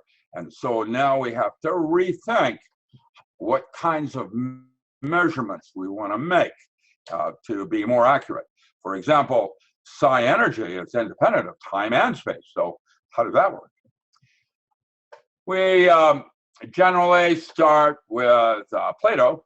There he is. And basically what he did before Christ, 300 years before Christ, 400 years almost, he discovered the concept of metaphysics, beyond physics. That means that it was a worldview that included other planes of existence. And in a quantum mechanical system or quantum universe, everything's done on space-time. And but there is an uncertainty principle with that. And the more you know about one thing, the less you know about another. And that means that while certain doors open with your model of the universe, others are closed. And to have free energy in a system that has entropy, it's not possible. Nothing's free. Oh, well, Mark Knopfler. But so I went to the physical theory to the Greeks was intelligible only in the context of something that was broader based. And that's why when you talked about love, which we only have one word for in our English literature, they had four. There was eros, philo, agape, and telema. And that gave them a broader possibilities of what love might include or encompass. So the next one, oops, I just screwed up. So I'll just move to the next one and I'll take that out later. It should be noted that this time an example of an important human trait which colors all of our scientific works, and which even the greater thinkers never hope to ever cause, is that we all tend to deny the importance of fact and observables not in accordance with our convictions and preconceived notions. That would be, I wouldn't have seen it if I hadn't believed it. That's how we're locked into our belief systems. The beliefs now become no longer tools. They are absolutes. The fact is, if you had been born in Pakistan, you wouldn't have been a Christian. So from a point of view, beliefs like that are semi-arbitrary. And one of the reasons I train SEALs to be able to change them like they might a pair of clothing. We sometimes ignore these facts. Now, click to add a title. See, you're saying things you're not supposed to see, so I'm going to put this on show. But then if I put it on show, then I can't read my notes. How does that work? Isn't there a way to? Oh, is there? No, I can't see my notes. So I will go back to the slideshow. I guess I'll have to do it this way. We have truths and we have beliefs. And then somewhere in between the two, where the two interface, we have knowledge. And that isn't necessarily a good thing. So, because knowledge, according to Castaneda, was illusion. So we have the concept of energy that we first started. Today, we describe energy in textbooks as the ability to do work. When a force acts against, so if we're going to talk about free energy, we have to understand it's measured by the products of the force acting at a distance moving against the resistance.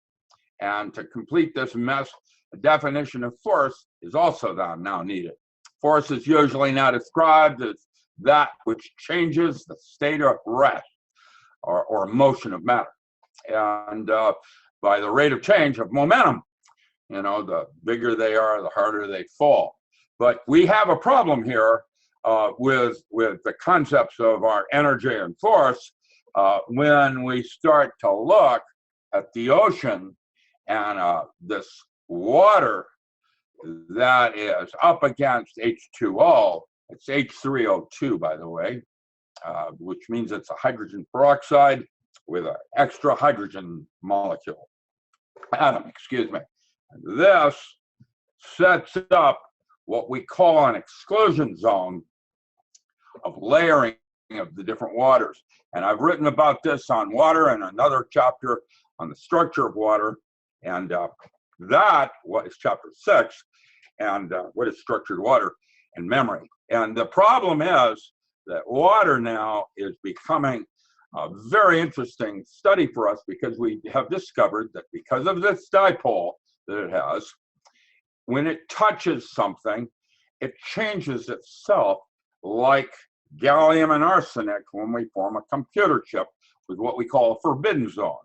And so now we have a second problem of the layering of different kinds of water. And water has para and ortho isomers. I mean, they're going in opposite directions on the dipole.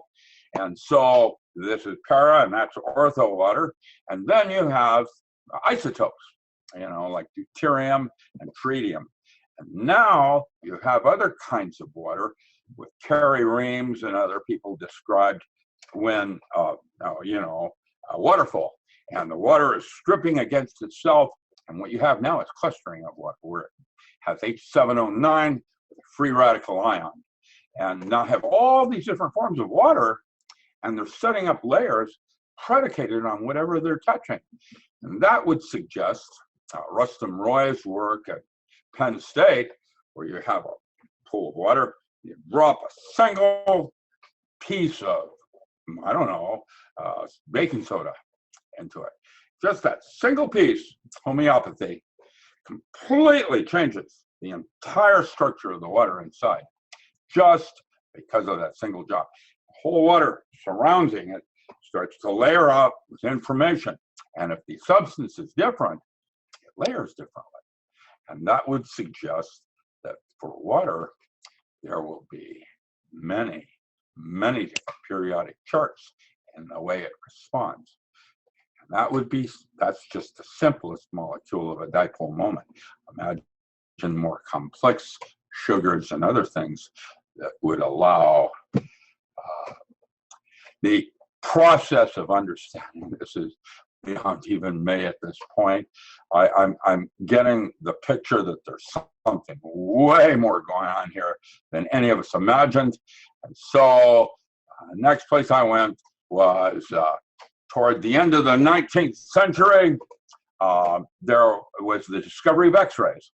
And this and other so-called invisible radiations prompted doctors to wonder if there wasn't an energy of life energy. Might not be a valid way of approaching health and healing. This phenomenon known as the laying on of hands is perhaps the most common example that we have today. Some force other than electromagnetic fields are interacting, causing changes in biological processes. Now, historically, we're going to talk about Motoyama. I will in my book. Harishi Motoyama is some studies I did. It will be in a book I'm writing called Spook Central when I worked for MRU. But they put a guy inside a Faraday cage and cause biological changes in this man inside the Faraday cage. And the precision of when he started and when he stopped could be noticeably measured with biofeedback equipment and other things like that. This is experiments that took place in the late 60s and early 70s, and it was incredible. I have all his, and that meant that we can affect changes in anyone just with our own mind. That's how voodoo and all the rest of it works. You start thinking negative thoughts, and guess what? They happen. So that was, we are still these new energies trying to understand what they're called. Of course, the most famous one is Anton Mesmer, Franz Anton Mesmer, and the possibility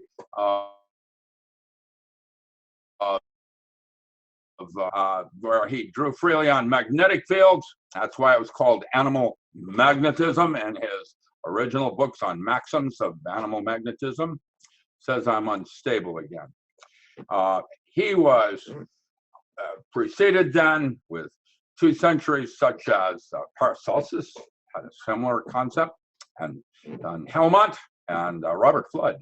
And so these concepts have been around for a while. And how do we integrate them in? Well, this was Gerald Horton that said this on the concepts and theories in physical sciences, how by relation of natural things unto another, they do after corporal contact or touch is made between these. This is something is able to resonate, if you will, between one subsystem and another, your thoughts and the physical mechanisms in another person's body.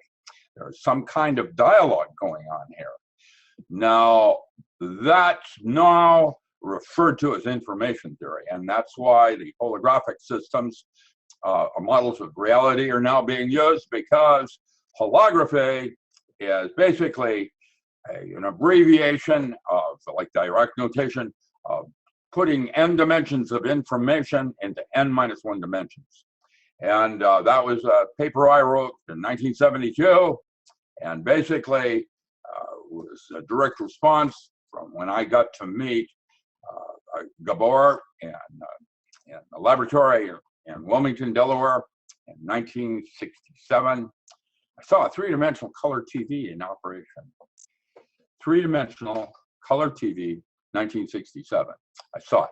And that was Gabor doing his coherent light through a thing and creating a hologram that, how did he do that?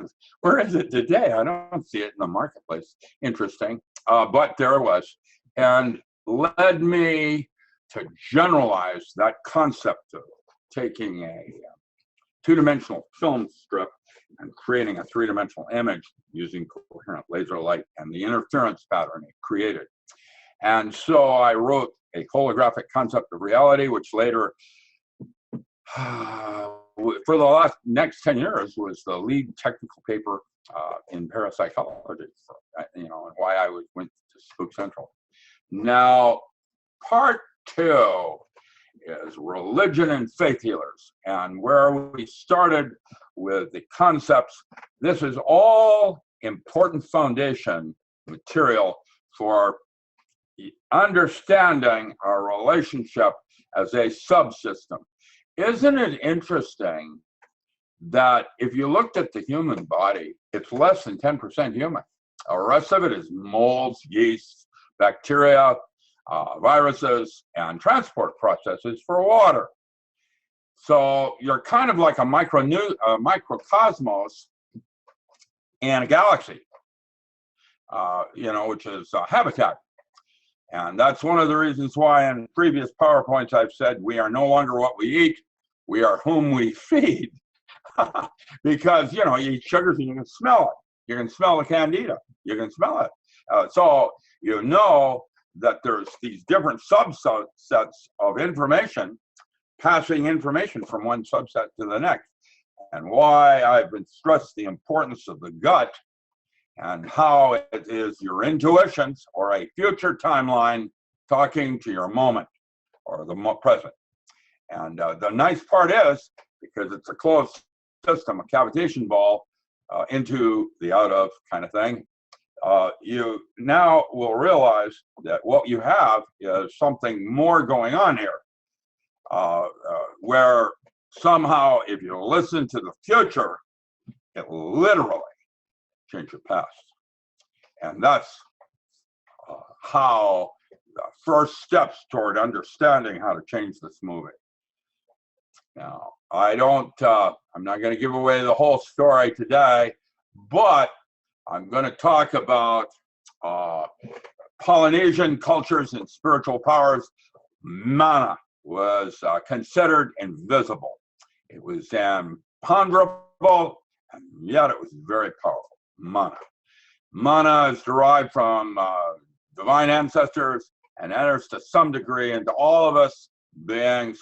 The nearer the descendant is to the source, the more powerful the content of mana. That's why they place emphasis on bloodlines. A Polynesian who had been chosen by his close kinship with the gods would have a greater degree of mana than a commoner. And it was, life force juice. That's what we call it today, juice. Enter Wilhelm Reich and his concepts of orgone. Now, Reich addressed himself extensively to the problems related to mana and animism, spirit. And he discovered that when the primordial, biological energies of the body, he teamed with his new orgone concept, orgone, to a number of phenomena that were somehow in variance to the electromagnetic theories that seemingly all sciences seem to be based on. In fact, if you really look at those laws in electromagnetics, we still have that right-hand rule of thumb that has withstood more than 40 years of examination. Hitchhiking out of here. The relationship between electric, right-hand rule of thumb, that has been around for a very long time, suggesting that that's one of the more resonant features in our universe that will make us understand what the access to something free might imply. The animist Kepler, who formulated planetary harmonics and the relationship of, that storm on Jupiter somehow affecting group consciousness on Earth. We today call that astrology, but there's actually a physical science on that came out of Yugoslavia that is absolutely dead on, and that's called cosmobiology. And so there's something more going on here that we've observed in some of our physics, but we haven't yet gotten to I'm trying to figure out where I'm going next. So Reich's orgone accumulator and the way it worked was different similarities. And I actually, in Spook Central book, will talk about two graduate students that worked for me at the UW that did their master's thesis on building orgone accumulators in the shape of pyramids to discuss and discover how razor blades could be sharpened inside one of these things. And that was shown. Says I'm unstable again. I'm so sorry. I hope I don't get kicked off.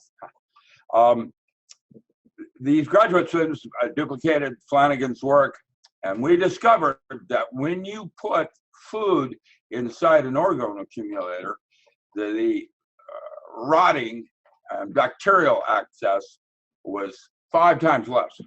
that means the food would stay 5 times longer before it starts to spoil. Part of razor blades turned out to be, again, dealing with electromagnetic fields, Coriolis forces. And the way you align the razor blade inside would sharpen or not, was not related to argon. But there was something between dissimilar periods, and this is where we started to see von Reichenbach and others that had proposed these systems might have some relevance. There's von Reichenbach. He was a inventor, creosote. He did a bunch of stuff on odic force, and also as a flyer. He was interesting. I have written about his works and others like him during the German periods where they ruled a lot of their, I'm trying to find where I am here. Then we go where I grew up in Seattle. And we had a lot of faith healers in Seattle that were quite famous. The Coherence Foundation, Keith Milton Reinhardt, others used dowsing rods up, spiritualists out, Arlington, Washington, what was that, Wayne Aho, George Adamski, others. Seattle was a hotbed back then for this kind of thing. And so I actually was interested in studying how that all worked. And the laying on of hands, slap the hand and something had happened. You start speaking in tongues and rolling on the ground, getting up and walking after you were quadriplegic. I've seen this stuff happen. By using hands, they could direct some kind of energy that would pass through their body, and they were conduit.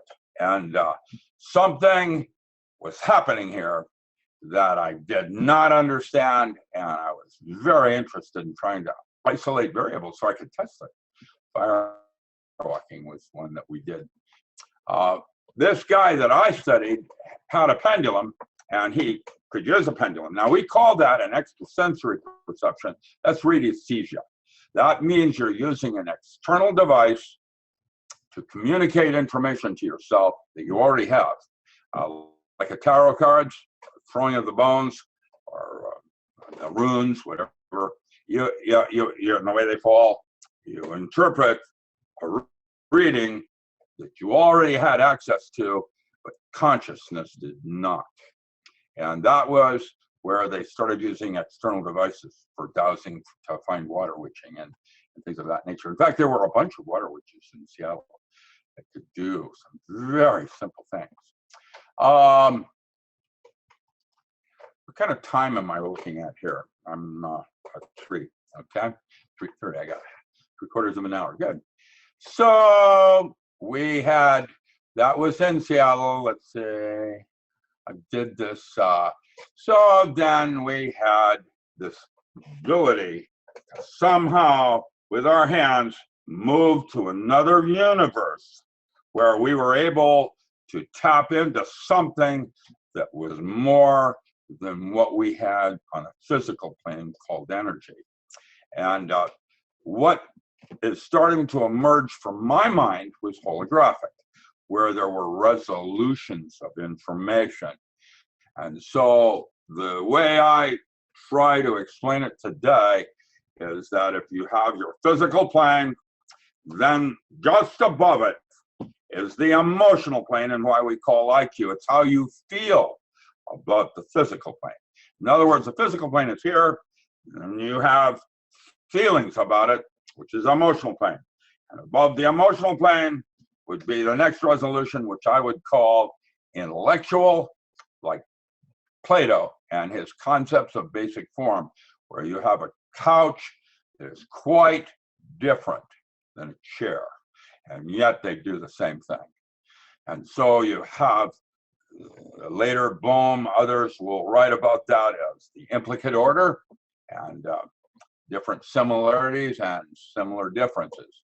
This is different than holonomic, which is Carl Pribram and others related, that didn't quite grasp the level of construct of moving from one subset to the next. The next one above intellectual plane would be archetypal. This is following Timothy Leary and his hierarchies of neurological transports and what we call neurologic systems. He had 8 basic neurologic systems. They were hierarchies of each other, starting with tribal. And some of the books I've written that are called Power Tools for the 21st Century and the protocols I trained Navy SEALs with. And so we have now a hierarchy of information regarding energy. Isn't that interesting? And so the next led me to Christian faith healers and their ability to somehow transfer these higher forms of energy, which others would call scalar waves. A scalar is something like your shadow is to you. It's you projected onto the ground in lesser dimensions, just like a fractal would work with a Mandelbrot, Julia, or May pattern in terms of resonating out of itself into higher states or forms. And it is quantized, because if you're at this level, the next one would be this in the fractal. It isn't here, and it isn't up here, it's right there. And if this was here, then it's here, and so on. There's a relationship of the one to the other, and what I would call states of nam, or grace. And the importance point is now to be made, and through these stress the value of the underlying demand on God, obedience, and power of pent-up emotions. That seems to be like voodoo, where you cut chicken's throat and the blood's spurting everywhere, and you get all excited. That's where the energy lies, is in that state of mind. And that is found in almost everything. The higher systems of Tantra, using sex magic, seemingly would allow access to these higher dimensions with conscious validity. Let's see, enter into that. That's John Curtis Gowan and his work at Northridge called Trance, Art, Creativity. It's discussed in Power Tools as the 8th chapter, dealing with an ontology of mystical states. And these mystical states allow access that normal consciousness would not. Now, that means that our various altered states of consciousness are places we can go where we cannot go with conscious states. And so rather than be seen as limitations, they're actually tools in a toolbox. And if one can learn how to change from one altered state to another, that's called magic. And my guess is that is the next stage in physics, will be to go from one subset of belief systems to higher levels as a tool, not absolutes. Once you've done that, you have achieved a higher state of consciousness. And, that's why a Buddhist can be a Christian, but a Christian cannot be a Buddhist. Certain doors opened and closed with the subsets of beliefs that you would choose to include in your tools. Now, from there, people who did get this experience started to feel that there were several things that they all had in common. All of them postulated a universal source of power as a repository. Today, we will call this the multiverse. I've written about that in the last 2 parts of chapter 7, and what the multiverse is and what it is not. This is where one goes at the moment of death. Now, there is actually, at the moment of death, there is a literal 3.2 ounce weight loss. What's that about? That's the Egyptians noted that, and they called that the distinction between the Ba and the Ka, the idea of soul and spirit within matter, and that who your soul is a series of structured waters inside a microtubule, and that goes back to the multiverse, and that goes back to the multiverse. Every night when you sleep, there are specific kinds of dreams, specifically lucid dreaming and astral projection, or Shabad, talked about in the Upanishads. When you meditate and you hear the sound in your right ear and leave your body and go home for a moment, and near-death experiences and other things of that nature. All of them show a form of healing. That means they can change the melody, somehow transmitted from one moment to another into another's body, change that body. They're all attracted a significant number of terminal cases. That means people actually seek these faith healers out. All of the healers require the use of extrasensory facilities to communicate the information. They don't know how to do it. That's, again, goes back to Gowan. Trance, art, creativity. Trance states are your shamanistic states. Art has to do with archetypal dreams and metaphor. And syntactic modes of consciousness deal with total awareness of what you're doing, with, directing your mind to go here, not there. And that takes a lot of training and or toys or enhancement. Reuniting the mind with the body. Somehow the two are one as a large habitat that has a bunch of resonant cavity oscillators amplifying and changing the physical world as we understand it, just with mind and thought working together as a mini universe with lots of different things in there. So medicine seeks to cure physical aberrations by restoring vital harmony. The healer is able to somehow project these harmonious patterns, and a resonance is set up, or handshake. We normally, when PayPal sends a notice to you, it's a handshake that you've agreed, and there's an agreement, and then change occurs. And really, I would say that probably 90% of all healing is not the medicine, it's your belief in what you think is happening. Now, that's a pretty important statement, because we're going to realize that at some point there will be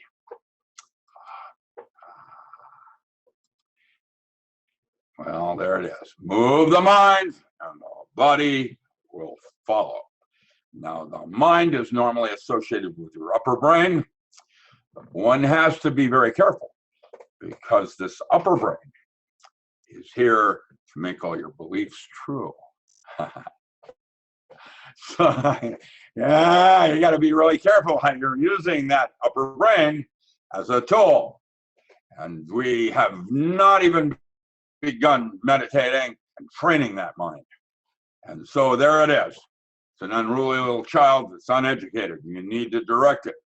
And what's directing it is your gut, which is the lower brain. Instinct and gut feeling.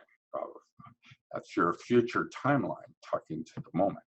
If you learn how to talk about that and dialogue with it, you do that through journaling. And so what I will call path working, which is a new word, old word really, in magic. And I'm going to the physicist, the real one, at this atomic convention that I went to. And so we start to read the teachings of Don Juan, Carlos Castaneda, and theories of life. I talked about this, in Luke was told, beware of the dark forest. Luke. Yeah. There's a balance in nature going on. Castaneda was brilliant in his teachings of what the relationship is, and the basic four enemies. He identified man had basically four enemies of man. The first was fear, and once you overcame fear, you achieved a degree of personal power, and that became a limitation and led to absolute power corrupts absolutely, and what we're currently enjoying in our world right now today. The third enemy was when you started to see through things more clearly, and the clarity in itself became in limitation. That thinking that you see things clearly, obviously not seeing things clearly. And so the fourth enemy is what I currently enjoy, which is old age. And so I'm too old to do anything about it. But I can leave some footprints for the younger generations to maybe try to understand and take what I think further into their own integration and advancement of man. I'm certainly not a very original person. I don't think anything any of us does is original. It is the organization of it. Why you put this one first over that one. That's called Maslow and the hierarchy of beliefs. And I can candidly tell you, they're different for each of us, and as they should be. But if they're not the same, just one belief is elevated a little higher or more important than another, the relationship can't happen. It won't last. Hierarchies of beliefs are essential for partnering, and has to constantly be monitored because we're all changing. That's the rule. And so that's probably one of the reasons why man is by nature not monogamous. One would give up monogamy, embrace monogamy for security and or other reasons, one of which is using those beliefs as tools, not that I absolutely believe it. And there's a reason why you go to those levels, and that will lead to what Lawrence LeSean wrote a very important book called The Medium, The Mystic, and the Physicist. And Jacques Sarfati, others, Charles Muses, Dr. Charles Muses, has noted all of this, but it was Lawrence LeSean that said it correctly. He formulated the four ways in which reality is perceived, and that is the unity of things rather than their individual aspects. Time is experienced as if past, present, and future were one rather than a diurnal or serial. Value judgments as to the goodness or evil of anything are not considered because they differ for each of us. And again, like values and belief systems. And that's God's plan, not mine. And just because someone believes something differently than me does not mean he's wrong. I have seen that fence that was painted two colors. And I saw red, walk over to the other side of the fence and it's black. So how does that work? Well, limitation in views.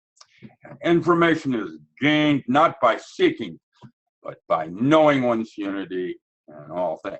This is the key to it. That's why I love it. Carl Jung was once asked, what was it like to be on the shoulders of a great man? And the way the article described, he said, well, he looked down and said, well, one can see much further from up here. I loved it. I couldn't. You gotta love the concept of it. Now, the shaman has a state of consciousness. I was part of a field trip up in the state of Washington, and we have up in Mount Vernon, Washington, we have red feather shaman that can walk on fire, just like a little differently than down and out in Beverly Hills, I must say. This guy's in real fire there, and let me tell you, he's walking through it. He's not running. Like the dog runs so quick. I thought that was very nice. We found something interesting with that the state of mind seemingly turned the body into electrophoretic states where the heat was transferred by water to other parts of the body and radiated out as a conduit, and then didn't go into the body or damage the soul. The heat was moved like electrophoresis, and we found places on the middle of the back that were radiating heat. I did it. It was very interesting. I don't know. In this state, again, you enter into what we call sacred, where time has no meaning. It's timeless. And I write about this in my time travel articles, but it's a place that one can get to by breathing. That's in one of the chapters. I train SEALs on how to change their perception of time with breath control using straws and then working with didgeridoos. And let me tell you, they're paranormal. Their boxing became paranormal. They had the precision of like doing Tai Chi. How does a woman seeing her daughter in a blazing car able to rip a car door off that is impossible, and or would break her bones trying to rip that thing off, and yet cannot? I had a Sifu, John Leong, who could put a sword blade in his, so that he could bend the sword and it wouldn't puncture his skin. And I've seen that with Storm and Norman Cantwell, the real Dalton from Roadhouse. His strength is so strong at any given point. We call that chi, that ability to just right to the point where it's stronger. And if you can, this is an altered state of consciousness, where you can do things in these states that you cannot do in conscious state. And that's why I would call altered states of consciousness the toolbox. And magic is the art of changing consciousness at will. And so to be able to do this kind of thing, most shamans go, like Jesus, others, go through a period of solitude or retreat where they emerge with the power, real or assumed, the passing at will into states of mental dissociation. That means I can place my consciousness up there in that eagle, see what that eagle sees down on the ground. And that state is closer to what we're seeking in our concepts of the multiverse, having access to past lives, and to be able to have free energy. The state of Nam, or grace, is a higher level of consciousness. And so from that point of view, I would say that alchemy led to chemistry, and now physics will become magic. Basically advanced physics with a mystery school. And Laughlin, D'Aquili, and McManus, others have written about this in cybernetic anthropology. It is the idea that the way you lay out a city where you have your ghettos over here and the lake is over there and the parks, that sets up a group consciousness or habitat just like you are, and sets up personality for Chicago to be different than New York City. Looks like my internet is again unstable, just mentioning it.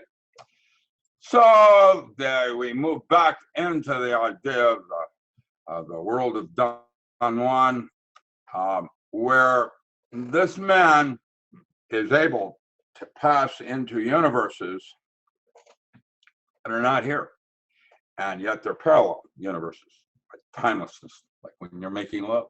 You can go to these places where the memory is different in the experience of it. And the closer you get to the sacred in that form, is where the concepts of free energy lie. I am going to try to this by, if one wished to blow up a mountain, one would do it by pushing a button which was in some way informationally linked to detonate a nuclear bomb. It took me one finger to move the mountain.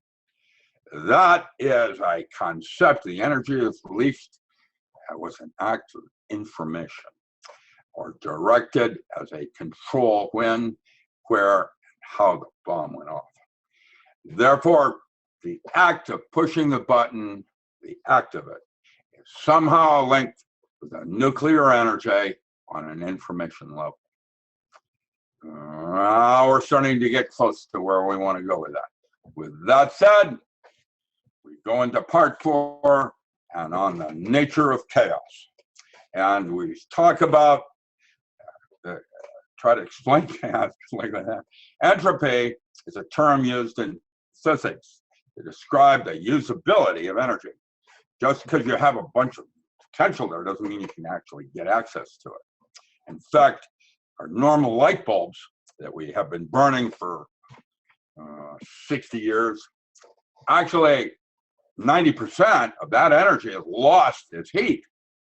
And you don't see it as light, you see it as heat. That's why these cool fluorescents that we're now using, phosphorus, are luminescent. They're more efficient. It takes much less energy. I mean, like 1/10 the energy are in these bulbs. They last longer because they're not heating up, which is concepts of cold rather than hot fusion. And so we have now a concept that's coming in regarding entropy. We say the energy of a room is constant. If all the heat is over in one place over here, you got your heater, and over here it's real cold by the window, we can do work with that energy. We can boil water. It's all in one spot. But if it's diffused into the whole room, now it's more accurate. It's the energy's there. You can't use it. We consequently say that entropy in a room, when it's homogeneous, is low. The energy at the heater will tend to spread itself out in a more uniform state. And since we now have less able to do work with a constant energy, like boil water, for example, if it's more homogeneous, you can't do anything with it. We say the entropy is increased. We can't get access to it. Entropy is accessibility. So now we get into the thermodynamics as an overview in terms of how other laws work, in terms of entropy in the universe. Entropy is a measure of the disorder or chaos in something. And remember, the omega principle is the energy that patterns randomness. Isn't that an interesting concept? As the universe becomes more disordered, man becomes more ordered. Isn't it interesting that everything that you eat becomes you? Didn't think of it that way, did you? But it's true. It doesn't become the beef or the carrot that I ate, becomes you. That means that you are organizing the universe as an individual entity right out of the gate. And subsystems are doing the same thing inside your gut on a micro level. As above, so below. Did you know that the adenosine triphosphate, ATP, is now described as where cold fusion occurs in our body? Kervon got a Nobel Prize when he discovered the biological transmutations in man, where he was able to change phosphorus into sodium. How does that work? Electrolytes. Well, it's reorganizing, you had cold fusion going on. if you look carefully at the ATP molecule, it's a vortex. It is a quark gluon plasma is what it is. And that structure only occurred in the universe in the first 1/10 of the first second of the Big Bang. And then no longer, and we have that in our body every day, creating in our brain and our body system. So we are like a microcosm of a macrocosm of suborders of organizing information via resonant cavity oscillators. And now we have it. That is a literal picture of that of Don Gennaro. This is in a very rare manuscript called Stones, Bones, and Skin, Arts Canada, where Peter First and I went down to Mexico looking for Don Gennaro. Don Juan turned out to be a composite. Don Gennaro, there he is. That is the real Don Gennaro, and he leaped from that higher thing up there, past that rock there, and glid right down like a flying squirrel. He just glided. He leaped gently, he didn't run, just leaped gently and went at an angle, flying, essentially, just like in the movies. And the reason I did that is you can see right under his foot, there's a shadow. He didn't leap off that rock. He leaped from the one up there, and that was the way we captured it as a proof positive picture showing a real thing that happened. And as Merlin put it in a book by T.H. White, anything not specifically forbidden is mandatory. If it's possible, you can count on it, because that's what the multiverse is all about. Now, it is getting close here. We're another 15 minutes. I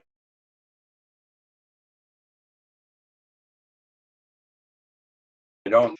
The reason I'm doing this is that information is also not exactly what you think it is.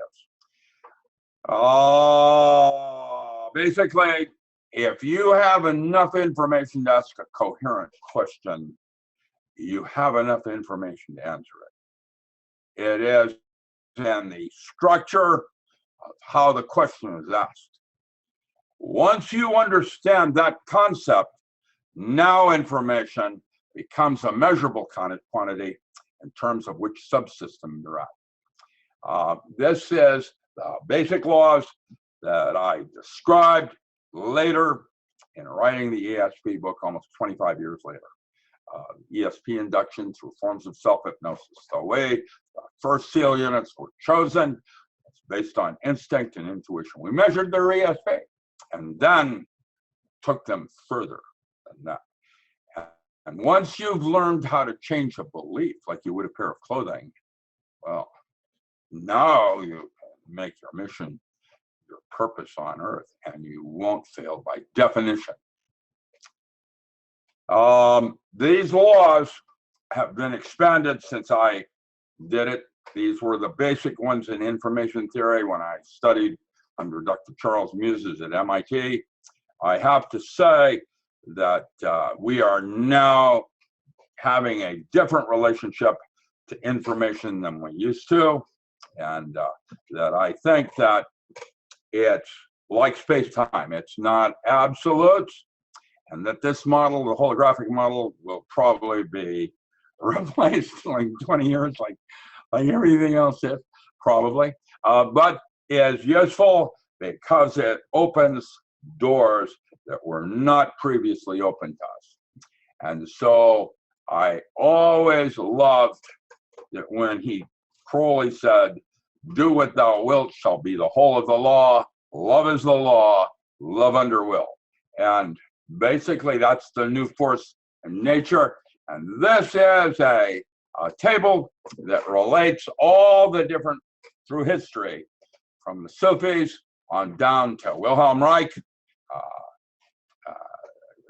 Others here, there's Eskimos, there's Hindu, Robert Flood, others. The list goes on and on and on. It's had many different names through history, but this is the next level of energy that will allow us access to a form of energy that is a higher level of energy, like psychic.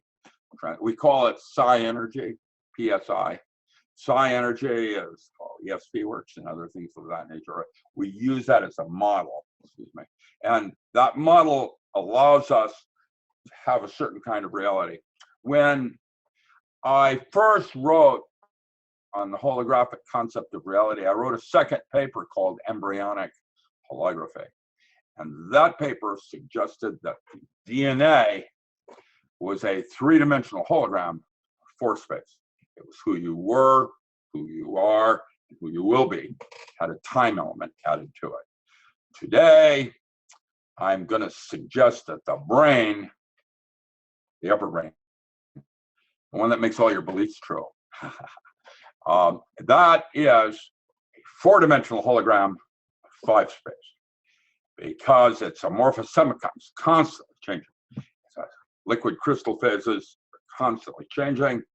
And with that, you have a device, a tool that's organizing chaos, making order out of chaos. And it's a subset of resonances, including biological amplification mechanisms that will take certain frequency bands of electromagnetic fields and amplify them. The microtubule was first described not by Hameroff, but 30 years earlier at the University of Washington under John Bonica and the acupuncture studies under Richard Nixon. We couldn't understand how poking the left arm caused a change in the right arm. There was no circulatory system yet described that was inclusive of acupuncture and the so-called barefoot doctor. And today, the meridians. And today, we now describe that as microtubules with structured water inside it, with memory. Now, it's interesting how our sciences are changing. And what I have noticed is that imagination is reality. That once somebody does a Star Trek with a replicator, someone will eventually create a 3D printer. And it isn't that the technology existed first or was possible. It was the imagination made it happen. And that we have to be very careful with the thoughts we choose to entertain, because that's where our free energy is coming from. How's that work? Close to it? Oh, my internet is unstable again. Yeah. Do you have any questions you want to talk to me about or ask me something specific? I have the need to sell books. And I have a war going on with Amazon. And so what I have done is this next week, I will, on my website, come up with 2 of 15 courses in metaphysics that I taught at Harvard, other universities, using IES, or Interactive Educational Systems, out of Humboldt. It was back during the 90s when PC Link was becoming AOL, and Mark Hume himself hired me to set up the download libraries. These audiobooks, they're audiobooks of courses I taught. They're 8- and 9-week courses, each one on different subjects, to include Hermetic Kabbalism and other forms of systems. There are a whole series of resources that go with it. And so these audiobooks are huge. And they're going to only be like maybe $10 a pop. And they will include libraries of rare manuscripts to support the lectures that I did at Harvard. The third year, it became accredited at Harvard, and John Mack himself took the course, and that's led him to start his studies on alien abductions at Harvard. So I think that they should do real well. Let's say Amazon tried to bootleg those things. That's how the music industry got around the bootlegging of music, like doing it live. They couldn't do that part. Richard, Philip is asking, have you ever measured a Reiki healer? Say what? What? Have you ever measured a Reiki healer? Rishi, yeah. Like the energy, No, probably. no. Rishi or Reiki is new. I was doing this in the 70s. Reiki didn't show up actually until the late 80s. And I have experienced this. Japan has got it with Emoto and Motoyama and others. They're doing studies on psi energy and the ability to turn a bad robot into a good robot. It's restructuring a lot of thought. Let's kumbaya and save the world. Really, the world has got aliens and apocalypse because you believe it does. And I think you're going to find that an alien is quite different than what you think it is. It's probably that black slime mold that's thriving in Fukushima and Chernobyl. It's attacking everything now. And black mold is in certain forests.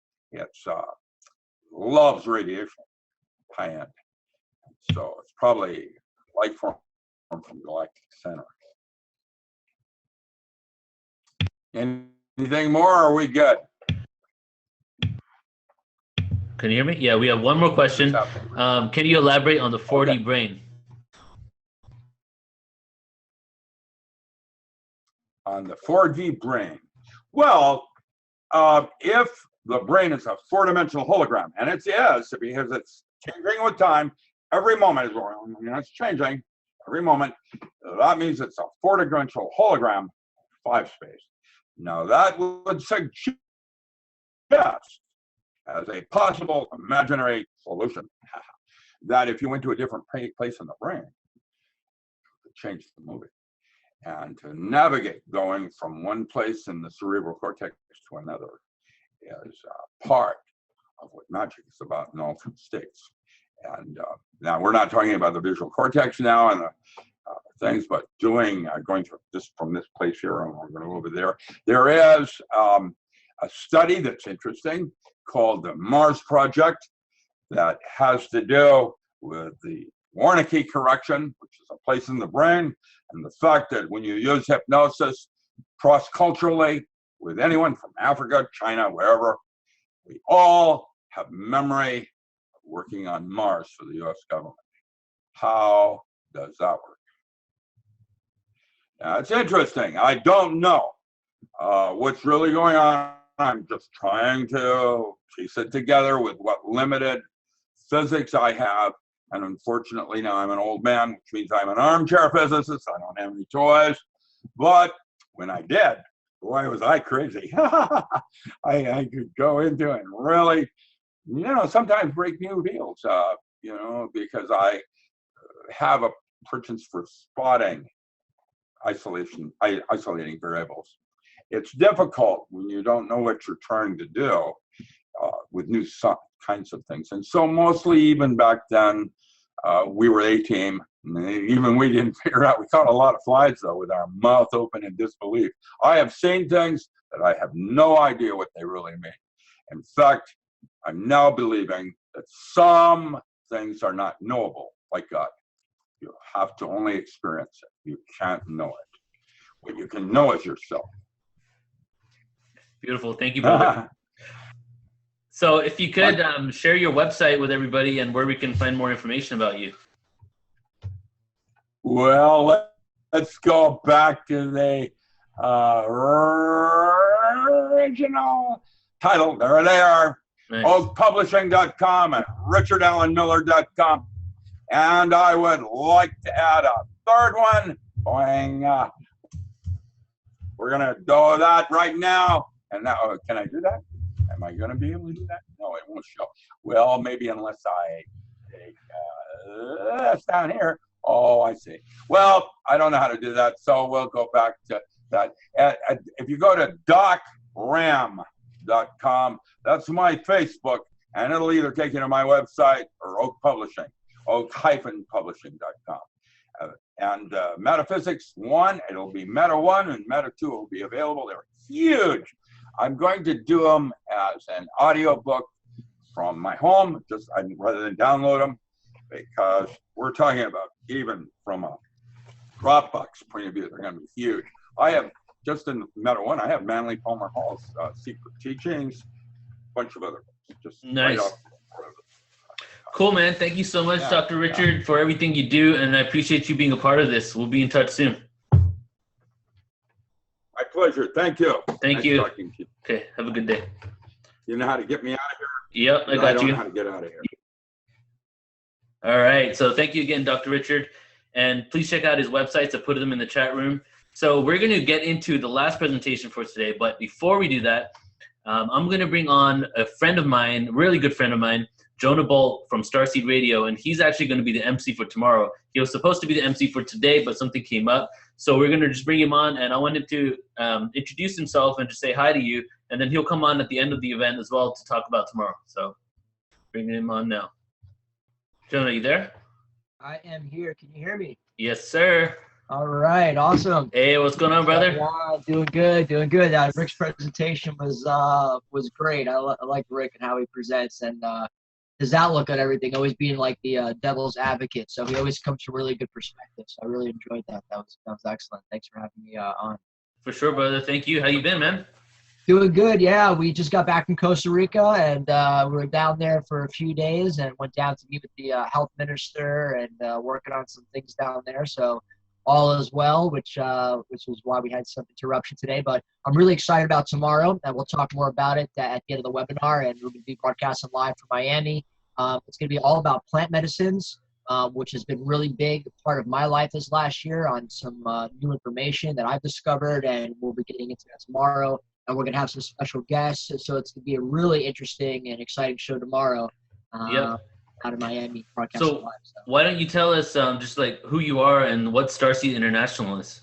Sure, absolutely. Starseed International was started about 6-7 years ago when I had my awakening and woke up to the fact that we're spiritual beings living a physical existence reality right now. And woke up to the information that star seeds, like myself, are here on this planet at this time. Like Rick was talking about, there's definitely aliens here. I think that we are the ETs. Our 98% junk DNA is not junk at all. It's off planet. It's from other dimensions, other realities. And really excited to be on this journey, which has led me to Starseed International, which is basically an organization that does everything from radio with Starseed Radio to different TV productions we've worked with you on, and just a whole spectrum.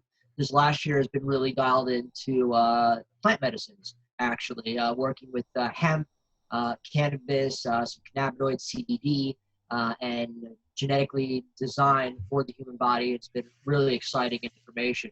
So we'll be talking, I'm sure, a lot about that tomorrow.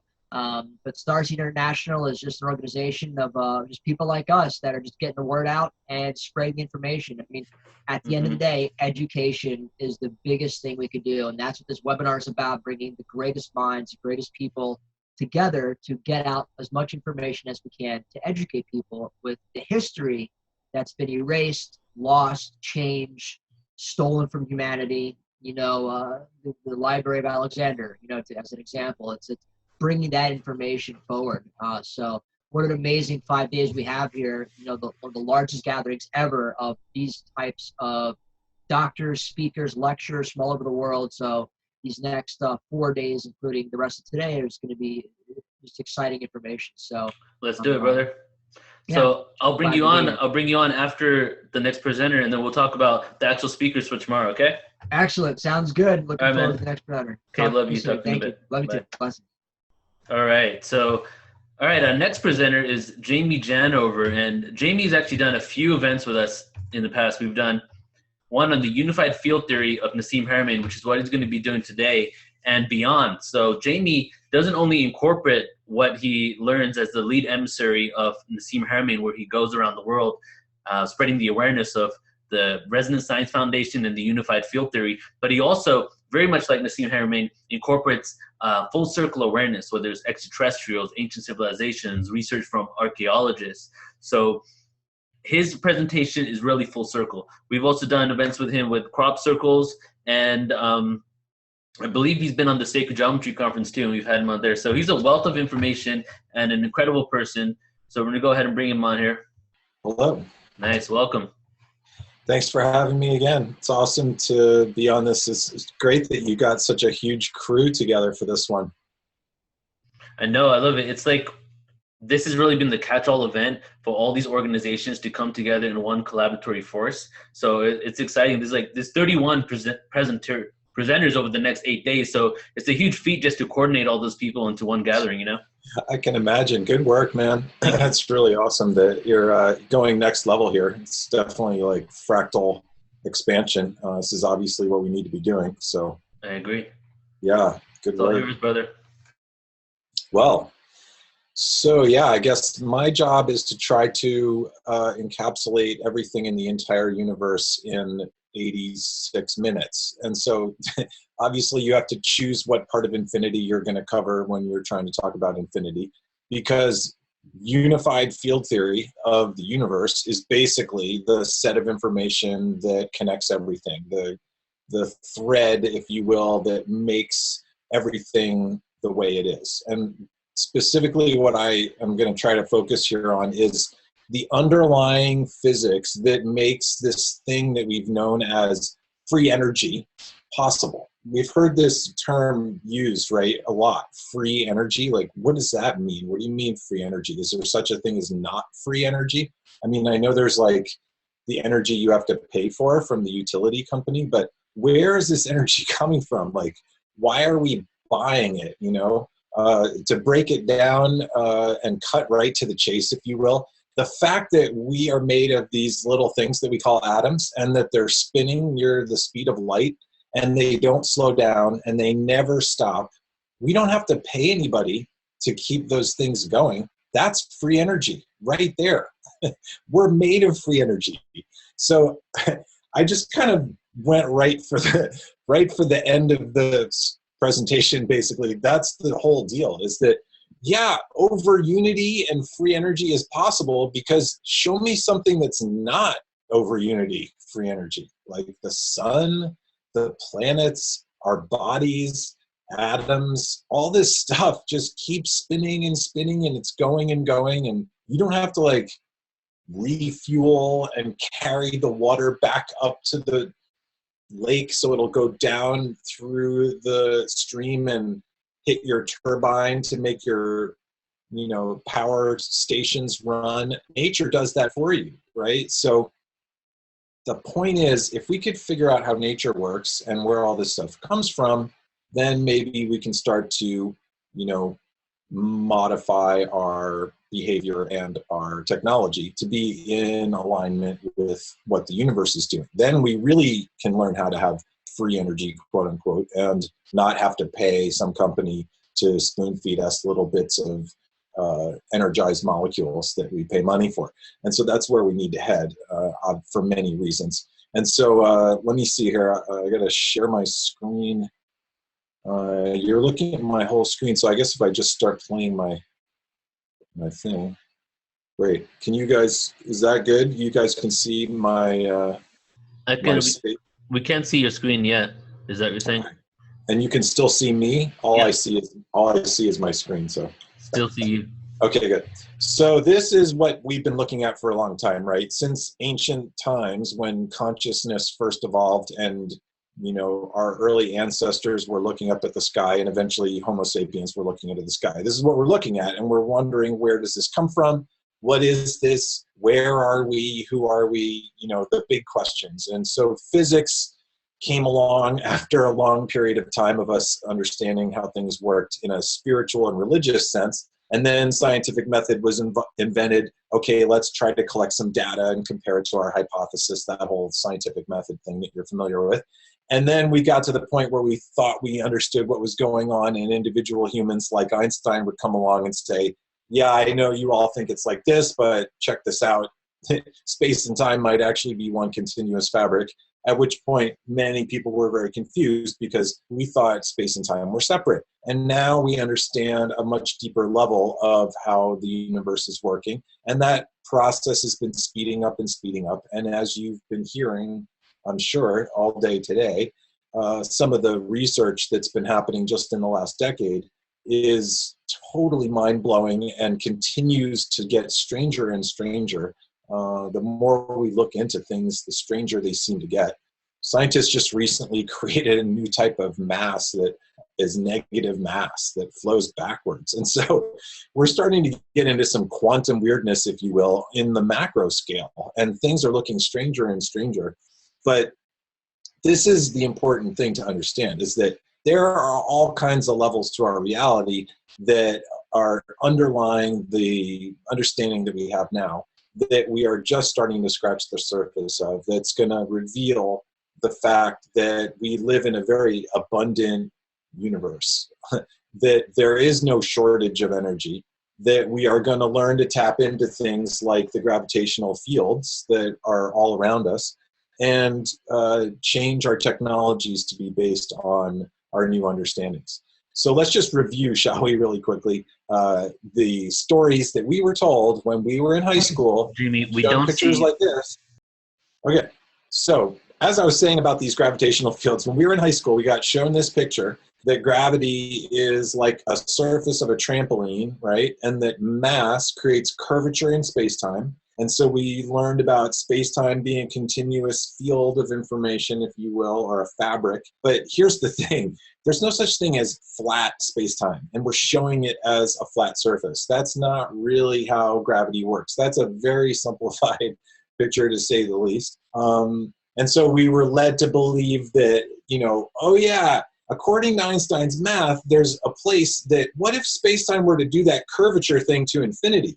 If it curves to infinity, then it goes to a singularity, and you get this point of infinite density, and it creates a structure that was only theoretical in the beginning called a black hole. And they were, of course, very surprised to find actual black holes. Now we know black holes exist. But I always used to picture black holes like this. This is like a giant funnel, and it just is a cosmological giant black thing in space that you can't actually see. But if anything gets close to it, including the electromagnetic spectrum, it gets sucked into this thing and goes to another dimension or something, or into another universe maybe. We don't really know, but this is the way we pictured it. And then I started asking these questions for myself, you know, probably in high school and then through college, and I eventually read some books like The Tao of Physics by Fractal Capra. And then I eventually went to a festival and saw this guy Nassim Haramein do a presentation. And I thought, wait a minute, this guy is talking kind of like all these books that I read for the layman about physics, because I'm not a physicist, right? I'm a layman, like non-scientist. Well, I guess I have a degree in psychology, but I am not a physicist. I came across Nassim Haramein because I'm a musician. I was playing at a festival. And he proceeded to blow my mind because he spoke in a way that reminded me of a lot of the books that I had read about physics, like Dancing Woolly Masters or Elegant Universe by Brian Greene, and books on chaos theory and string theory, and anything I could get my hands on. And so he led me down a whole path that I was able to follow to a degree when I first saw him. And then he kind of went into left field, and I was having a hard time trying to understand the implications of what he was saying. And it took me a while. I watched him do many presentations, and over a period of time, I started to land what he was saying, and I asked him if it was okay if I could actually describe his work to other people, because I thought it was fundamental. And he said, yeah, actually, I need help. And so he trained me to do his presentations. And it's been almost a decade now that I've been going around the world, literally, doing presentations on this theory. And it's an eye-opening thing for myself to go through the process, and then also to do what I'm doing here and help try to spread the information, because I think we all need to be collaborating together on disclosure. And part of disclosure, of one of the main things that we need to disclose, is that we understand the underlying structure of the universe. Stuff that has been passed down through generations and hidden in a way through ancient texts and ancient cultures, and then it's now appearing and becoming more apparent through the work of physics. And Einstein came along and changed the paradigm by talking about space-time curving. And it's not just curving, it's curling like water going down the drain, right? When you pull the plug out of your bathtub, the water doesn't just go straight down. Black holes are spinning close to the speed of light, if not at sea. And then that's the important part that makes everything spin. This is the torque of space-time itself. The underlying structure of the fabric of the vacuum is curling towards singularity at all scales in a hollow fractographic structure. And so this is creating these toroidal patterns that we see everywhere in nature, right? From the structure of galaxies to the structure of atoms to the Earth's magnetic field and hurricanes and the human body's energy field. These are all toroidal fields. Dual torus, really, right? It's a torus on the top and a torus on the bottom, creating an overall toroidal shape where energy is going in, falling into singularity, and then coming back out and then going back in. And it's a continual process of information crossing the event horizon of the black hole on all scales. So this very simple animation is really an averaging, a kind of simplified blueprint of the fundamental pattern of energy flow in black holes at all scales. So this would be an atom, this would be a galaxy, this might be the universe itself. The entire universe might have this dynamic to it. It might be so big and so hard to see past the equator of the structure that we don't maybe even see the other side of the universe. And maybe that's why it appears to us that we are, in the center, is because things are moving away from us and towards us at the same time. It's maybe very difficult to see. And so we've been showing kids pictures like that one in the corner there of just a funnel, but you could at least show them a cube, right? Where each side of the cube is getting sucked in because gravity pulls from all sides. But really gravity is more like a very dynamic equilibrium, constantly morphing, and a field that is not just a flat surface being curved.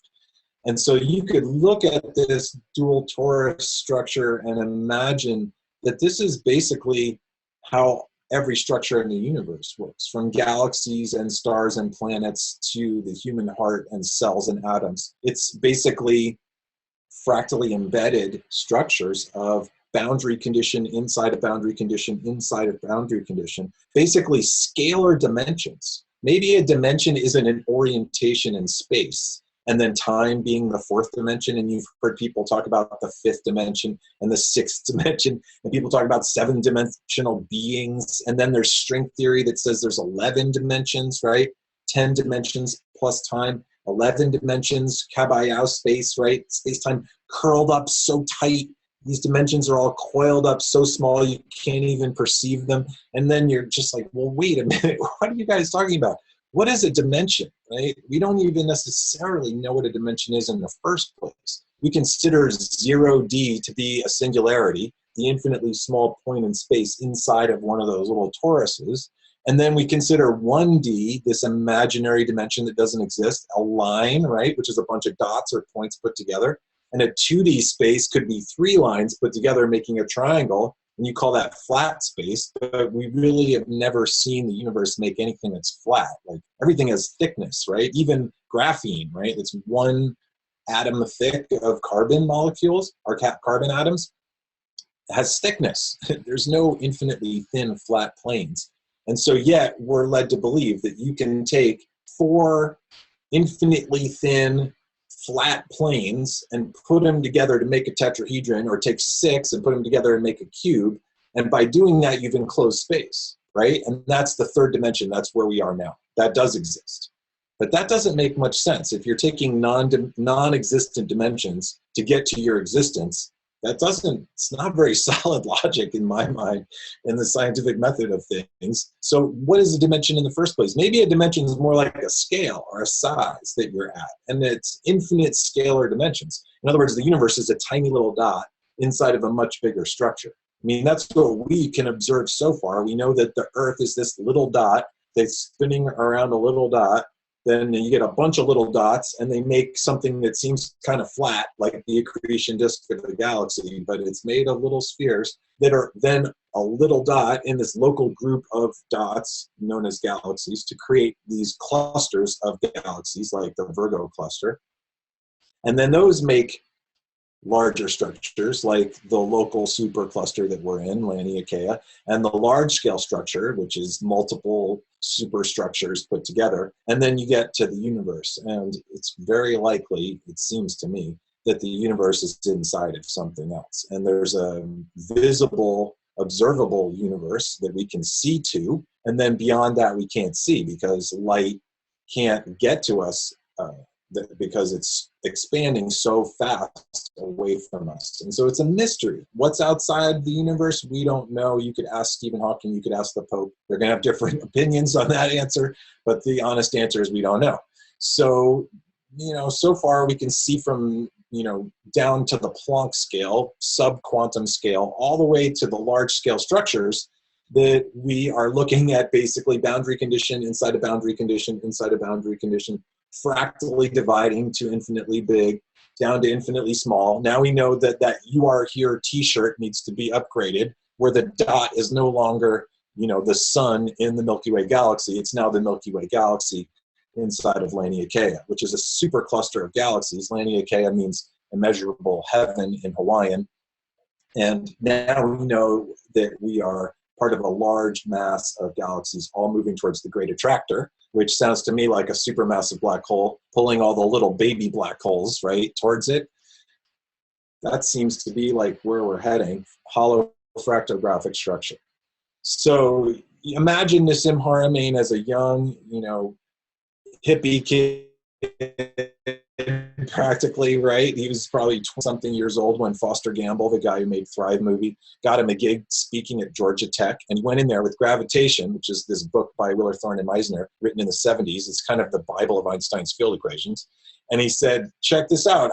I've been going through all your equations. I'm trying to understand the standard model really well because there's stuff that I think is missing, and I'm trying to come up with a unified field theory that describes the whole universe, one set of information, one set of math, right? Because that's the language that the physicists are writing their ideas in.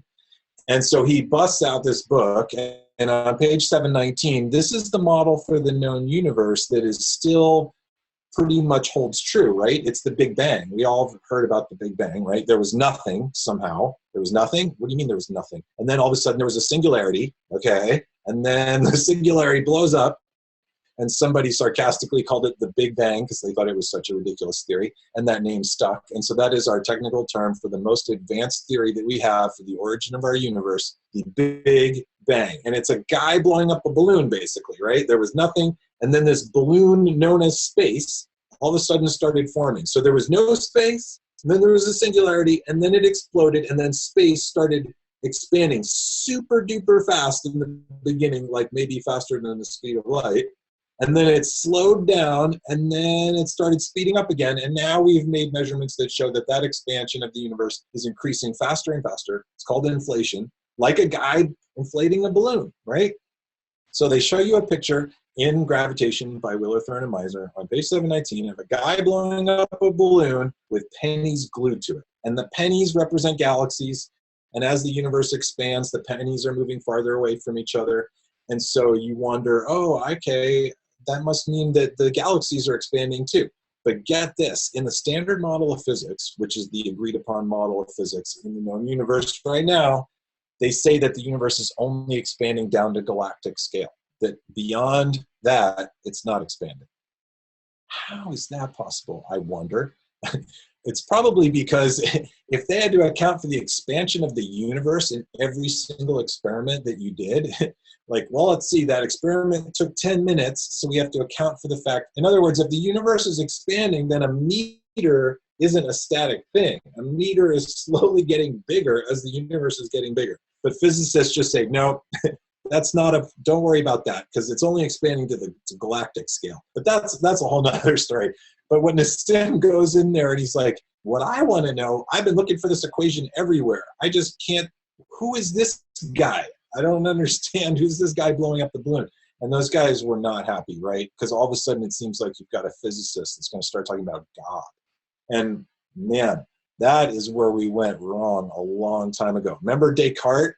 The mind and body are different, and there's a split there, right? Separation of mind and body.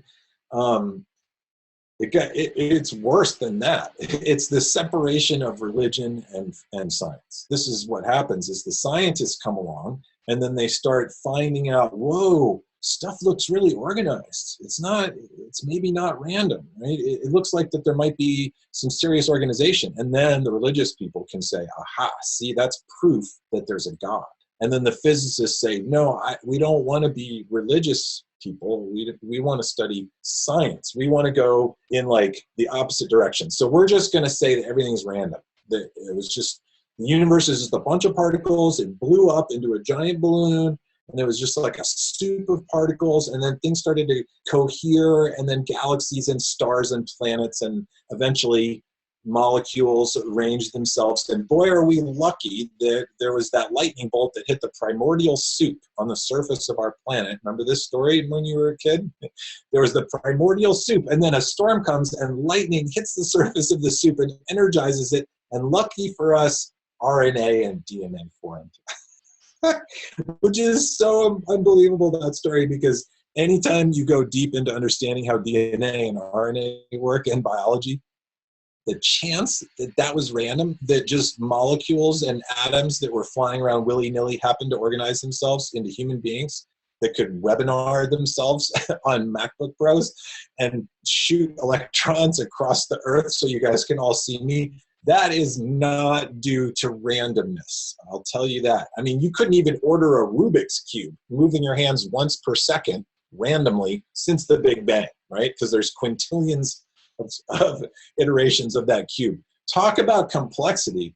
You don't just get randomly atoms coming together to create life. And so the sim is like basically starting to call out very fundamental problems that arose in humanity a long time ago, where the religious people said, no, this is all created by this God figure, and everybody's got a different idea of what God is, right? All the religions have a different story there. But then there's the physicists who started saying, no, it has nothing to do with God. Maybe there is no God, some of the physicists would say. It's really just random.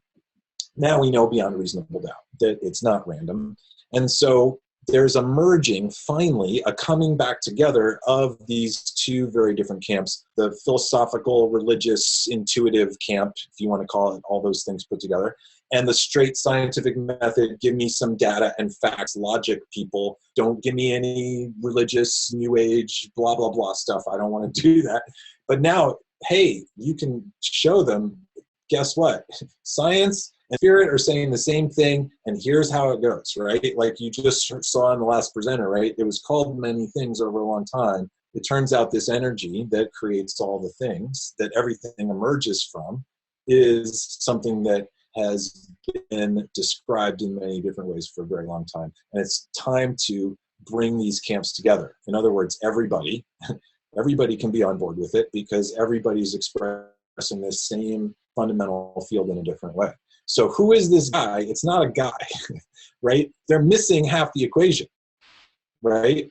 Have you ever heard of, for every action, there's an equal and opposite reaction? Can you imagine Nassim saying to Paul Serac, who was at this thing, at this conference at Georgia Tech, yeah, you guys are doing a good job talking about the guy blowing up the balloon, but if this guy's blowing up a balloon, when the balloon expands, this guy's lungs have to contract. So where's the equation in your book, the lung contraction of the guy who's blowing up the universe? And then they were like, oh no, who is this guy? What a pain in the neck. Because now we're like, oh right, maybe this is only half of the story. We're seeing a lot of expansion, but if everything that we've ever known about physics says that no matter what we observe, no matter how we observe it, there has to be something equal and opposite to that happening at the same time. The question is, what's contracting? Where's the big contraction theory? Have you heard about the big contraction? You've heard about the Big Bang, but what's contracting? And that's where Nassim started going with this. He started realizing to come up with a unified field theory, you really have to understand both sides of the equation. And so where was that singularity before it blew up to create this universe? If you start to figure out how the process happens in the first place, maybe you can go back and then start to piece together what happened before this contraction. So if there's one thing that you wanted to find, the thing that connects all things, what is that? Some people might call it God, right? Some people might say love or light or energy or something, or gravity or something. But if you really look at it literally, the one thing that's everywhere, no matter where you go, is space itself. In other words, even at the quantum scale, even at the cosmological scale, space is there.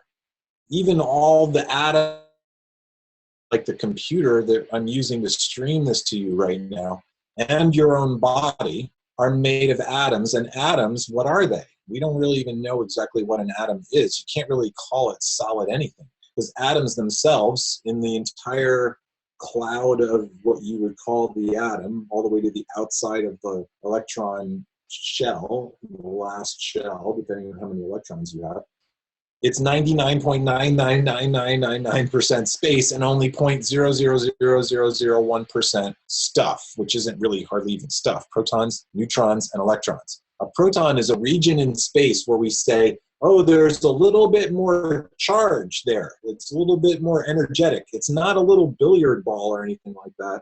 And so everything that you know as your own physical reality that you call matter, mass, is vastly made of space. So if you're going to come up with a unified field theory that describes everything in the whole universe, you probably want to pay at least a little bit of attention to the 99.999999% part.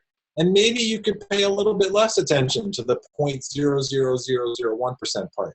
And that's the thing. All these telescopes that we have and all these probes and all our microscopes and all of these measurements that we're making in physics and in science in general, we're measuring things like light, heat, sound, electricity and various types of electromagnetism, microwaves, cosmic waves, gamma waves. All these different frequencies are basically because of the fact that there is mass in the universe. If there was no mass, then you'd have nothing for light to bounce off of so it could hit your telescope. If there was no mass, there would be nothing to radiate X-rays so that you can measure them, right? So then you ask the question, what is mass?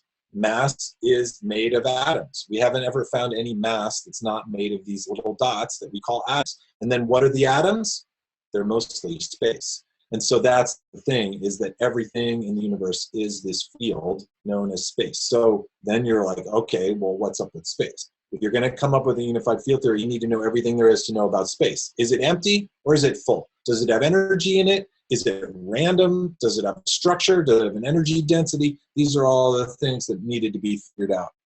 If you took a sugar cube, or if you took all the atoms of all the people in the world and you took out all the space, the rest, being all the protons, neutrons, and electrons, would be about the size of a sugar cube. Now, keeping in mind it's got the density of a neutron star at this scale, but it gives you a sense of how much space there is. So we better start to understand what's up with the space. And for a very long time, the physicists of the world have known that this space is not empty. I think the average human on this planet, when you say, what is here? Like, what's in this space? They would say there's nothing there. Well, then you could say, well, but there's air, right? We're in the atmosphere. And then they would say, oh yeah, right, there is air, so there's not nothing. But wait, what if you were in between galaxies in the vacuum of space, where the strongest vacuum we know of is something like a molecule every 10 centimeters or something like that. Super duper duper strong vacuum. Like on the moon, there's still an atmosphere. That's not full vacuum. But in the very far reaches of intergalactic space, in the vast spaces in between galaxies, if you move your hand, right, is there anything there? Is there an energy density to that space? It's been known for a long time that there actually is energy there. It's not empty, right? So these are some of the most respected physicists in the history of physics here, saying these statements about the fact that they know that space is full of energy. And so if we could just understand how that works and tap into that energy, then maybe we're really getting somewhere, right? And so this was originally theorized back in 1947, Henry Casimir and the Casimir effect. It's actually Henrik. Excuse me, I haven't fixed this slide. It's Henrik Casimir, not Henry. Casimir effect basically is this guy Casimir thought, well, maybe if we could isolate a little sliver of the vacuum of space in a vacuum chamber, right? So we have no air, and then we try to isolate the space by having these two plates that are so smooth and so finely milled that they're only a micron apart from each other. So close together that barely any frequencies of the electromagnetic spectrum can even get in between these plates. And so when they did this, they found that there was a differential in the pressure on the inside of the plates and on the outside of the plates. This is a very simplified explanation of a fairly complex experiment that took until 1990 to do at Seattle University. It was theorized in 1947. It wasn't able to be done as an experiment until 1990. Now we know that space-time is filled with energy. We've actually have experiments showing a dynamic Casimir effect where photons of light have been able to be popped right out of the vacuum of space using these tiny little mirrors that spin. Searching on that, that's pretty awesome, the dynamic Casimir effect. So looking back here to this gravitational book, here's the thing. They figured out that space is filled with energy. They took the number that represented how much that energy was, and they put it into all their equations. And then they ran all their field equations, and it started to come out to infinity everywhere they looked.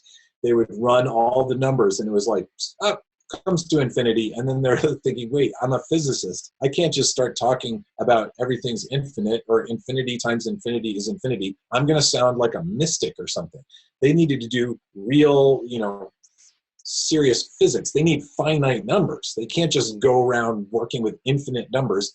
And so they did this trick, and man, this is perhaps the smoking gun sentence of physics. If you had to come up with one sentence out of one book that kind of epitomizes the wrong turn that was made a long time ago, that got cemented into all the textbooks from that point forward, this might be one of them. Present-day quantum field theory, this is gravitation in the 1970s, but it gets rid by a renormalization process. Now, it sounds very fancy, doesn't it? Of an energy density in the vacuum of space, or the vacuum, that would formally be infinite if not removed by this renormalization. Translation on this, we know space is basically infinitely filled with energy, but when we put that number into our equations, it all comes out to infinity. And so we said, well, we can't just say it's infinite. We'll just say space is really, really, really, really, really full of energy, but it's not infinite. We're going to just like, cutoff value right there.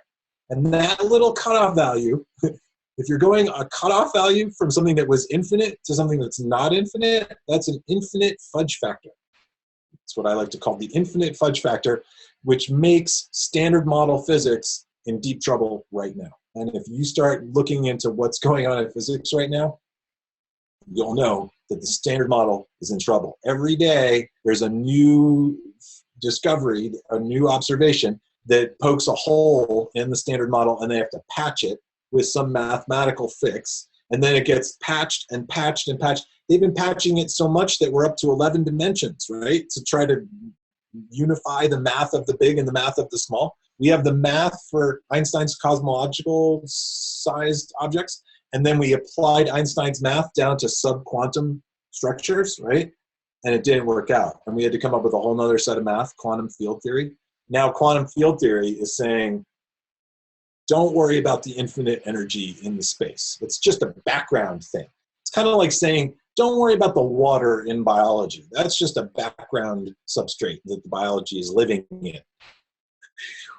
So it turns out that was a big mess up, because, man, there is so much energy in space. If you don't take out the amount of energy that we measure to be an empty space, and you include that in all of your physics, then everything starts to make sense. And all these weird anomalies go away, like dark matter. You've heard about dark matter for a long time. They've been looking for it for a long time. We have not found a trace of it. Maybe galaxies are spinning at that rate, not because of clouds of dark matter, but because the energy that you're missing to make the galaxy behave and the stars to move at the rotational speeds that we are measuring. This is why they started thinking dark matter. Maybe that's because the energy that's missing is in the space. You guys took it out like decades ago and you never put it back. And this is a problem. Planck's distance is the smallest possible measurable distance in math and science because it's the width of a single photon of light. You cannot measure something that's smaller than a photon of light because light can't bounce off of it to hit your eye. I mean, it's a remarkable thing. A human eye can detect 1 photon of light, which is pretty amazing. But anything smaller than a photon, we have no way of accessing that information. So from our scale at this time, in this place, in this universe, that is a fundamental boundary condition to our reality, the Planck's distance. We cannot go smaller than 1.616 times 10 to the negative 33 centimeters. It's the smallest diameter, smallest radius of the smallest photon of light. And so this is the fundamental pixel size of our existence, basically.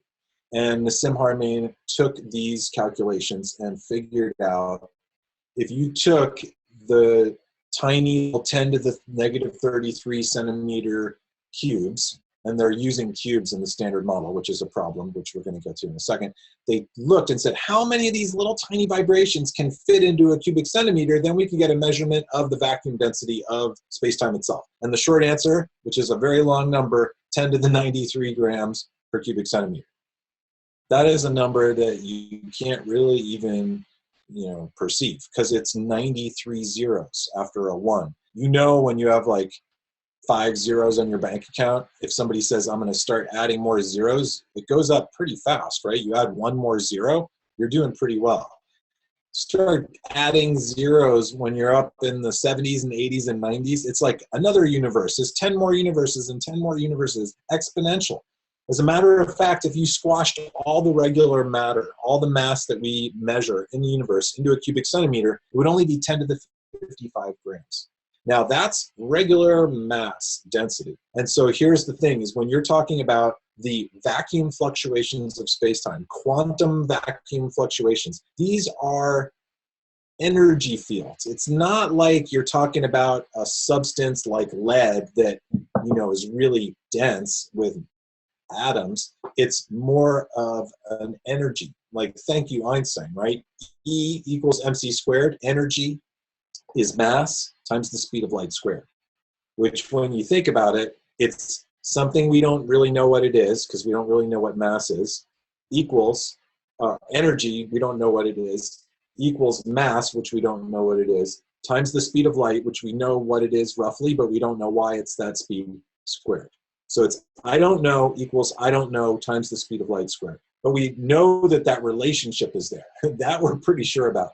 But what mass is and what charge is and what an electron is and where these things come from, we're not very sure. But Nassim is pointing to the fact that this stuff comes from this field that we call space, that we also call many other things. You've seen that long list of things that it's been called in the past, prana and mana and chi, and the 0 point field and the quantum foam and God. You can call it whatever you want. Space-time is very much dense. It's an infinitely dense superfluid medium. And this is the field that makes up everything else. Protons are made of these little Planck spherical units. They're not little cubes, they're little spheres. And so if you put 10 to the 60 little Planck spherical units together, you get a proton, protons making atoms, atoms making molecules, and so on, making all the matter that we see. So Nassim started looking and mapping the various scales of black holes that are observable in the universe, from the universal size all the way down to the Planck's distance. So on the left-hand side there, that chart, you'll see on the vertical axis, that's hertz or frequency. And then on the horizontal axis, you'll see radius in centimeters. And so we know the rough diameter of the universe and that the low level of radiation that the universe is vibrating at. And then they started plotting these structures like large galaxies, G2. The G1 on there is a average small galaxy. The S is average solar size stars. And then the A represents atoms. You'll see there's a pretty big jump there between stars and atoms. But notice the jump between atoms and the Planck's distance in the upper left corner. That's the Planck's spherical unit. Incredibly small radius and an incredibly high vibrational rate. And this is an important study here, the scaling law of organized matter of frequency versus radius. This is out of Nassim Haramein and Elizabeth Rauscher's paper about black holes. And this is fundamental, showing this relationship of black holes at all scales. There's a fundamental linear relationship of frequency versus radius. No matter what size black hole you're talking about, there's the same relationship between the frequency of the black hole and the size of the black hole. And so this shows that there has to be structure in space-time. It can't just be random. And so the question is, how could there be a structure that would give you this kind of observational result? In other words, we think of space as being completely empty, but we know it's completely full of energy. How is that possible? And so the theory that Nassim came up with is that there's a perfect structure to the space-time itself, a geometric structure that's giving you these results. And it's giving you this perfect balance between the scale of the black hole in terms of its radius and the speed at which it's vibrating, or its frequency. Notice the microtubules that were talked about in the last presentation that are in your cells. It falls very close to that line. It's obviously, microtubules are bigger than atoms, so you see that it's falling to the right and lower than the atom on that line. And stars are a lot bigger than us, so that would mean that the human body, in terms of scale, would bisect the scale that you see on that chart. In other words, a human being in our body size is about halfway in scale between the smallest thing we can measure, the Planck's distance, and the largest thing we can measure, the observable universe. We're actually medium-sized. And I always thought that was pretty cool, because when I was a kid, I thought of myself as really small because I was taught that I was really small, that the universe was really big, and I was this little tiny blob of cells or something, lucky to be alive. But really, we're an entire universe to any entity that's down in the subatomic world, especially at the Planck scale. Because the Planck scale is twice as different in scale as the difference between an atom and the sun. From an atom to a Planck is twice the change in size of structure as going from the atom to the sun. So it just gives you a sense of how small those little Plancks are. That's basically what makes up everything. You can get enough Plancks to cohere, then you can get something to happen. Like if you get enough air molecules to cohere into a tornado, you can create a lot of energy from that. So maybe we should learn how to tap into that and tap into this condition of black holes that we see at all scales. Same thing would happen in mass versus density. I don't have a lot of time going to all these equations, but I did just want to show you how he got to this calculation from the vacuum density. Vacuum density is 10 to the 93 grams per cubic centimeter. And so he said, okay, well, let's figure out how many of those little Planck spherical units would fit inside the spherical volume of a proton. So he did the calculation to calculate the volume or the area inside of a proton, and then how many of those little spheres would fit inside of that proton. The answer is 10 to the 60 little Planck spherical units, which comes out to a proton volume mass of 10 to the 55 grams, which is the weight of the universe, the mass of the universe. So basically, a proton is a holographic representation of all of the mass of all the other protons in the entire universe. It's a continuous, self-aware field. And so, yeah, I'm basically saying there's an awareness of the universe of itself. Otherwise, if there wasn't, how would it keep its coherency from the quantum scale to the cosmological scale? So this is where this starts to head, is into these ideas of tying together everything, a really actually true unification of not just the forces and matter, but of things like consciousness and how these things could be connected. Notice here on the same similar scalar law of mass versus radius. Before we were talking frequency versus radius. This is mass versus radius, and all these various black hole objects that obey the Schwarzschild condition, which is the condition of a black hole, fall onto this line, including Nassim Haramein's proton, which he calls the Schwarzschild proton, which is his paper that describes the proton itself as being a little black hole, just like all these other structures. Notice the standard model proton is very far off of this line. And this is where perhaps one of the reasons why the standard model is having some trouble.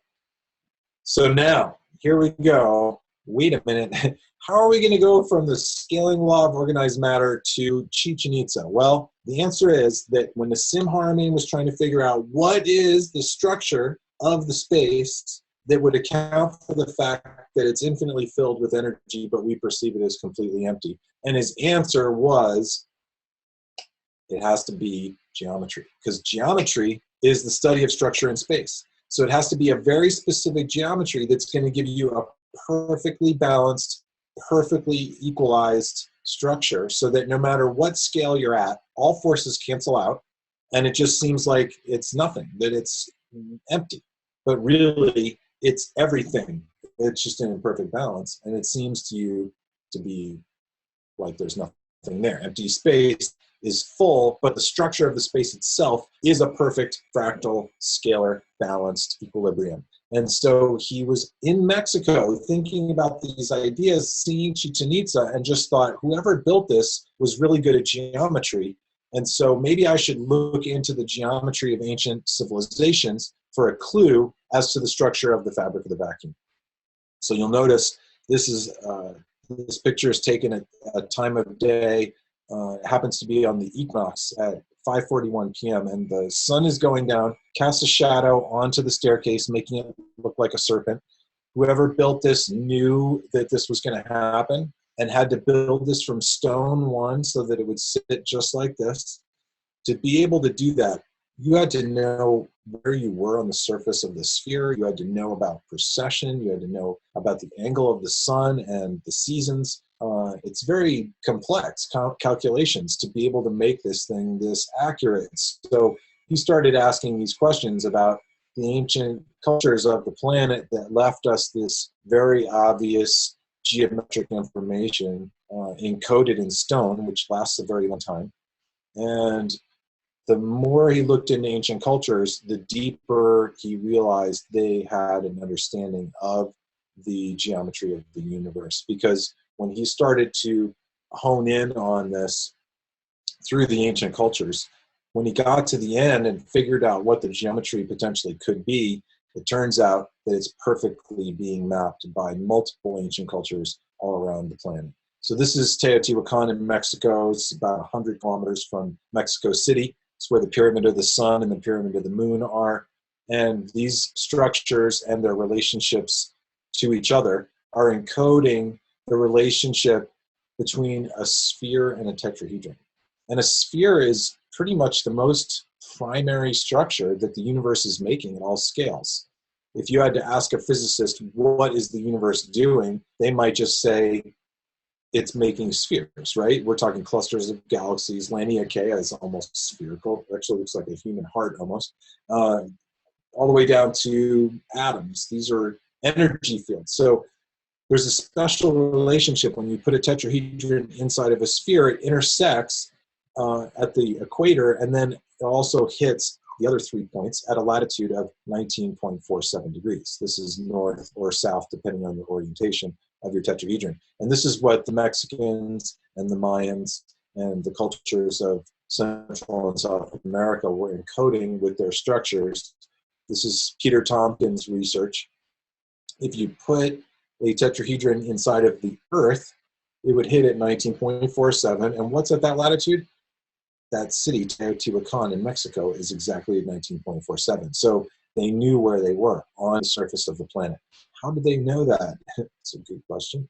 This 19.47 is also where you have Angkor Wat and you have the big island of Hawaii, where it's the largest active volcano on Earth. And it's not just on Earth that 19.47 has energetic vortices. You've got the big red spot on Jupiter at that spot. It's about an Earth and a half, 2 Earths wide. It's been raging along at 19.47 degrees for the last 350 years since we invented the telescope and could see it. There's increased sunspot activity on the sun at 19.47 as well.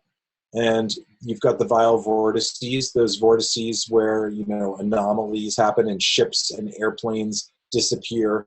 Everybody's heard about the Bermuda Triangle. I guess the Devil's Triangle is probably the second most known of these vortices. There's even a vortice off to the west coast of Australia where they're still searching for that plane that went missing a couple of years ago. So there's anomalies that happen at 19.47. Again, this is the relationship of a sphere and a tetrahedron. So Nassim thought, maybe I should look into tetrahedrons. Maybe that has something to do with the geometry of space-time. And of course, he came across the work of Buckminster Fuller, who is very well known for his extended research and discoveries in the world of geometry. He invented the geodesic dome that many of you, I'm sure, have been in. And he came up with these cool inventions like the Dymaxion car and you know, some really great systems for living. And he was a great pioneer. And Nassim was inspired by his work and came across this structure that he called the isotropic vector matrix. This is a tetrahedron made of 20 smaller tetrahedrons, and it looks very structured, very highly equal and opposite in every possible way. So maybe this has something to do with the geometry of space-time, but it can't be it on its own. It's got these cavities, these reverse tetrahedrons pointing down. So this couldn't be a complete balance because it's missing. Oh wait, if you put two of them together and you push them together, now you're getting balance. Now you're getting equal and opposite and symmetry in every possible way that you look at it. And this is, of course, the star tetrahedron, otherwise known as the Merkaba, that is well known in sacred geometry and in spiritual circles. And it's made of 40 tetrahedrons total. And when you put 40 tetrahedrons together like this, you get a very special geometry in the center called the cube octahedron. And the cube octahedron is the only 3D geometry that's in what you could call a perfect vector equilibrium. A vector being a line or a force. And every vector in that geometry in red, the cube octahedron, every vector is the same length.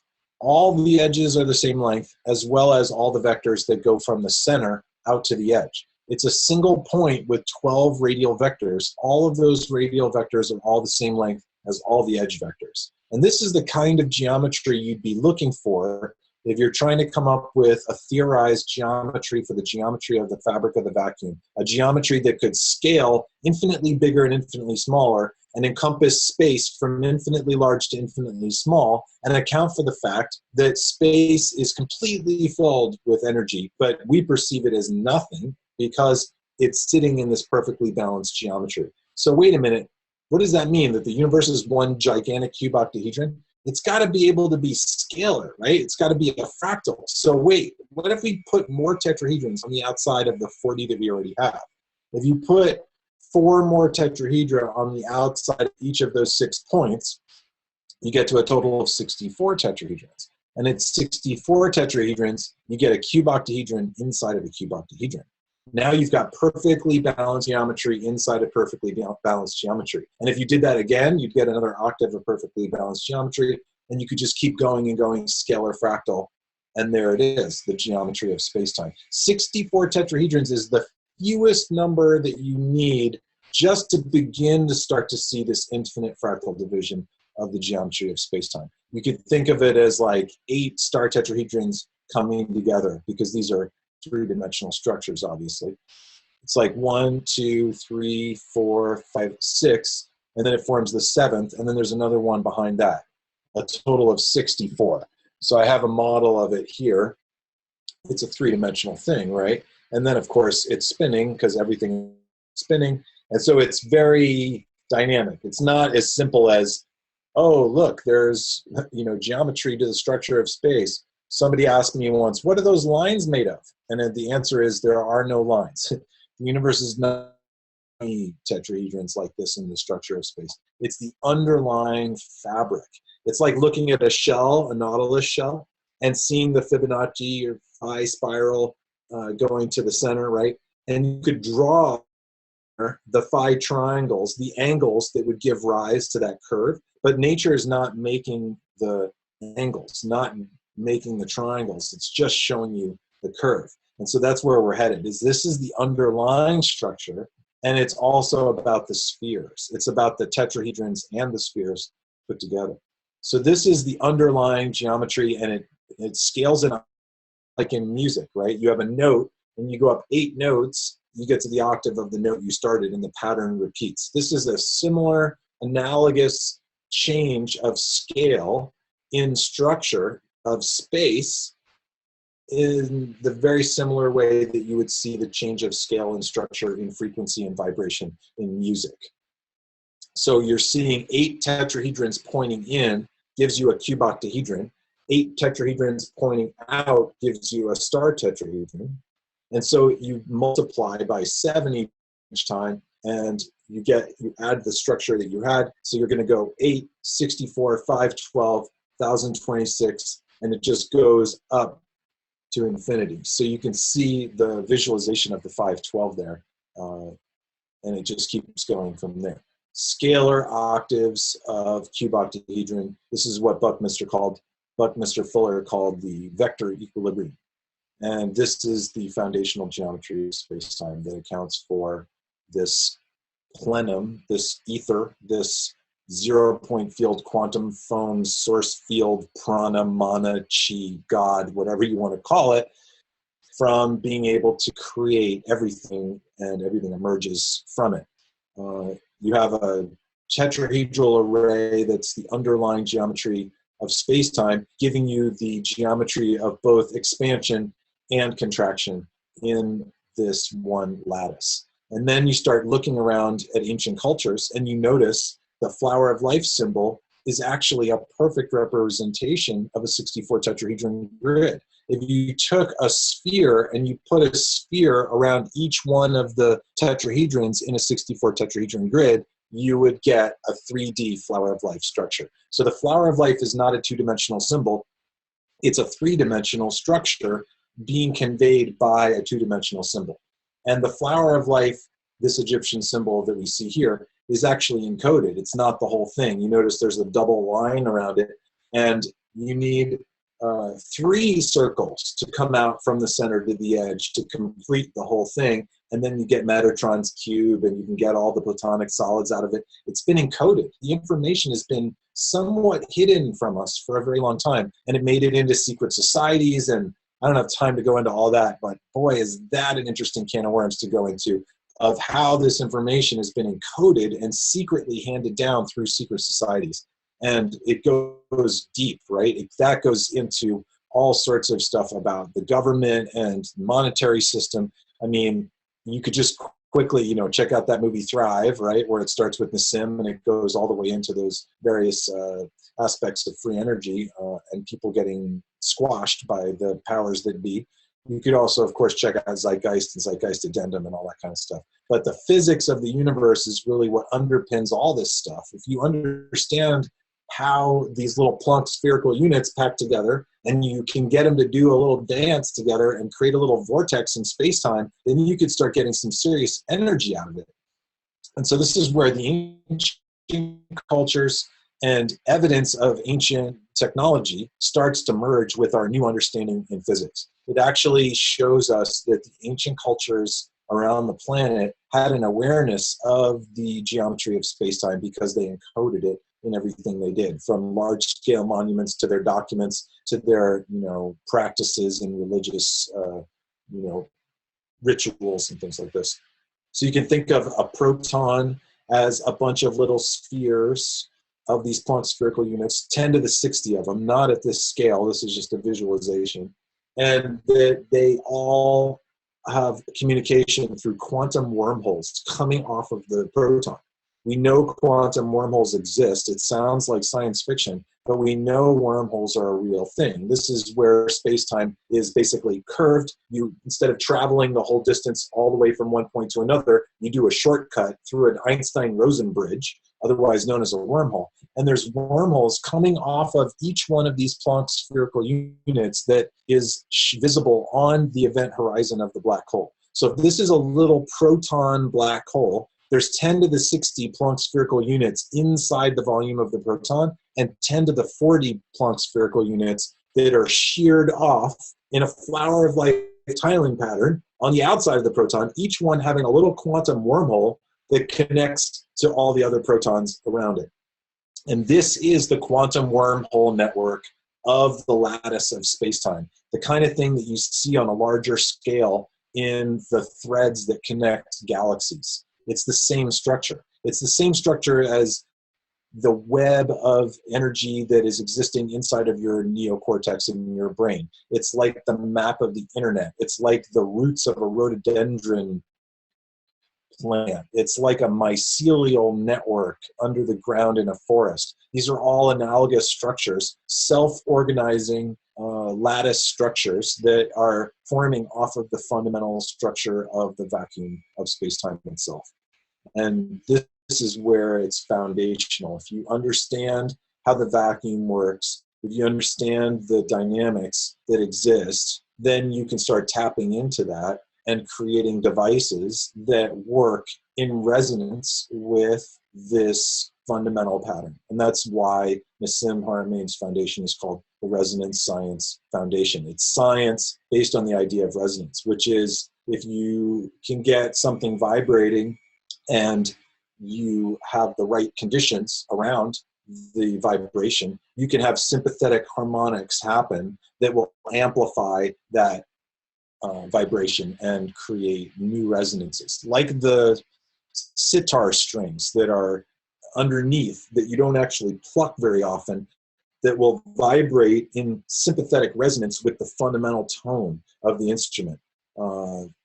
It's kind of like the cymatics of the vacuum, if you will. Einstein described the structure of space-time curving to produce a gravitational field, which was different than Newton, who came before him, who talked about gravity being produced by the object itself. And then you have Carl Schwarzschild coming along, solving Einstein's field equations, giving us an idea of how space-time works. The idea of black holes comes along.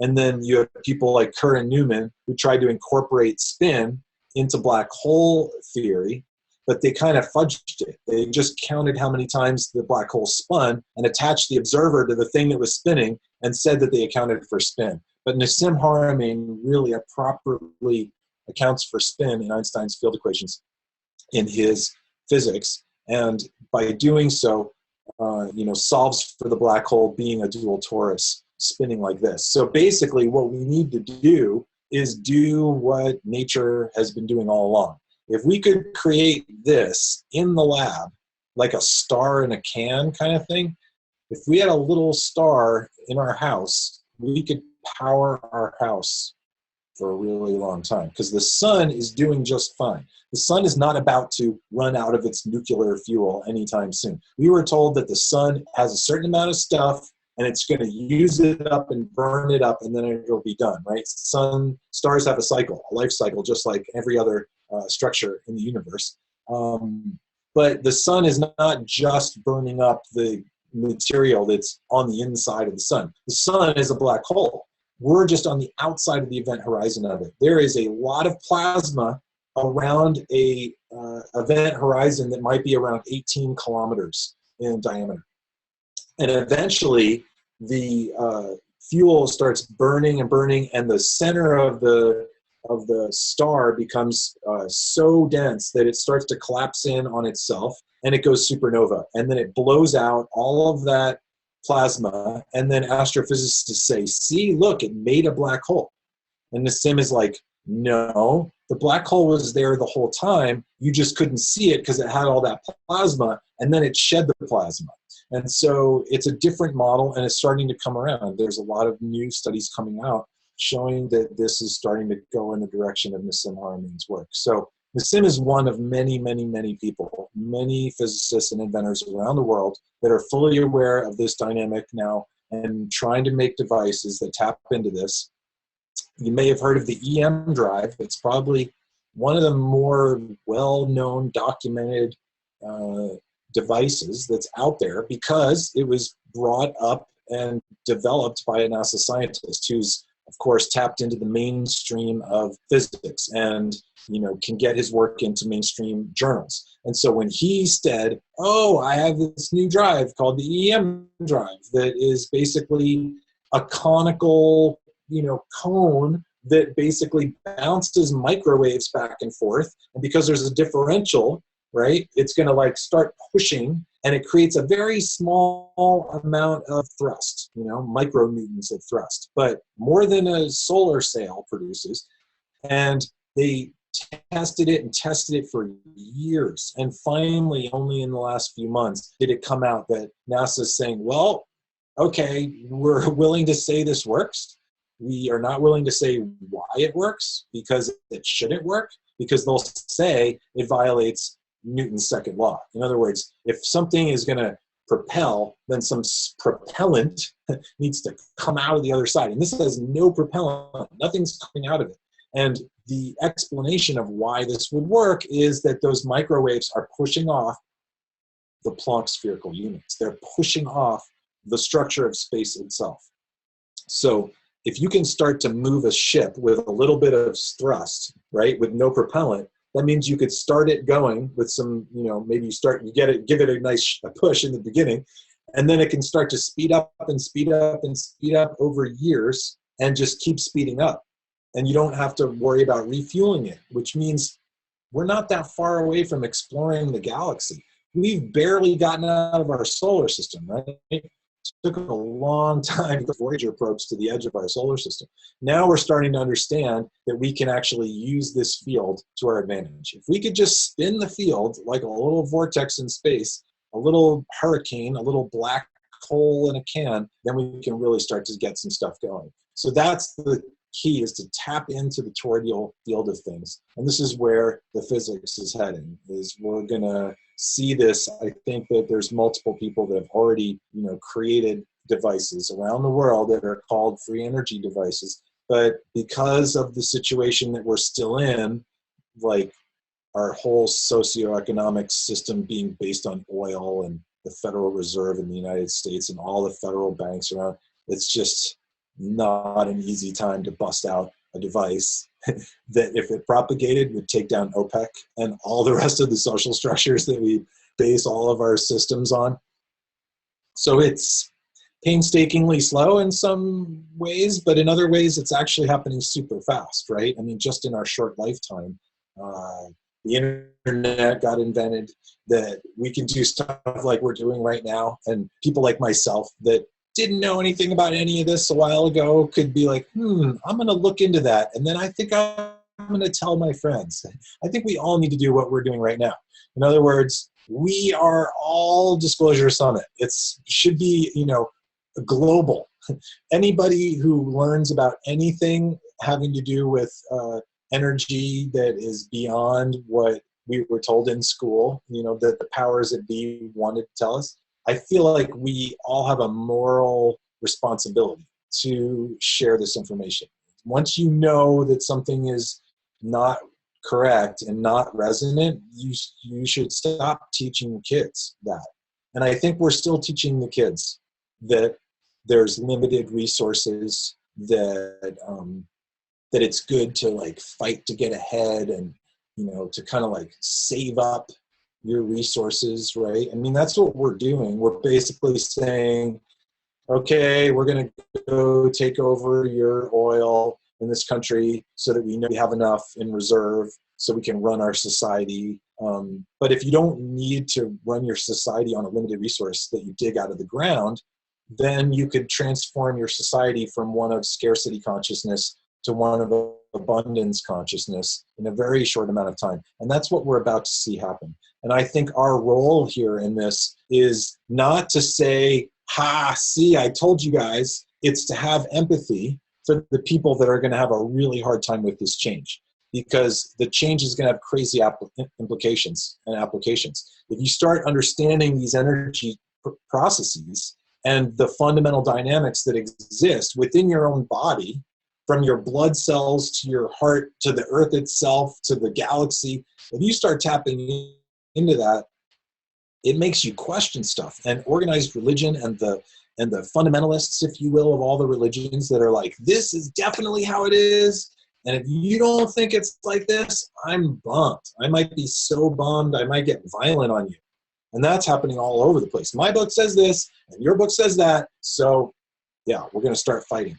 And it's unfortunate that that's the case, because as we can see, if you check out one of my long presentations that goes into all the background history on this, you can see how all the various religions are encoding this fundamental geometry in different ways. And so it's okay. We can stop fighting now. We can start agreeing to disagree about some of the fine details, but in the end, there's fundamental primary patterns that are right in front of us, like the Earth's making them for us.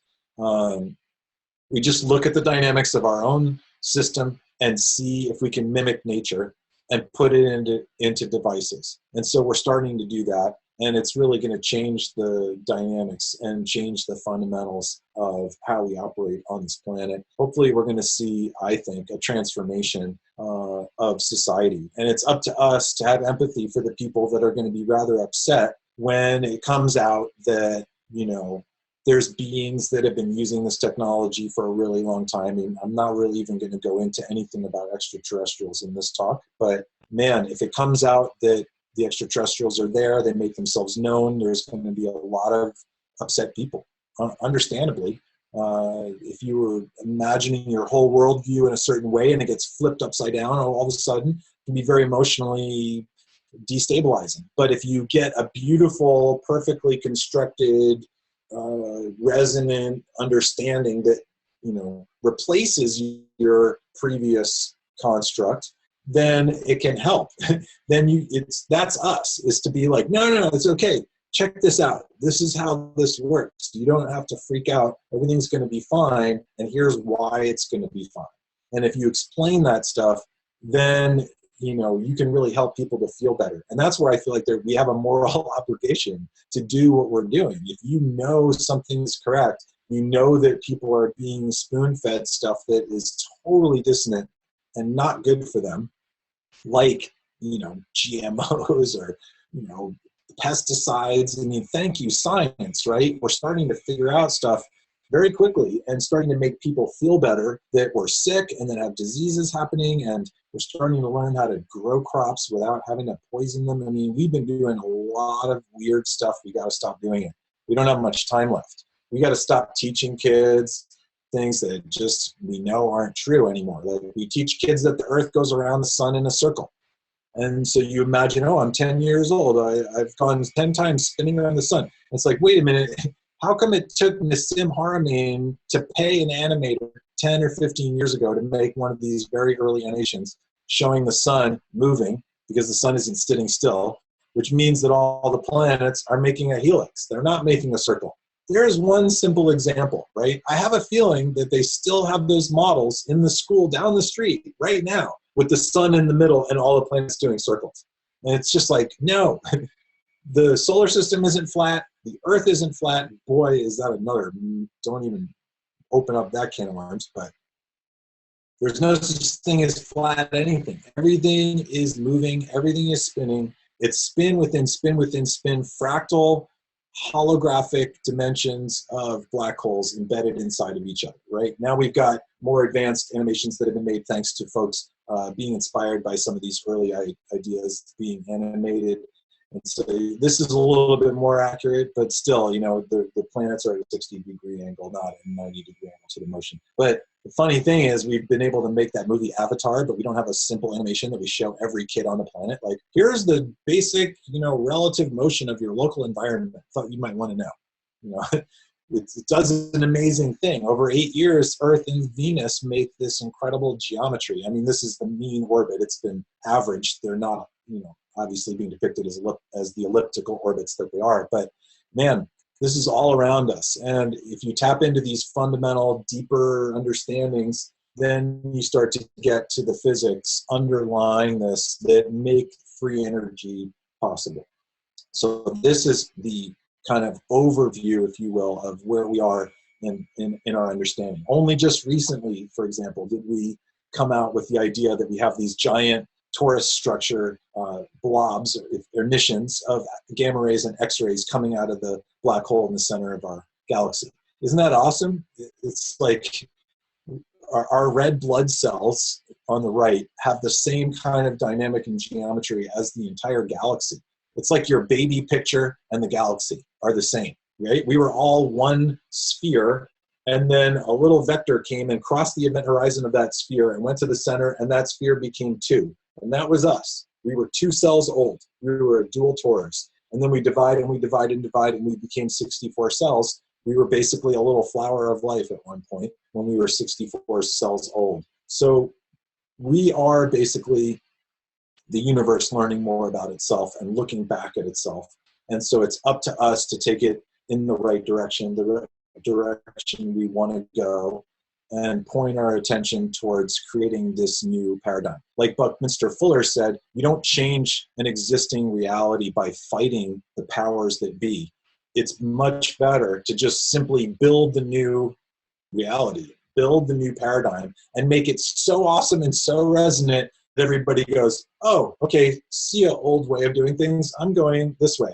And so in that vein, I say don't protest, don't fight, just resonate and hone in on your own vibe and get yourself in alignment, and then you'll start to resonate everything around you. And that's what we're doing here in this seminar. So I really thank, Portal to Ascension. I thank, for putting this stuff together. It's super epic. It's an honor to get to do this. And a thank you to Nassim Haramein and the Resonance Science Foundation for sending me on this super long, lifelong tangent and wormhole of seeking out this information and watching society and technology and religion and spirituality all unfold and start to bloom like a flower. And it's been super awesome to watch it happen, especially in light of some of the very disturbing and distracting and worrisome things that are happening in the global arena right now.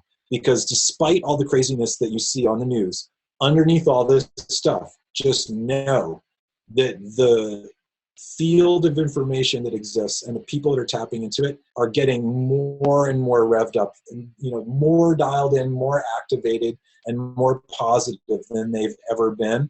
And we're starting to see the old way of doing things falling away. It'll be very soon, I hope, that we see oil falling by the wayside and coal and fracking starting to slow down as renewables provide a bridge to where we're really heading towards this infinite field of energy, creating free energy devices. So if you want to know more about the physics of the unified field theory and all the details, because I could go on for a while, this talk that you're seeing an image here for is one of the talks I did with Portal to Ascension a while back. This is 5.5 hours of me doing what I'm doing here, except much more in depth on each slide. I'm kind of having to, skip around a bunch because this is a briefer format, but you can check out this talk. I actually did 3 talks so far with Portal to Ascension. I did a whole thing on crop circles and how the geometry of the crop circles relates to the geometry of space-time,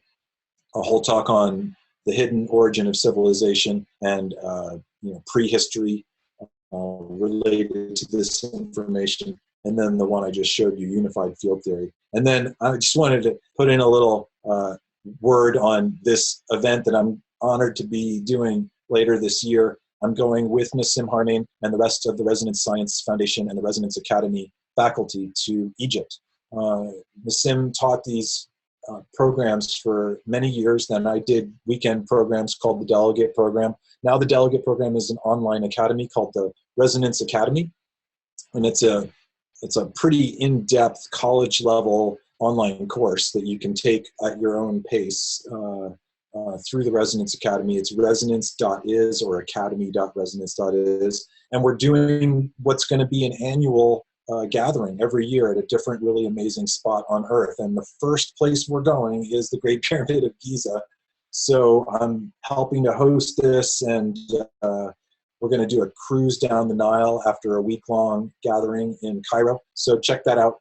It's going to be epic. We've got Hugh Newman going from Megalithomania, and it hasn't even been announced yet, but we've got Foster Gamble and Kimberly Gamble also coming with us and lecturing at this event, as well as Adam Apollo, who's one of the Resonance Academy faculty. He's also presenting later on in the weekend here on Portal to Ascension's Disclosure Summit. And it's going to be quite the amazing adventure. Marshall Lefferts will be there, Teresa Collins, Dr. Amira Valbaker, William Brown. Everybody's going to go and present. So this is kind of like the big powwow of Resonance Science Foundation, and a beautiful spot right next to the pyramids. And then we go down the Nile. And so thank you guys so much. Thanks again, Neil, for having me.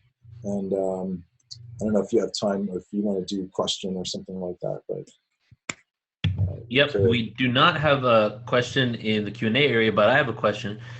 So when I first got into this awareness, like in 2004, Nassim Haramein was the first video I stumbled across, and it was like an 8-hour video, and he went into depth on the 19.47 thing that you were talking about. So I'm curious, is there some sort of vortex, like wormhole energy at those points that are like, that matter from different dimensions are coming through? Because that's what I see, the solar flares, even on Saturn, right? That there's something over there that actually looks like there's something coming out of another portal.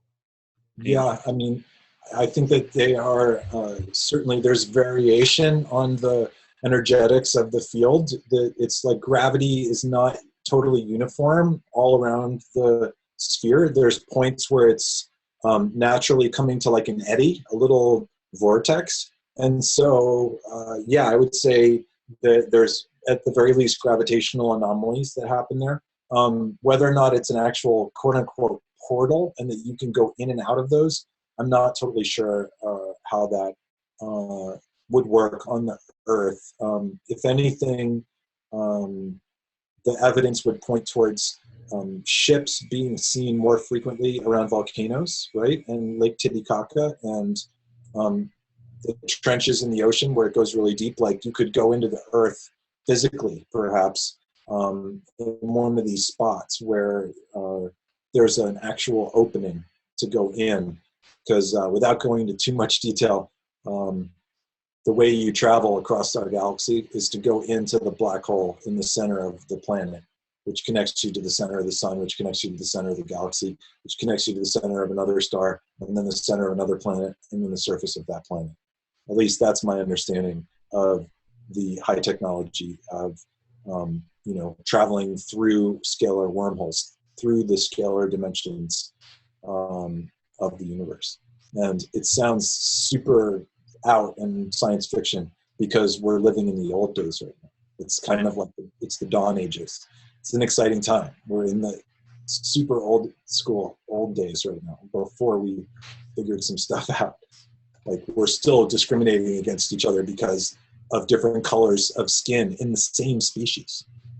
Yeah. Imagine when the blue people come. We're going to be like, oh yeah, we've got separate bathrooms for you guys. No, that's not how that goes. We're on Festival Earth right now. We're supposed to celebrate the diversity of the faiths and the diversities of styles of music and everything else, right? Like, you know, why are we discriminating? It's not, that's not how, if you look at how the universe works, we're all God. We're all the center of the universe, every one of us. So get over it. Mm-hmm. And I think we're in the process right now in the transition phase where people need to start reflecting on who they are, who do they think they are, that they're not their jobs, they're not their bank account. And when we start reflecting on ourselves within, then we can, you know, empower ourselves enough to usher in this disclosure and have open communication with extraterrestrial races without racism. You know, it seems like we've made so much, we've gone so far ahead in the future, but we're still stuck back there in certain elements. And really, it's, I think the elite is putting down a divide and conquer kind of mentality that we need to shift out of. And the anti-establishment movement that's happening right now is all about that. Yeah, they can coexist, right? Like not everybody is at the same place, evolutionary and their consciousness-wise, you know. There's still white supremacy and people that want to commit genocide and, you know, all kinds of crazy stuff. Meanwhile, you've got, you know, people just doing absolutely amazing, empathic, selfless things on a daily basis everywhere, all over the place. Yeah. More than ever. And then they share it on Facebook. And then everybody goes, oh my God, that's so awesome. It inspires me to go do something really nice too, you know? And the bumper stickers, we're doing it before that, right? Like random act of kindness bumper stickers, I'm sure did some stuff, you know? And that was like an early seed that led to the other seeds. And now we're doing these webinars. Remember way back in 2017, we used to do these little webinars before we could telepathically communicate, and, you know, it just got announced yesterday, right? That Facebook's working on technology for people to communicate through their thoughts. So Damn. That's not that far away. I mean, Yeah. Even if it's like 2 decades or something, that's barely any time, you know? Yeah. So it's pretty exciting to just be along for this ride. You know, I'm just tickled that I get to like do stuff like this, you know? I know, right? And interact with all these people and be like, no way, you figured that out? Let me go tell this person about that. And then they're like, oh, really? Then you should tell this. And then you just start making some connections, and here we are, you know? So, good job connecting some dots, you know? Thanks, brother. You got some serious dots connecting on this one. That's what I'm here for on this planet at this time. Yeah, good work. Thank you, man. Well, I appreciate you, brother, and thank you for everything that you do. You're just an awesome person overall, and I love all the awareness that you share. Thank you. Thanks. Yeah, check out the music and stuff. This is kind of, you know, kind of a side thing for me. I'm primarily an artist and a musician, and I guess I tie it all together, but I put links into the chat if you want to check out some music. All my music's free download on Bandcamp. You can just download all my albums. Cool, awesome. And I'll put that in the email with the replay with your links too, so people can check you out. Cool, thanks.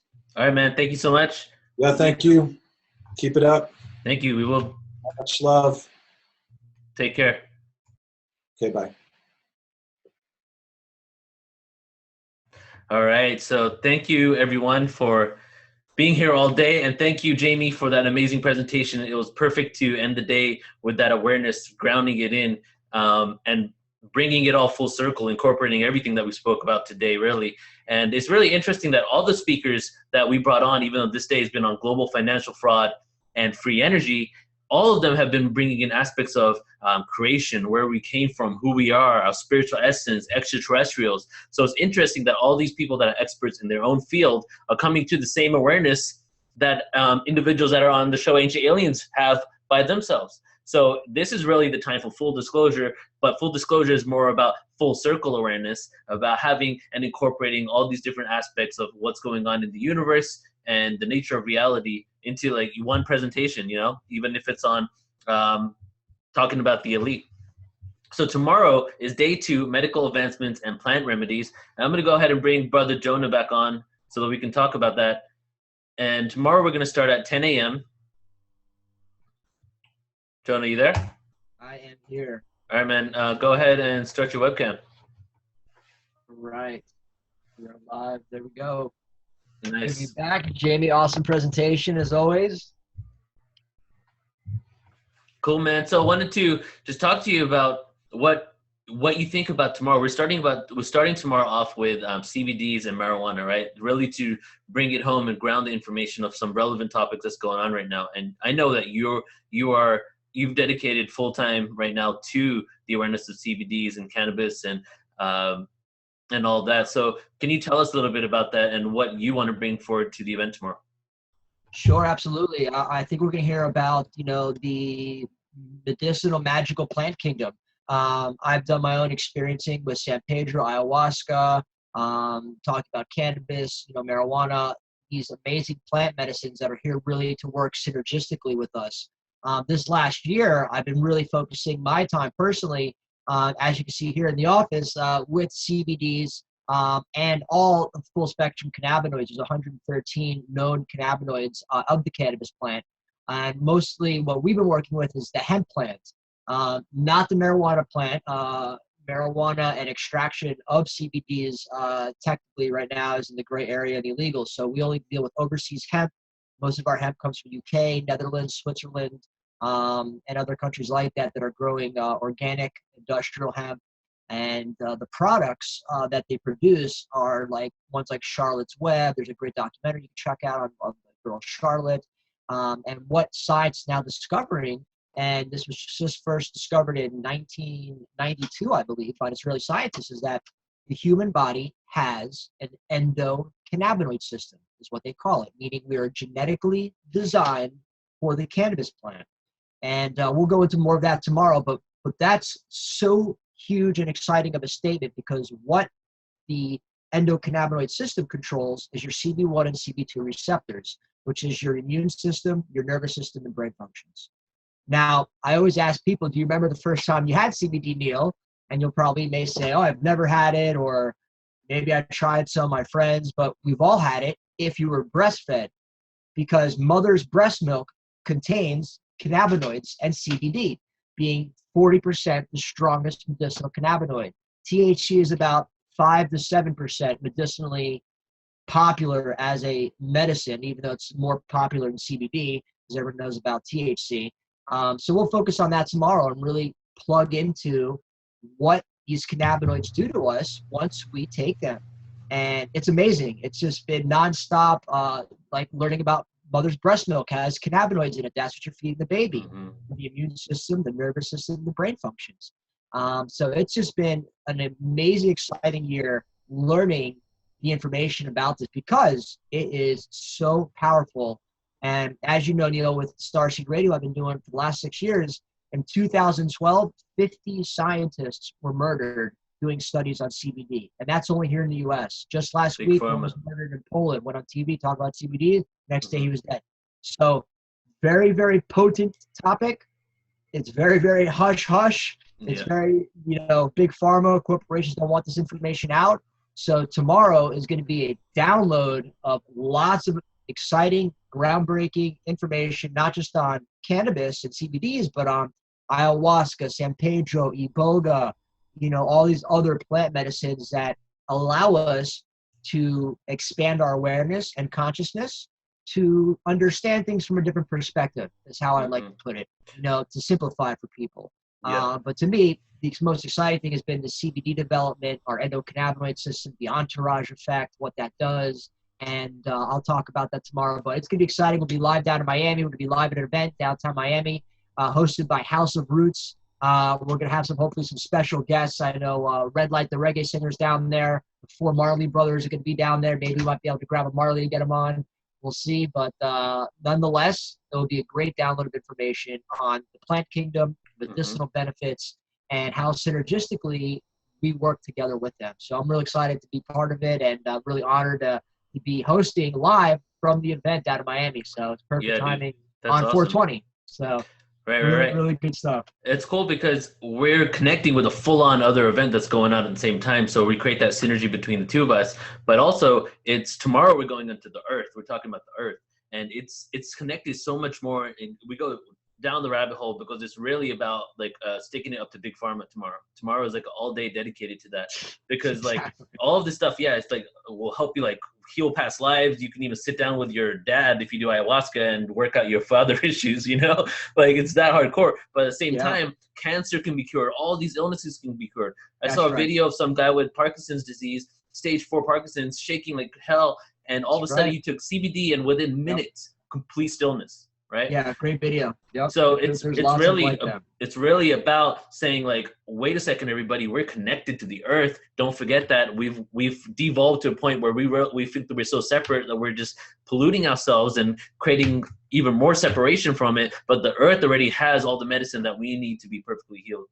That's right. And learning about the endocannabinoid system and learning about the government's patent on CBDs. I'll talk about more about this tomorrow. But this is huge, that the government has a patent on CBDs for 15 years that says it prevents autism, cancer, Parkinson's. I mean, the list goes on and on. Hidden in plain sight. We're gonna take it on a grand scale tomorrow, just like you said, and expose the big pharma, the big corporation, and get back to what the healing medicines of this earth have been provided for us. It's that simple. Right. They can provide everything we need that big pharma is trying to provide, except without the chemicals. So it's gonna be a real exciting day. Well, thank you, brother. And now is the awesome. time. Thank you. So thank you so much, man. We'll be in touch later today, and I'll see you tomorrow. That's right. Enjoy your night. Thank you everyone for joining us the webinar, and get ready for tomorrow. Peace, brother. See you tomorrow. All right, brother. Over and out.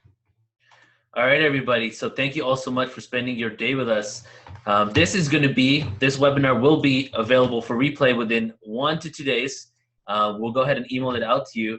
And I hope you got a lot out of this event. It was truly just setting the foundation for what's to come. We've told you the stories of what's happened, the manipulation, the corruption, and then all these technologies that are on the forefront of being released to the masses right now. So this is just the beginning. And very soon this year and moving forward, all of this stuff is going to start coming out. So this event is one of the first events that's really bringing all this awareness together under one umbrella so that we can start ushering in this full disclosure. So thank you, everyone. We'll be starting again tomorrow morning for medical advancements and plant remedies, and we will be starting at 10 a.m. So we'll see you then. We love you all and have a beautiful night. Bye-bye.